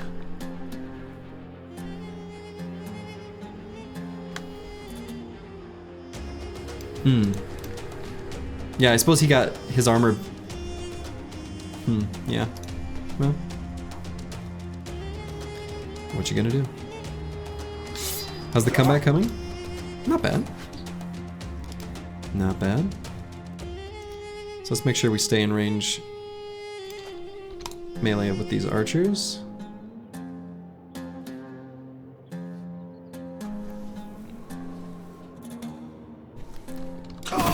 Yeah. Hey Davkul. I got you another friend. Another buddy, another guy, another pal.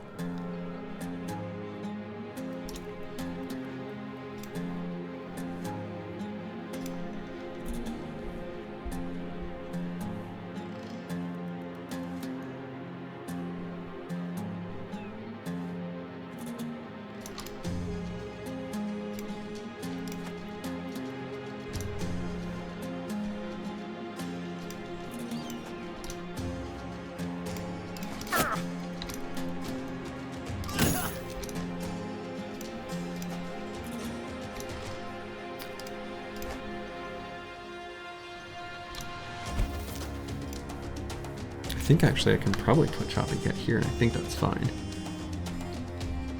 Dangerous as that may look.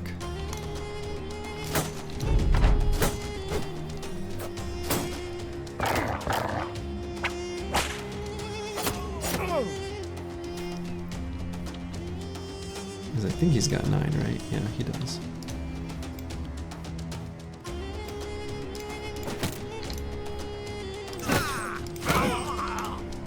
Got him.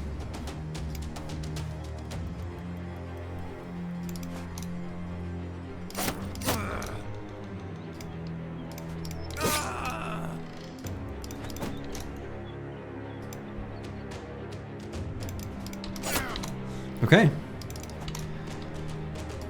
Not too bad.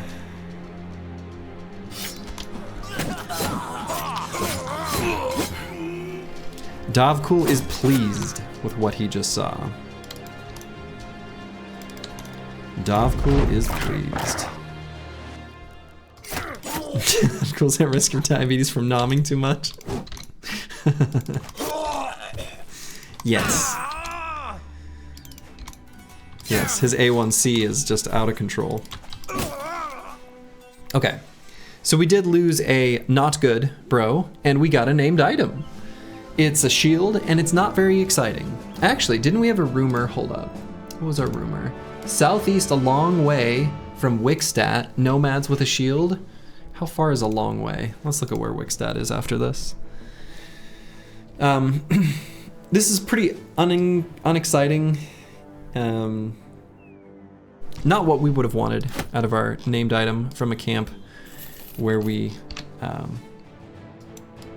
let Davkul meet a bro. No, that's probably not the camp that was referenced by the Wickstat tavern rumor. Could have even been the camp that we... I don't think so. I don't know that that one even can. Well.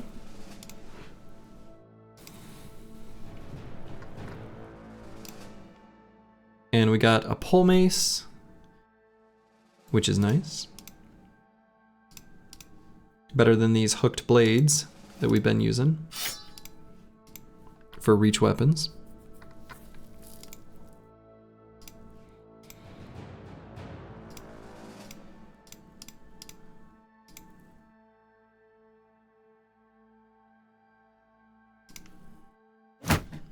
Deep Space Cowboy gets a new toy, the famed Safeguard, keeping him safe.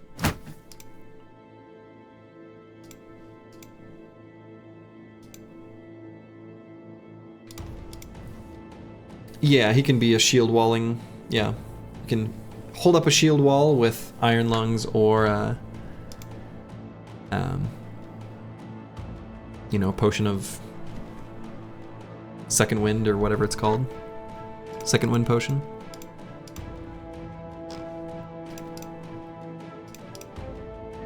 All right. Well.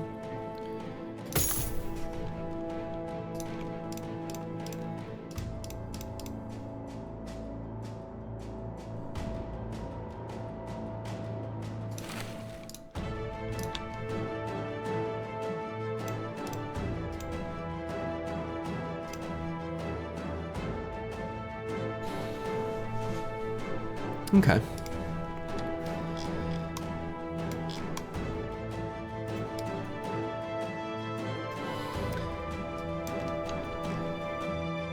So we just completed contracts in Hikmah, so I'm reluctant to go back there because I don't think there's anything that we can do. Kind of want to go to. We're not really able to take many fights. I don't know if we just go back north. Because we need to find more cultists.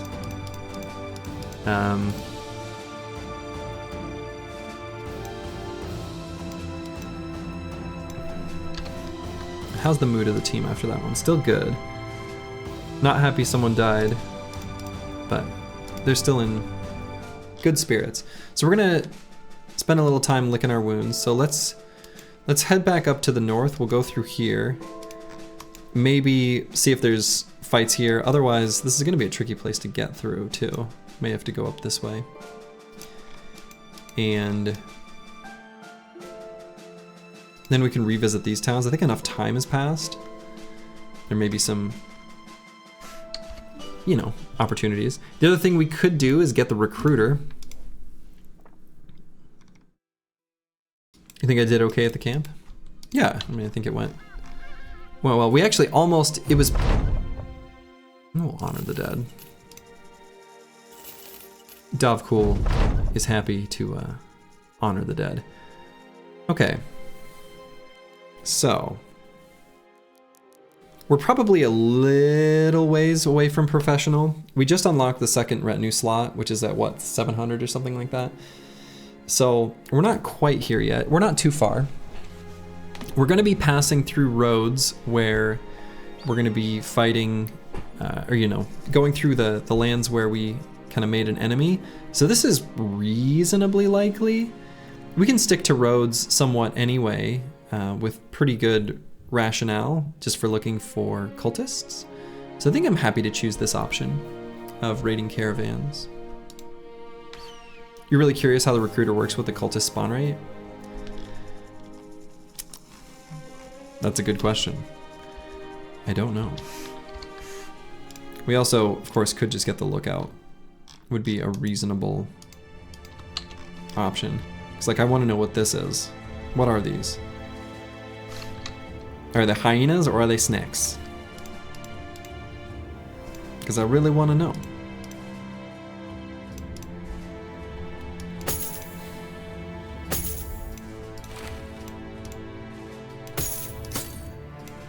Could just get the lookout right now just to know. How far are we from the third? 1400? See, that's a little ways away. Oh, and we're not that far from professional, actually. I suppose if we're looking for, I don't know, there's just so much value in the lookout. Still have 2 days of wages we can pay. Lookout mid-desert is good anyway, yeah. It's probably smarter to do the lookout than the recruiter. The other thing the recruiter allows us to do is any of the premium backgrounds that are ones we want. We can look for dumb bros by clicking the tryout button. I don't know if the value prop of that is worth doing. Like, I'm not sure how likely it is that a bro is dumb. It increases the pool, and we can just look for titles as well. If they say blah blah blah the slow or whatever. Let's get the lookout though. Let's see, what is this? Serpents. All right, we'll continue on our merry way. Hello, serpents. I hope you're having a nice day. So we'll just continue our way to Solmstedt.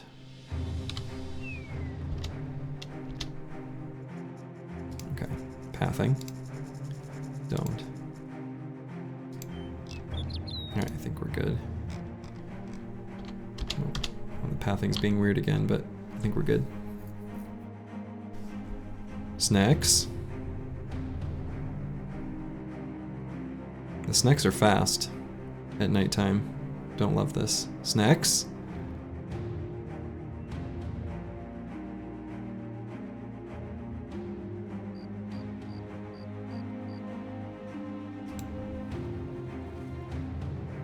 Okay. Kurt the Odd.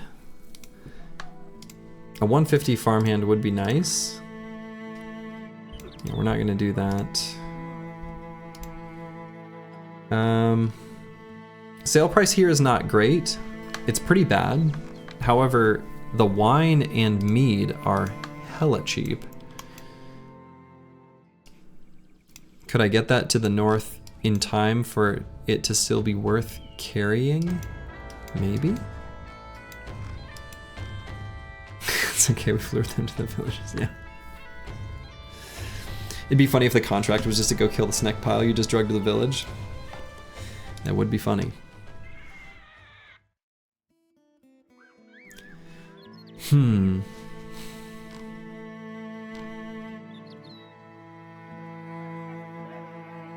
Yeah, so I might sell a little bit of stuff just to recruit the farmhand. The odd, one of the things that the odd can be is paranoid. I think there's another one, I don't even remember. But that would be really good for a farmhand. So the fact that he's so cheap and he has this title, the odd, actually makes me pretty inclined to at least see what he's all about. So I'm gonna sell some of the cheap stuff that we're definitely not gonna use, that we're not gonna miss, basically.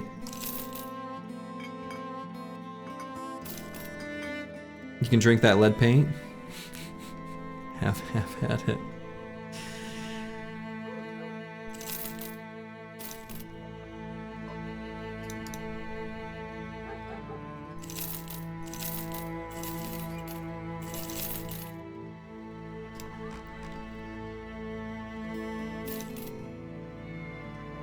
Starts you converting to a wine trader. Something like that. All right, so let's take a look at him. Okay. Huh.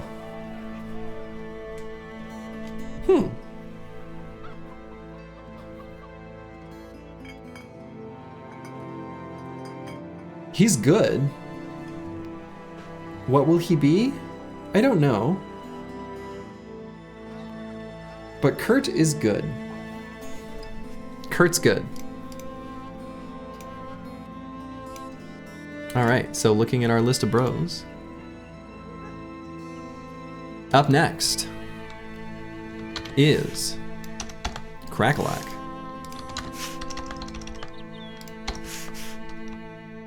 Oh, wait a minute. We have a downside here. I just noticed something. Ruh-roh. I just recognized that he's bright. Yeah. Oh no, he's too smart. Can we make him dumb? He's too smart for Davkul's teachings. Damn. Smash his head in.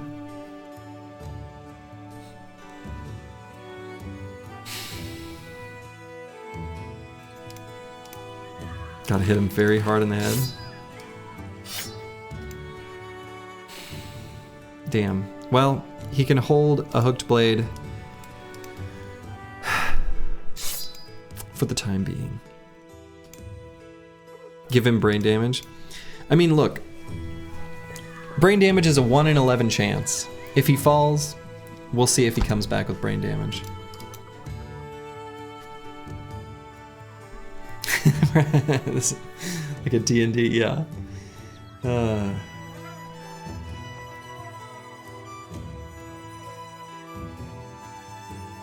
He has a bass in the vocal diaphragm. I turned off my audio plugins, otherwise I'd activate one of those.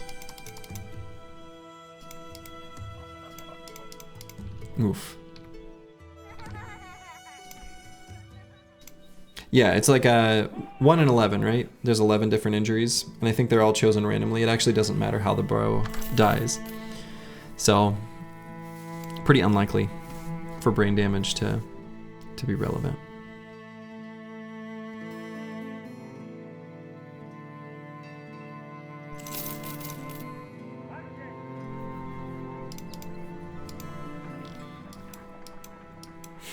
Zero intelligence, war crimes, edgelords.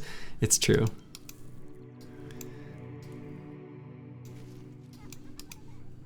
Dies for 58 is the lowest you've seen him. Well, they're selling him here, right? And it's a small town.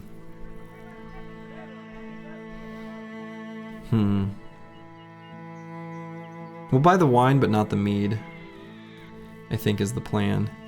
Kind of want to get up to 2 days worth of wages, or yeah, 2 days worth of wages. So we'll just sell a whip.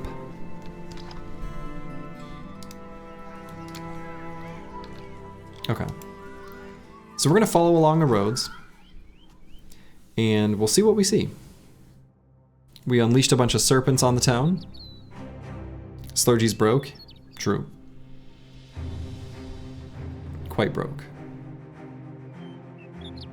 30 days in and struggling with money.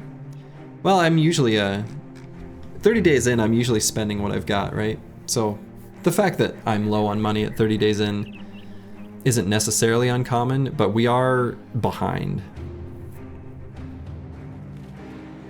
There we go. Yeah, and see, we can't fight these noble armies. Those ones, we're still not even quite up to pre-tragedy levels. Well, I don't know, maybe we are. Missing one really nice warbow.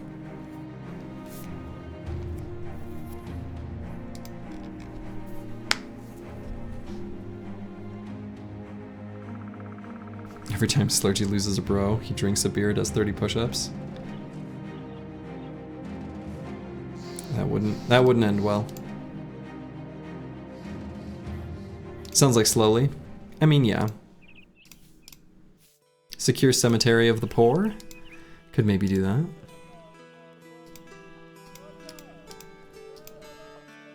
Just anything to get a little cash.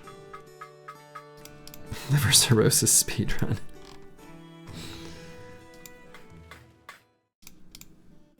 Okay. Oh, I hope that noble army left then. I'm sure they did. Is that my cemetery? It's got the right name. And we've got good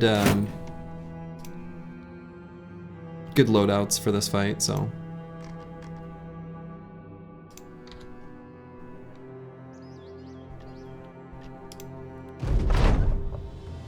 Alright. So it was either going to be zombies or nachos. We got nachos.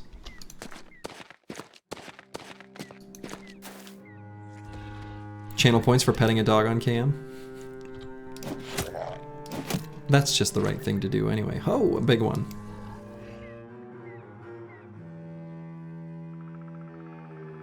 Okay. So we'll just spear wall up. I think we can leave the group more or less right as they are. We kind of like them going over to the top side. That's where we've got a bit stronger bros.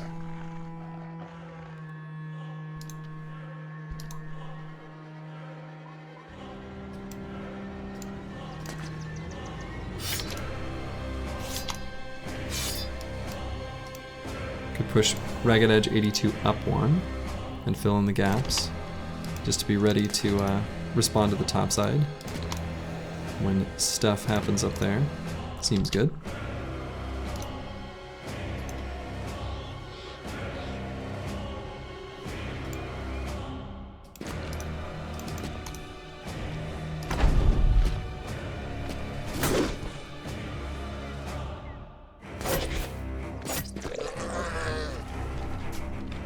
Okay.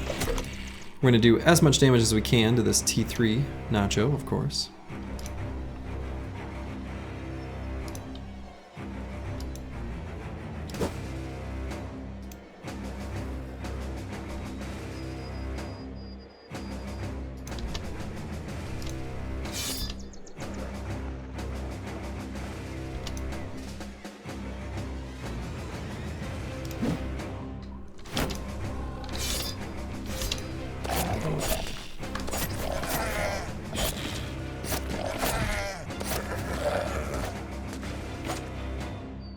Oof. So the big Nacho made it through, as did the T2 Nacho.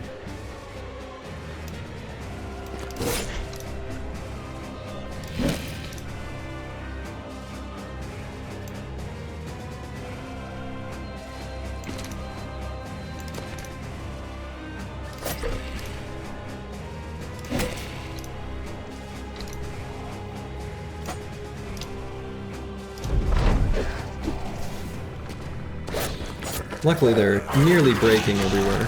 Oh, that was kind of unfortunate for him to bleed to death right as he did. Oh, that's not the one I was aiming for. Hmm.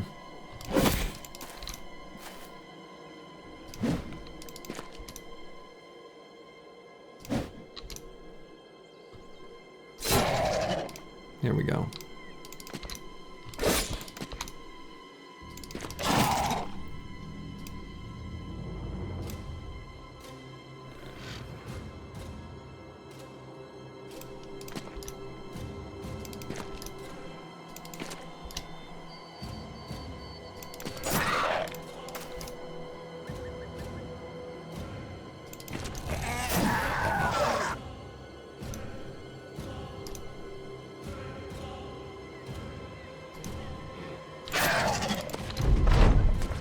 Alright.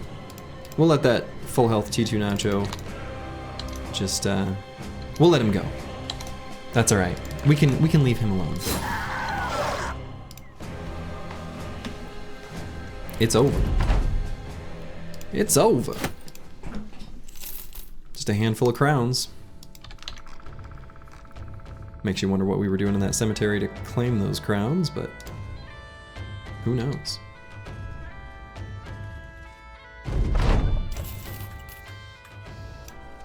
Alright, they no longer have terrified villagers. Tools are really cheap. We don't really need tools desperately. So I guess we don't care? Feels like a shame to not buy them when they're below 200 though. So what would be my trajectory at this point? I want to get to one of these two cities to sell off these trade goods.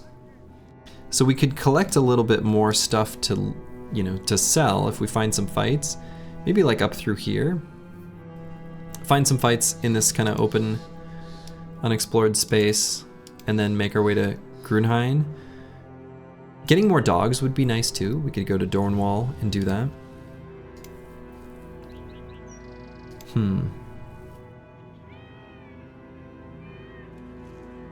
So how many days worth of wages would we want to make sure we have? Probably 3?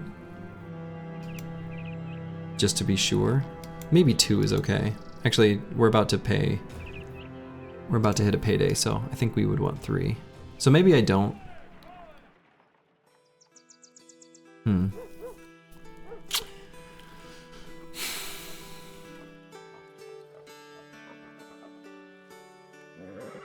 Yeah. I don't know. If I went down to 2 days worth of wages and got just like a little bit extra from fights that I find, Missing a payday would be really bad though if mood starts to fall. Could also just sell the wine here, especially since it's gonna go down in price as we travel. Maybe that's better. Maybe we sell the wine. We can replace it with a more durable trade good like salt. So we can do something like this. There, I think that's fine. All right, Schrodinger. Oh my God. We've done it. A bro has become nimble. Praise Davkul. We've done it. A bro has hit nimble. It's happening. Nice +4 in hit points that we can take as well. Lovely. Lovely.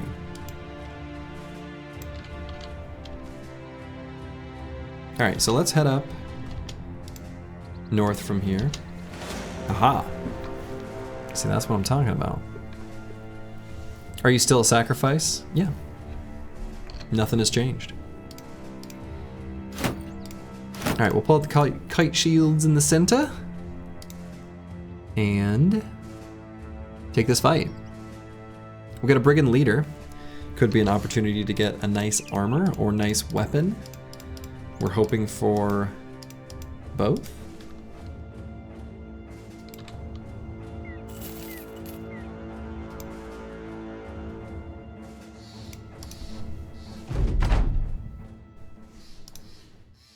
All right, it looks like a nice weapon. The armor is actually, despite how nice it looks, is actually like not that good. It's actually the exact same thing that Vance Lightning is wearing. So we don't really care about the armor, but we do care about that weapon.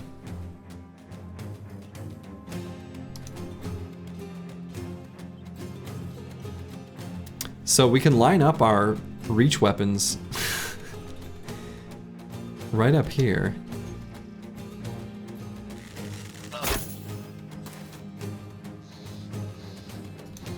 Jokes on them, we're stinky dumb virgins devoted to Davkul. Exactly.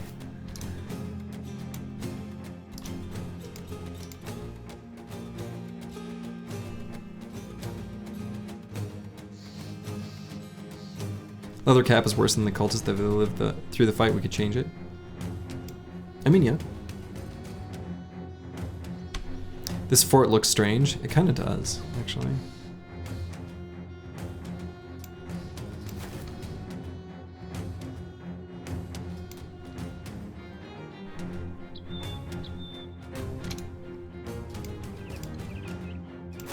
It's kind of a weird, it's a weird fort. I'm inclined to agree.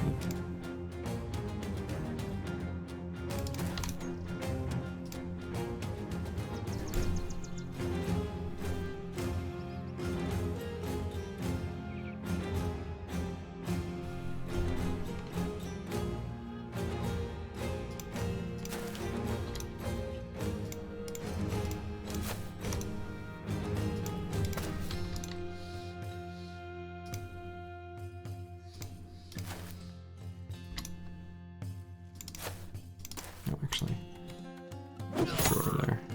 Oof. Come on. Kite shields. Kite shields. You're supposed to be protecting us. What's going on?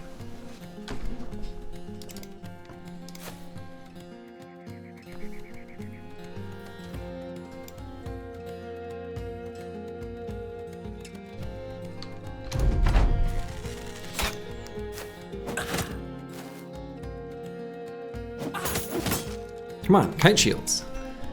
These aren't, what are their hit chances? 22? Damn, they're hitting a lot of these. All right, I'm worried their AI pattern will change as soon as we can hit them with these reach weapons over the wall. So I'm gonna hold for a moment. We kind of need to rearrange who's in front and things like that. Like Vance Lightning's gotta back up, despite being one of our, you know, kite shield bros.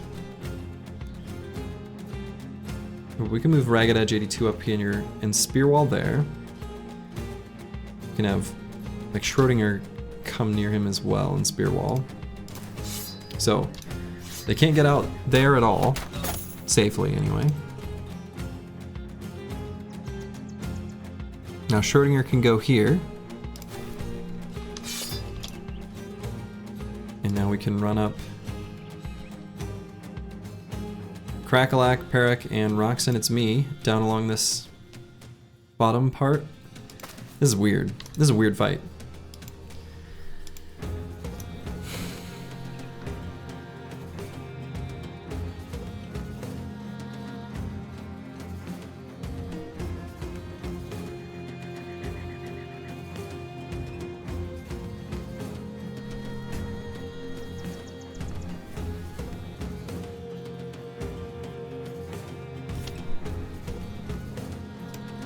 It's like giant spruce could go all the way up here?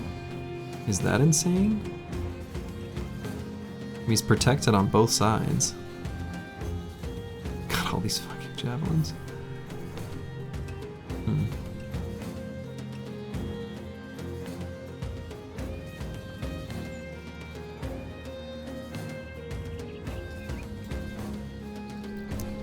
That beauty brigand never learned the proper head protection. Yeah.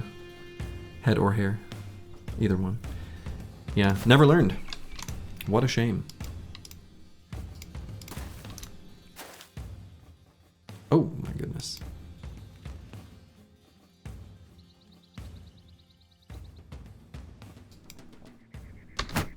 If he's shield walled, he's got 9, right?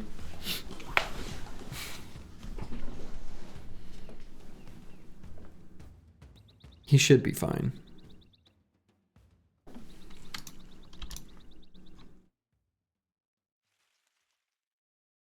Actually, Roxanne's me, I think, has a flail. Yeah, he does.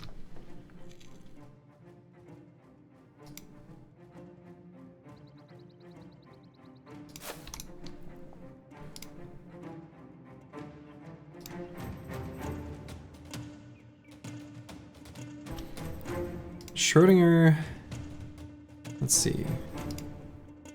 3 range defense. Used all his AP.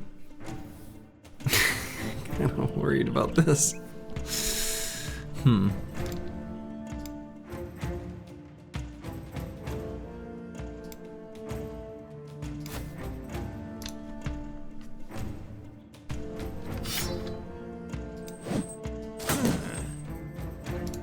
hit him in the head just the once. Not too far outside of what we expected, but...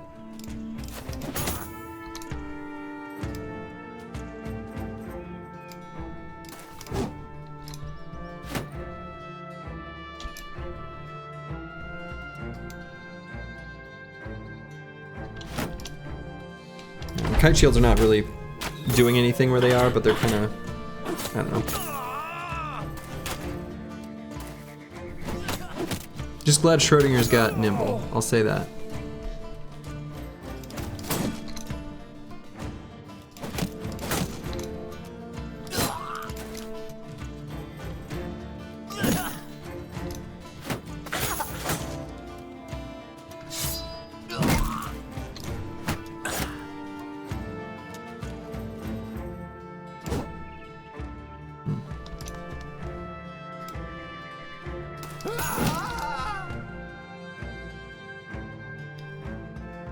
Even though it's a heater shield, I'm still gonna pull this out. Only 1 round of jabs left. I mean, yeah. True.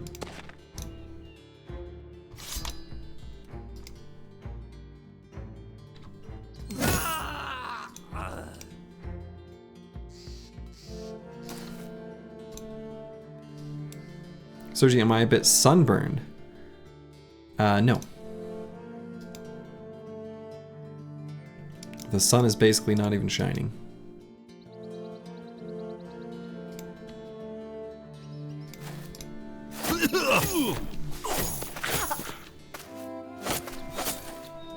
Okay.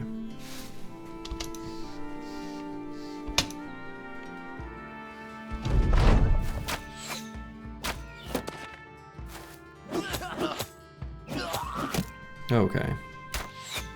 Alright, we're gonna back Schrodinger up. And we'll have to deal with the Alfred the pickpocket down here on the bottom.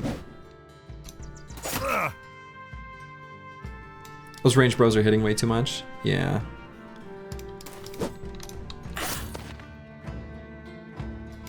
They really are. Yeah, let's try to get a stun. Very good.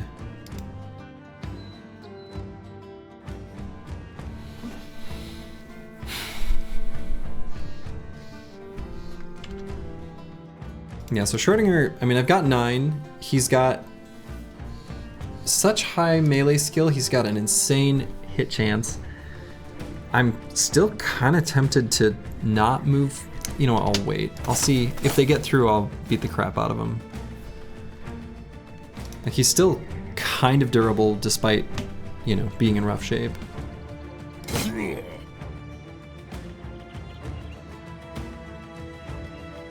And maybe Master Maticus will move up to be ready to...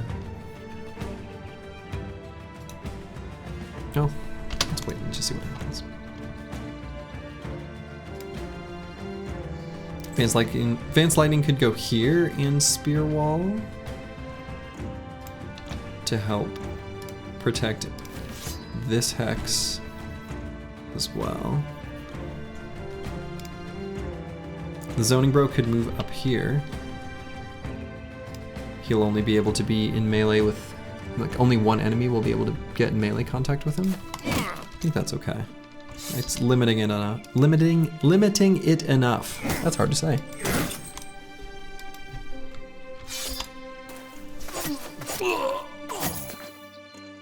Okay.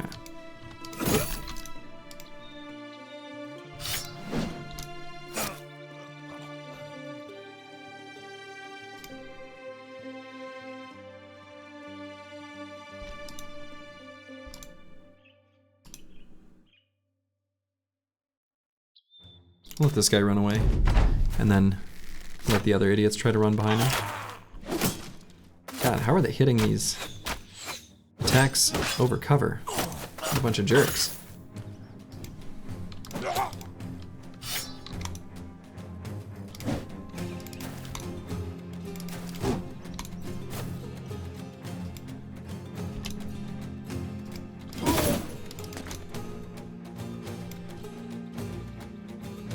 Still wait on Giant Spruce. No, we'll not wait on Giant Spruce. I guess we just attack. Probably hit that guy. Hey, got the axe. Hell yeah.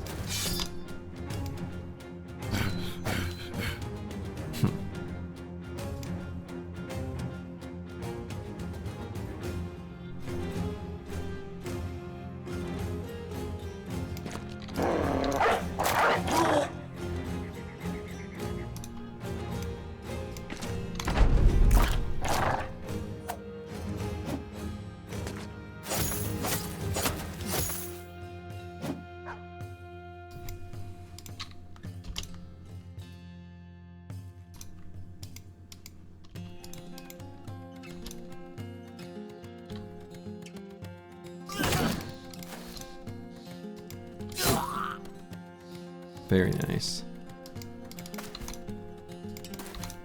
That morale cascade. Alright, so I want to make sure this guy doesn't rally.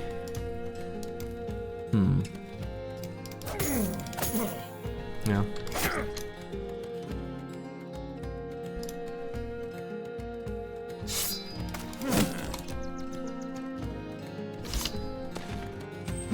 He rallied. Dang it.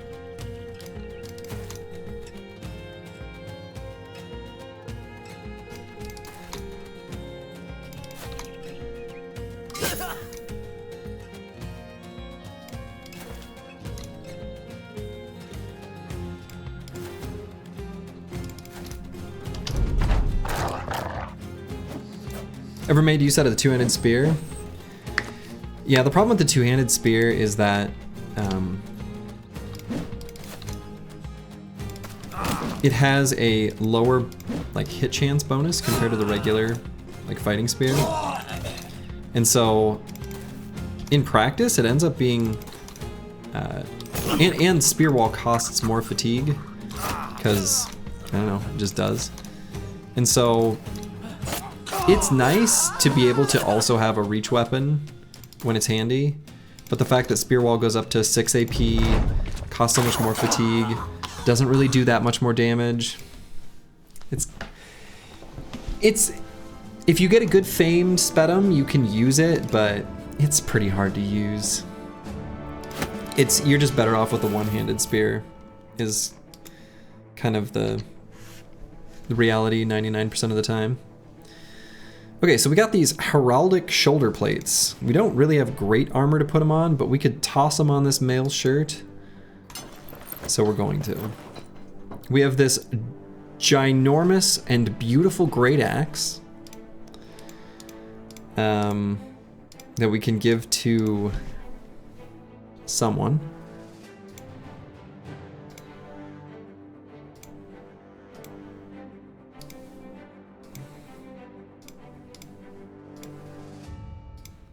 Could give it to like the zoning bro.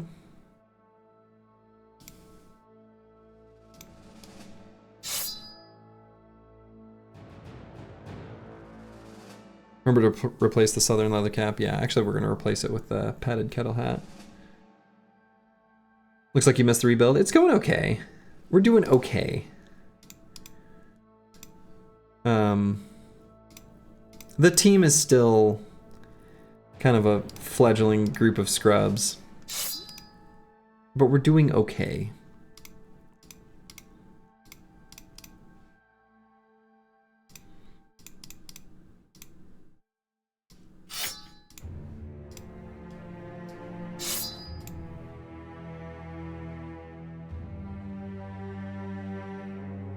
All right, so let's fix up our helmet situation. See a club-footed bro? Yes. We have a paranoid club-footed tailor who's actually pretty damn good. So, can't complain about that.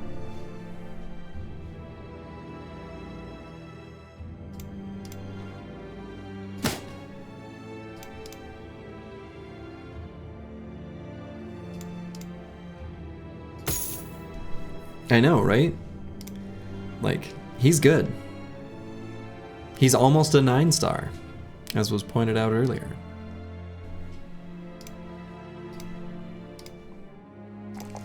But we have unfortunately kind of been, I don't know, not picking up the highest of quality bros otherwise. And the ones that are high quality, well, they're bright. So they're too smart for Davkul's wily ways, you know? They think they're too smart. I mean, Davkul will be there for all of us in the end, but in the meantime, you know, it'd be nice to worship them a little. But they think they're too smart for that. Right, I'm not gonna bother chasing the webnecks through the forest.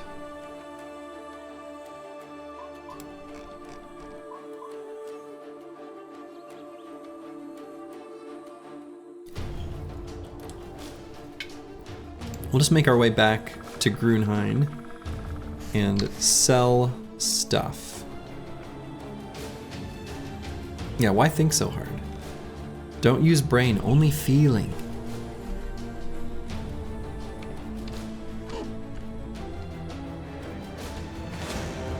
The ruins of Kragenheim.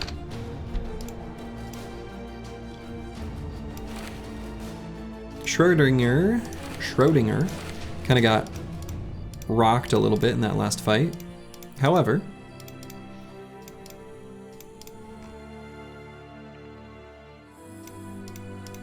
we're going to need him to participate in this next one. So we'll give him a fresh set of gear.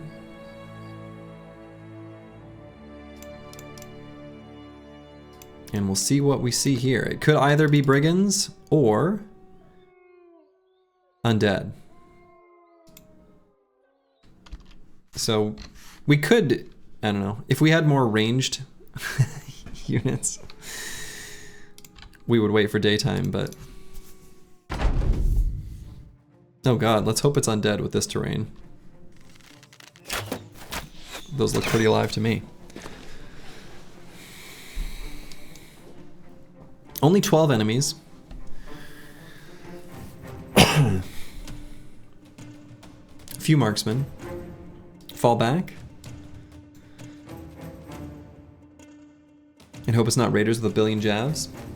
Yeah. No, I think we push forward. I think we're okay.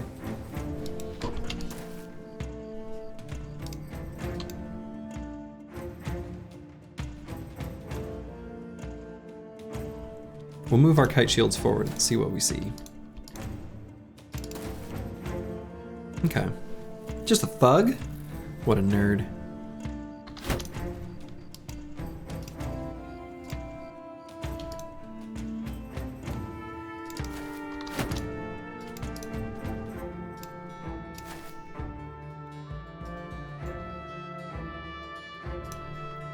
Okay, we'll move this group directly behind our kite shields.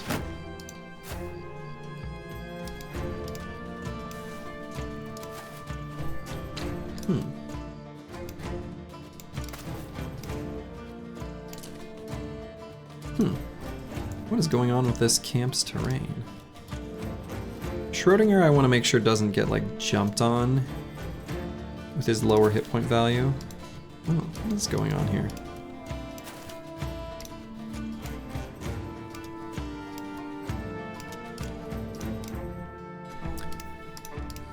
I don't want to go here and make a clump that their archers attack. I want them to keep attacking there.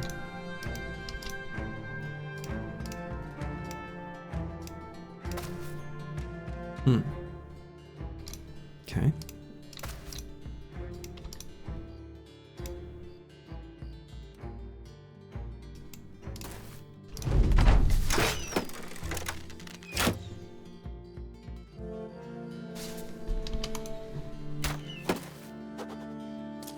I'm glad we raised all our shields.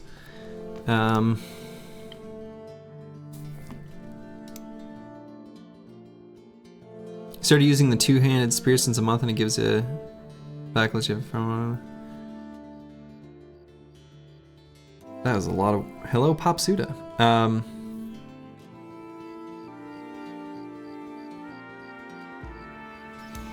Yeah, I mean, there's time... The thing is, though, is do you really want to gamble and attack to get a Berserk proc when you need to spear wall that turn? Because I don't think that's almost ever worth it. And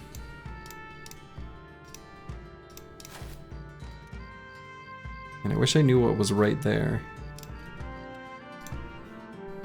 We'll wait with the last half of...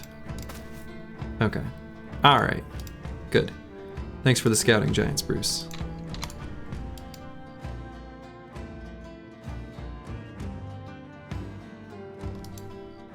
Yeah, looks like there's probably not going to be a leader. I agree with that. Go behind the old wall. Maybe not. We'll wait. Just a hot minute. Leader has an aura tooltip that applies to all briggies. Yeah. True. You can check for that.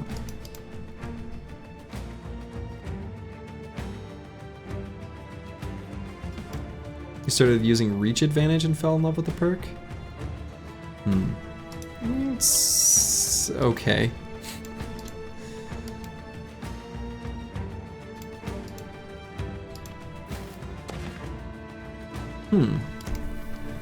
Okay, retreating from up there.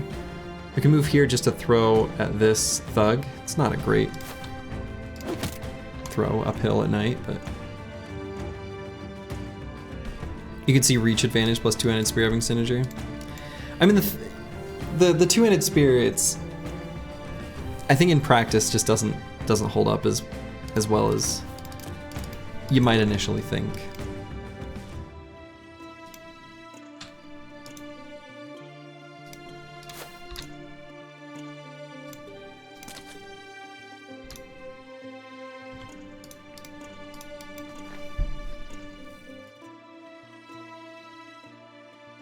Two-handed spear is more like a meme, but it's fun to use. That I agree with. Okay, we're gonna move Master Maticus up there. Kind of like going around into their high ground in a very goofy kind of way.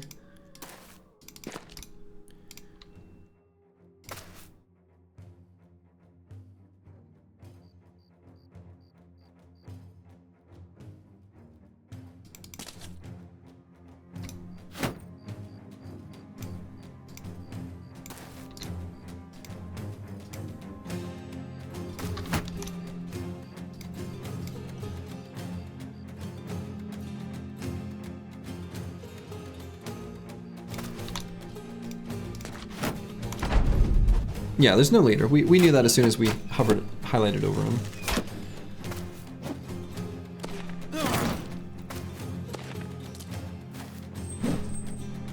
Okay, no.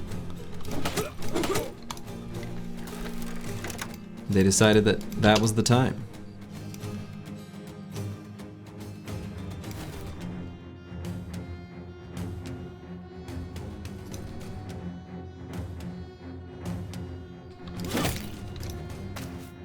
Deciding between what I perceived as the bigger threat versus doing armor damage so the spear can finish him off kind of thing. I made a decision. Was it right? I don't know.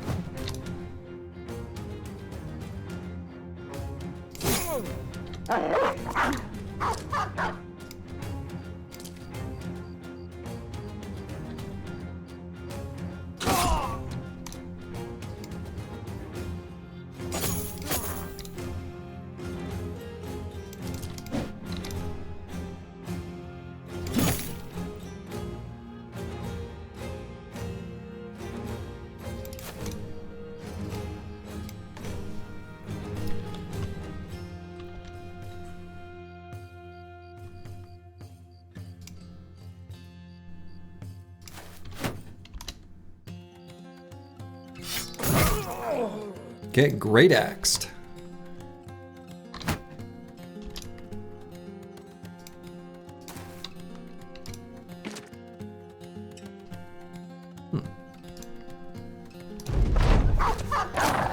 Good dog.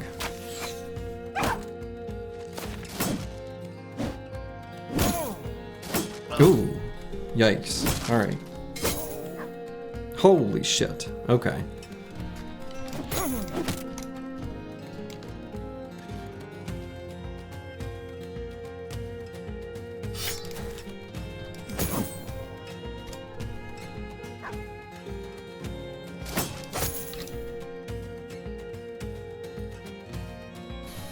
So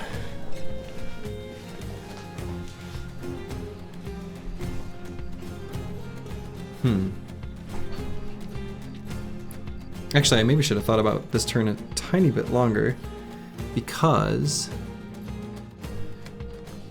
59% hit chance. Well, we'll see. We'll see. He's got the grazed neck, so that is a bro we care about. We are not going to let Ragged Edge 82 die.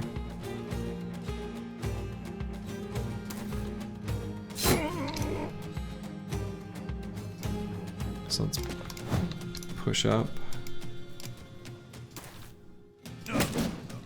Okay.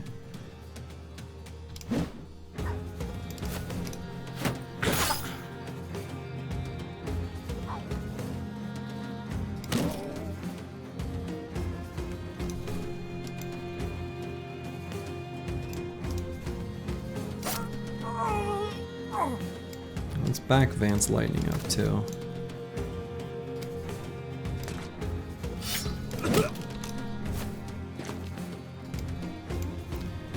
Alright, so the Gray's Neck is just 1 hit point per turn, so we're okay.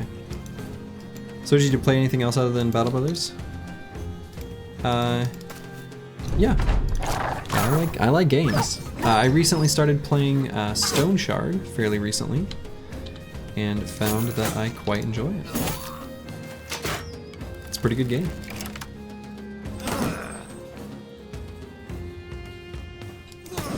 Yeah, not on stream. I've only played Battle Brothers on stream. And at least for the time being, plan on just doing Battle Brothers. Things could change in the future, of course.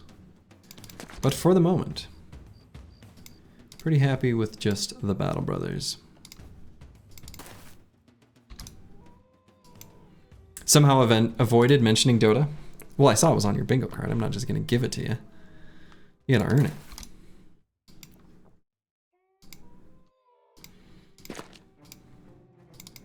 Oh, whoops. What about Legends? Everyone's got a bingo. Trying to find. Oh my god, no! Come on! I mean, he was a sacrifice, bro, but still. With the military pick, no less.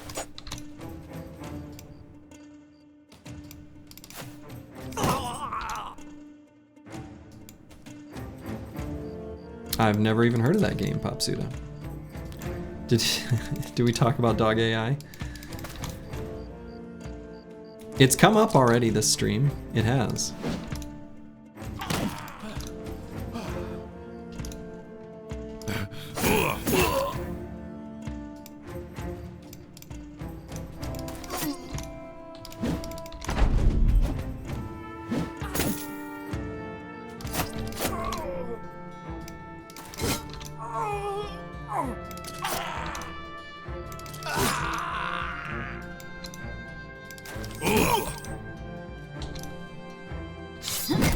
Okay. Alright. Perk, our sacrifice, has just come back with a missing nose. No big deal. And we did get that pike. Lovely. We wanted that pike very badly.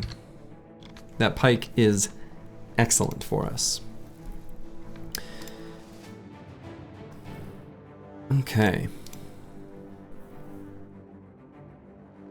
And we got the nasal helmet with rusty mail. Also nice.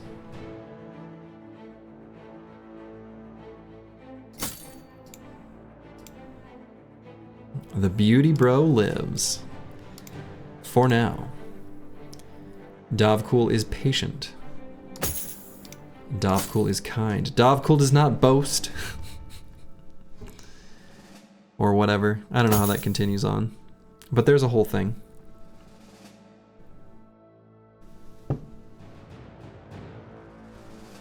Butterlord, is that your what's the game you're playing? You play Sins? What's it called? Not Butterlord, but I know you're referencing that game you play because you love it, but you also hate that it didn't quite. Bannerlord, there it is. Yeah.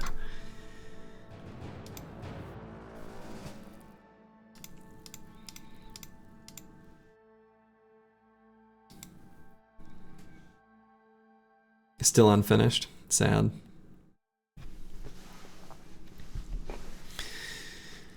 Okay, So we've got this pike. I kind of want to take... We got this pike at the same time as hitting level 5 on a couple bros. And I'm deciding if I want to grab Polearm Mastery as a kind of a... I like Polearm Mastery on a kind of dodge quick hands type build. So...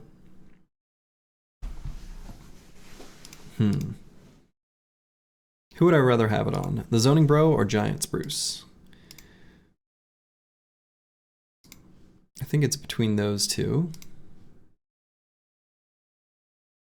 Could also just be Roxanne, it's me.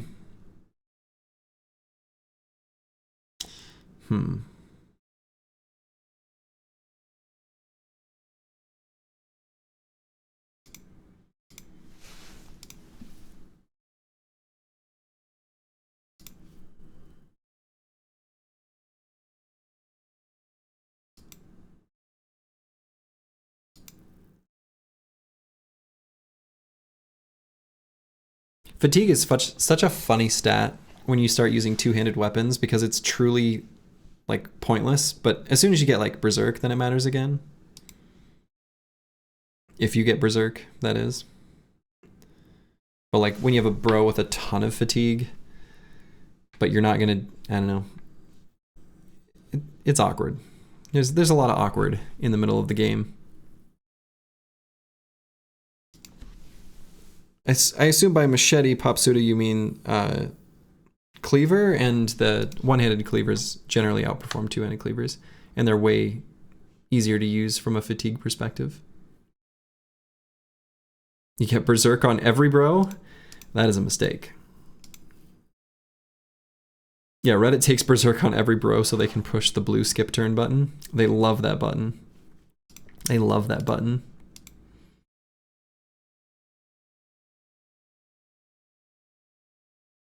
All right, let's grab it on giant spruce. What the heck, you know? Oh, a +1? Disaster. What I really want is the resolve here. Probably still take the +3. The drunkard at least helps. He's actually at 43 instead of 38. I don't know. Why don't I just pump his hit points? Can someone explain to you why you never see Berserk Frenzy on a Catal Bro? So if you do a Catal Bro in the like initiative style, where you're setting up the stun or net or whatever with another bro, you are already going to get 2 turns in a row. If you didn't kill your target in 2 turns, that bro either sucks or you got really unlucky, right? With death blows. So you get like 5 death blows. There's no real need to. Yeah, weapon combos are just a better way to play. Agreed.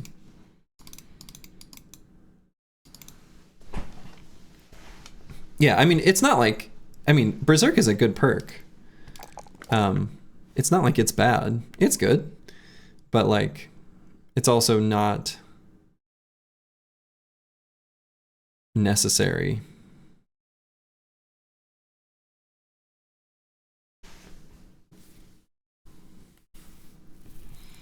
All right, let's grab some more hit points here.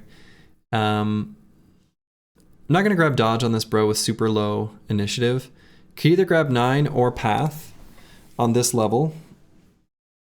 Dodge quick hands, it's kind of like a standard build that I don't even really, I don't have a good archetype for it. I'm kind of doing, it's basically like something like Colossus dodge, gifted quick hands in the early game, and using big two-handed weapons like kind of whatever you find a little bit on the battlefield. So this would be a not too atypical loadout. This bro would be dodge quick hands, for example. If he didn't have paranoid, I'd probably grab dodge here. Yeah, two-handed slash reach. Yeah, Sins has a great definition. Basically need decent melee attack and not much else. Yeah, good for spear teams or new players that want to mash buttons. It's a really easy build to play, and it's very effective, basically. If you do just like a couple, you know, fast adaptation backstabber type bros to get your company in a good state, then you can follow it up with some dodge quick hands, and you can basically do anything in the game that you need, as long as you have, you know, smart, careful play and don't get in over your head. You did a series aimed at new and intermediate players and spam the build. Yeah, I mean, it's good, right? It's effective and it's easy. It's easy to execute on. There's not, you know, you're not concerning yourself with like initiative and making sure this bro goes before this bro and leaving this hex open and things like that. You just like attack, move, attack, move, attack, move. And you've got enough like defensive stuff built in that it just works. So I'm gonna grab 9 on this bro.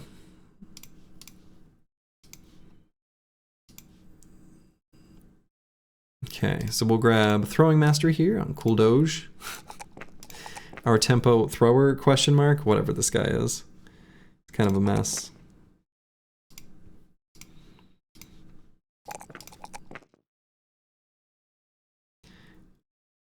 Another sort of tempo brother here. Give him more stats. I know we've got a lot of like really bad bros that, I don't know.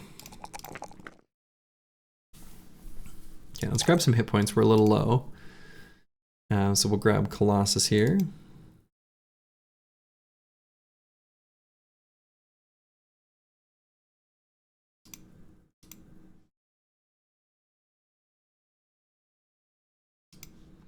Okay, Vance Lightning has progressed to get Spear Mastery. Grab a little fatigue for this bro. He'll make good use of it. And yeah, so we're gonna do 3 of our Spear and Shield / Hammer and Shield kind of combo bros. Schrodinger, Deep Space Cowboy, and Ragged Edge 82.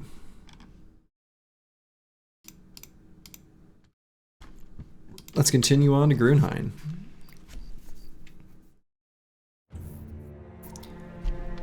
Deathblow is overkill. I mean, what? I mean, so to play devil's advocate to that statement that on first glance seems a little ridiculous, the Catal actually does do pretty decent damage, even just with a regular stab when double gripped on a bro with like Duelist, even without the proper setup. So.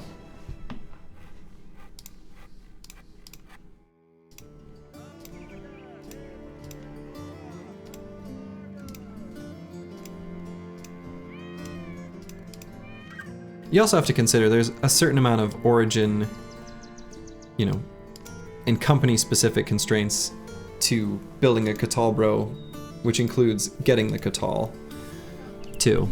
So if you're gonna play in the South, and you have the opportunity to get them by, say, hiring an assassin is the best way, then it's a, you know, sort of falls in your lap, and then it's pretty nice.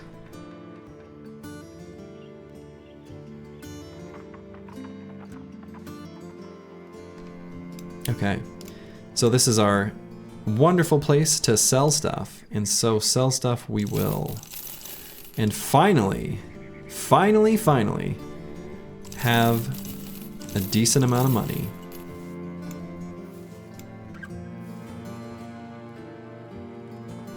Hallelujah. When will we get the 3rd follower? 1400, okay. Can't believe we're 35 days in and only have 12 bros. Well, that part, I mean, if we had 12 decent bros, that would be better, but we're still kind of running on just junk.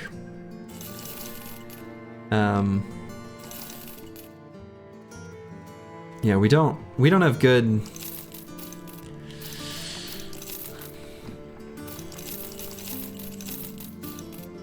We've got a lot of work to do. The team's got a lot of work to do, for sure.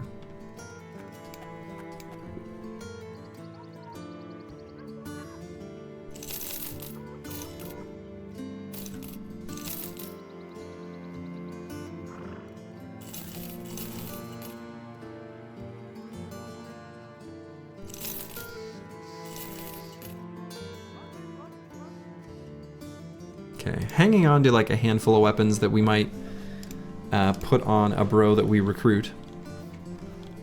But yeah, we'll see. We'll see if I end up wanting to recruit here or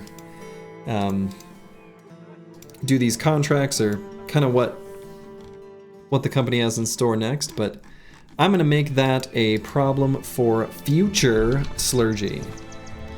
I think current Slurgy is gonna go play the old sleepy game. And so, I'll send you over to good old buddy Slug Zoo. I am gonna hit the hay. I will not be streaming tomorrow. I'm gonna be going to a Hot Ones eating party extravaganza. So I do plan on streaming Sunday evening when I get home, but I may take more bathroom breaks than normal. We'll see. So, I'll catch y'all later. Whether 'tis day or night, wherever you are, make it a good one. Ta-ta.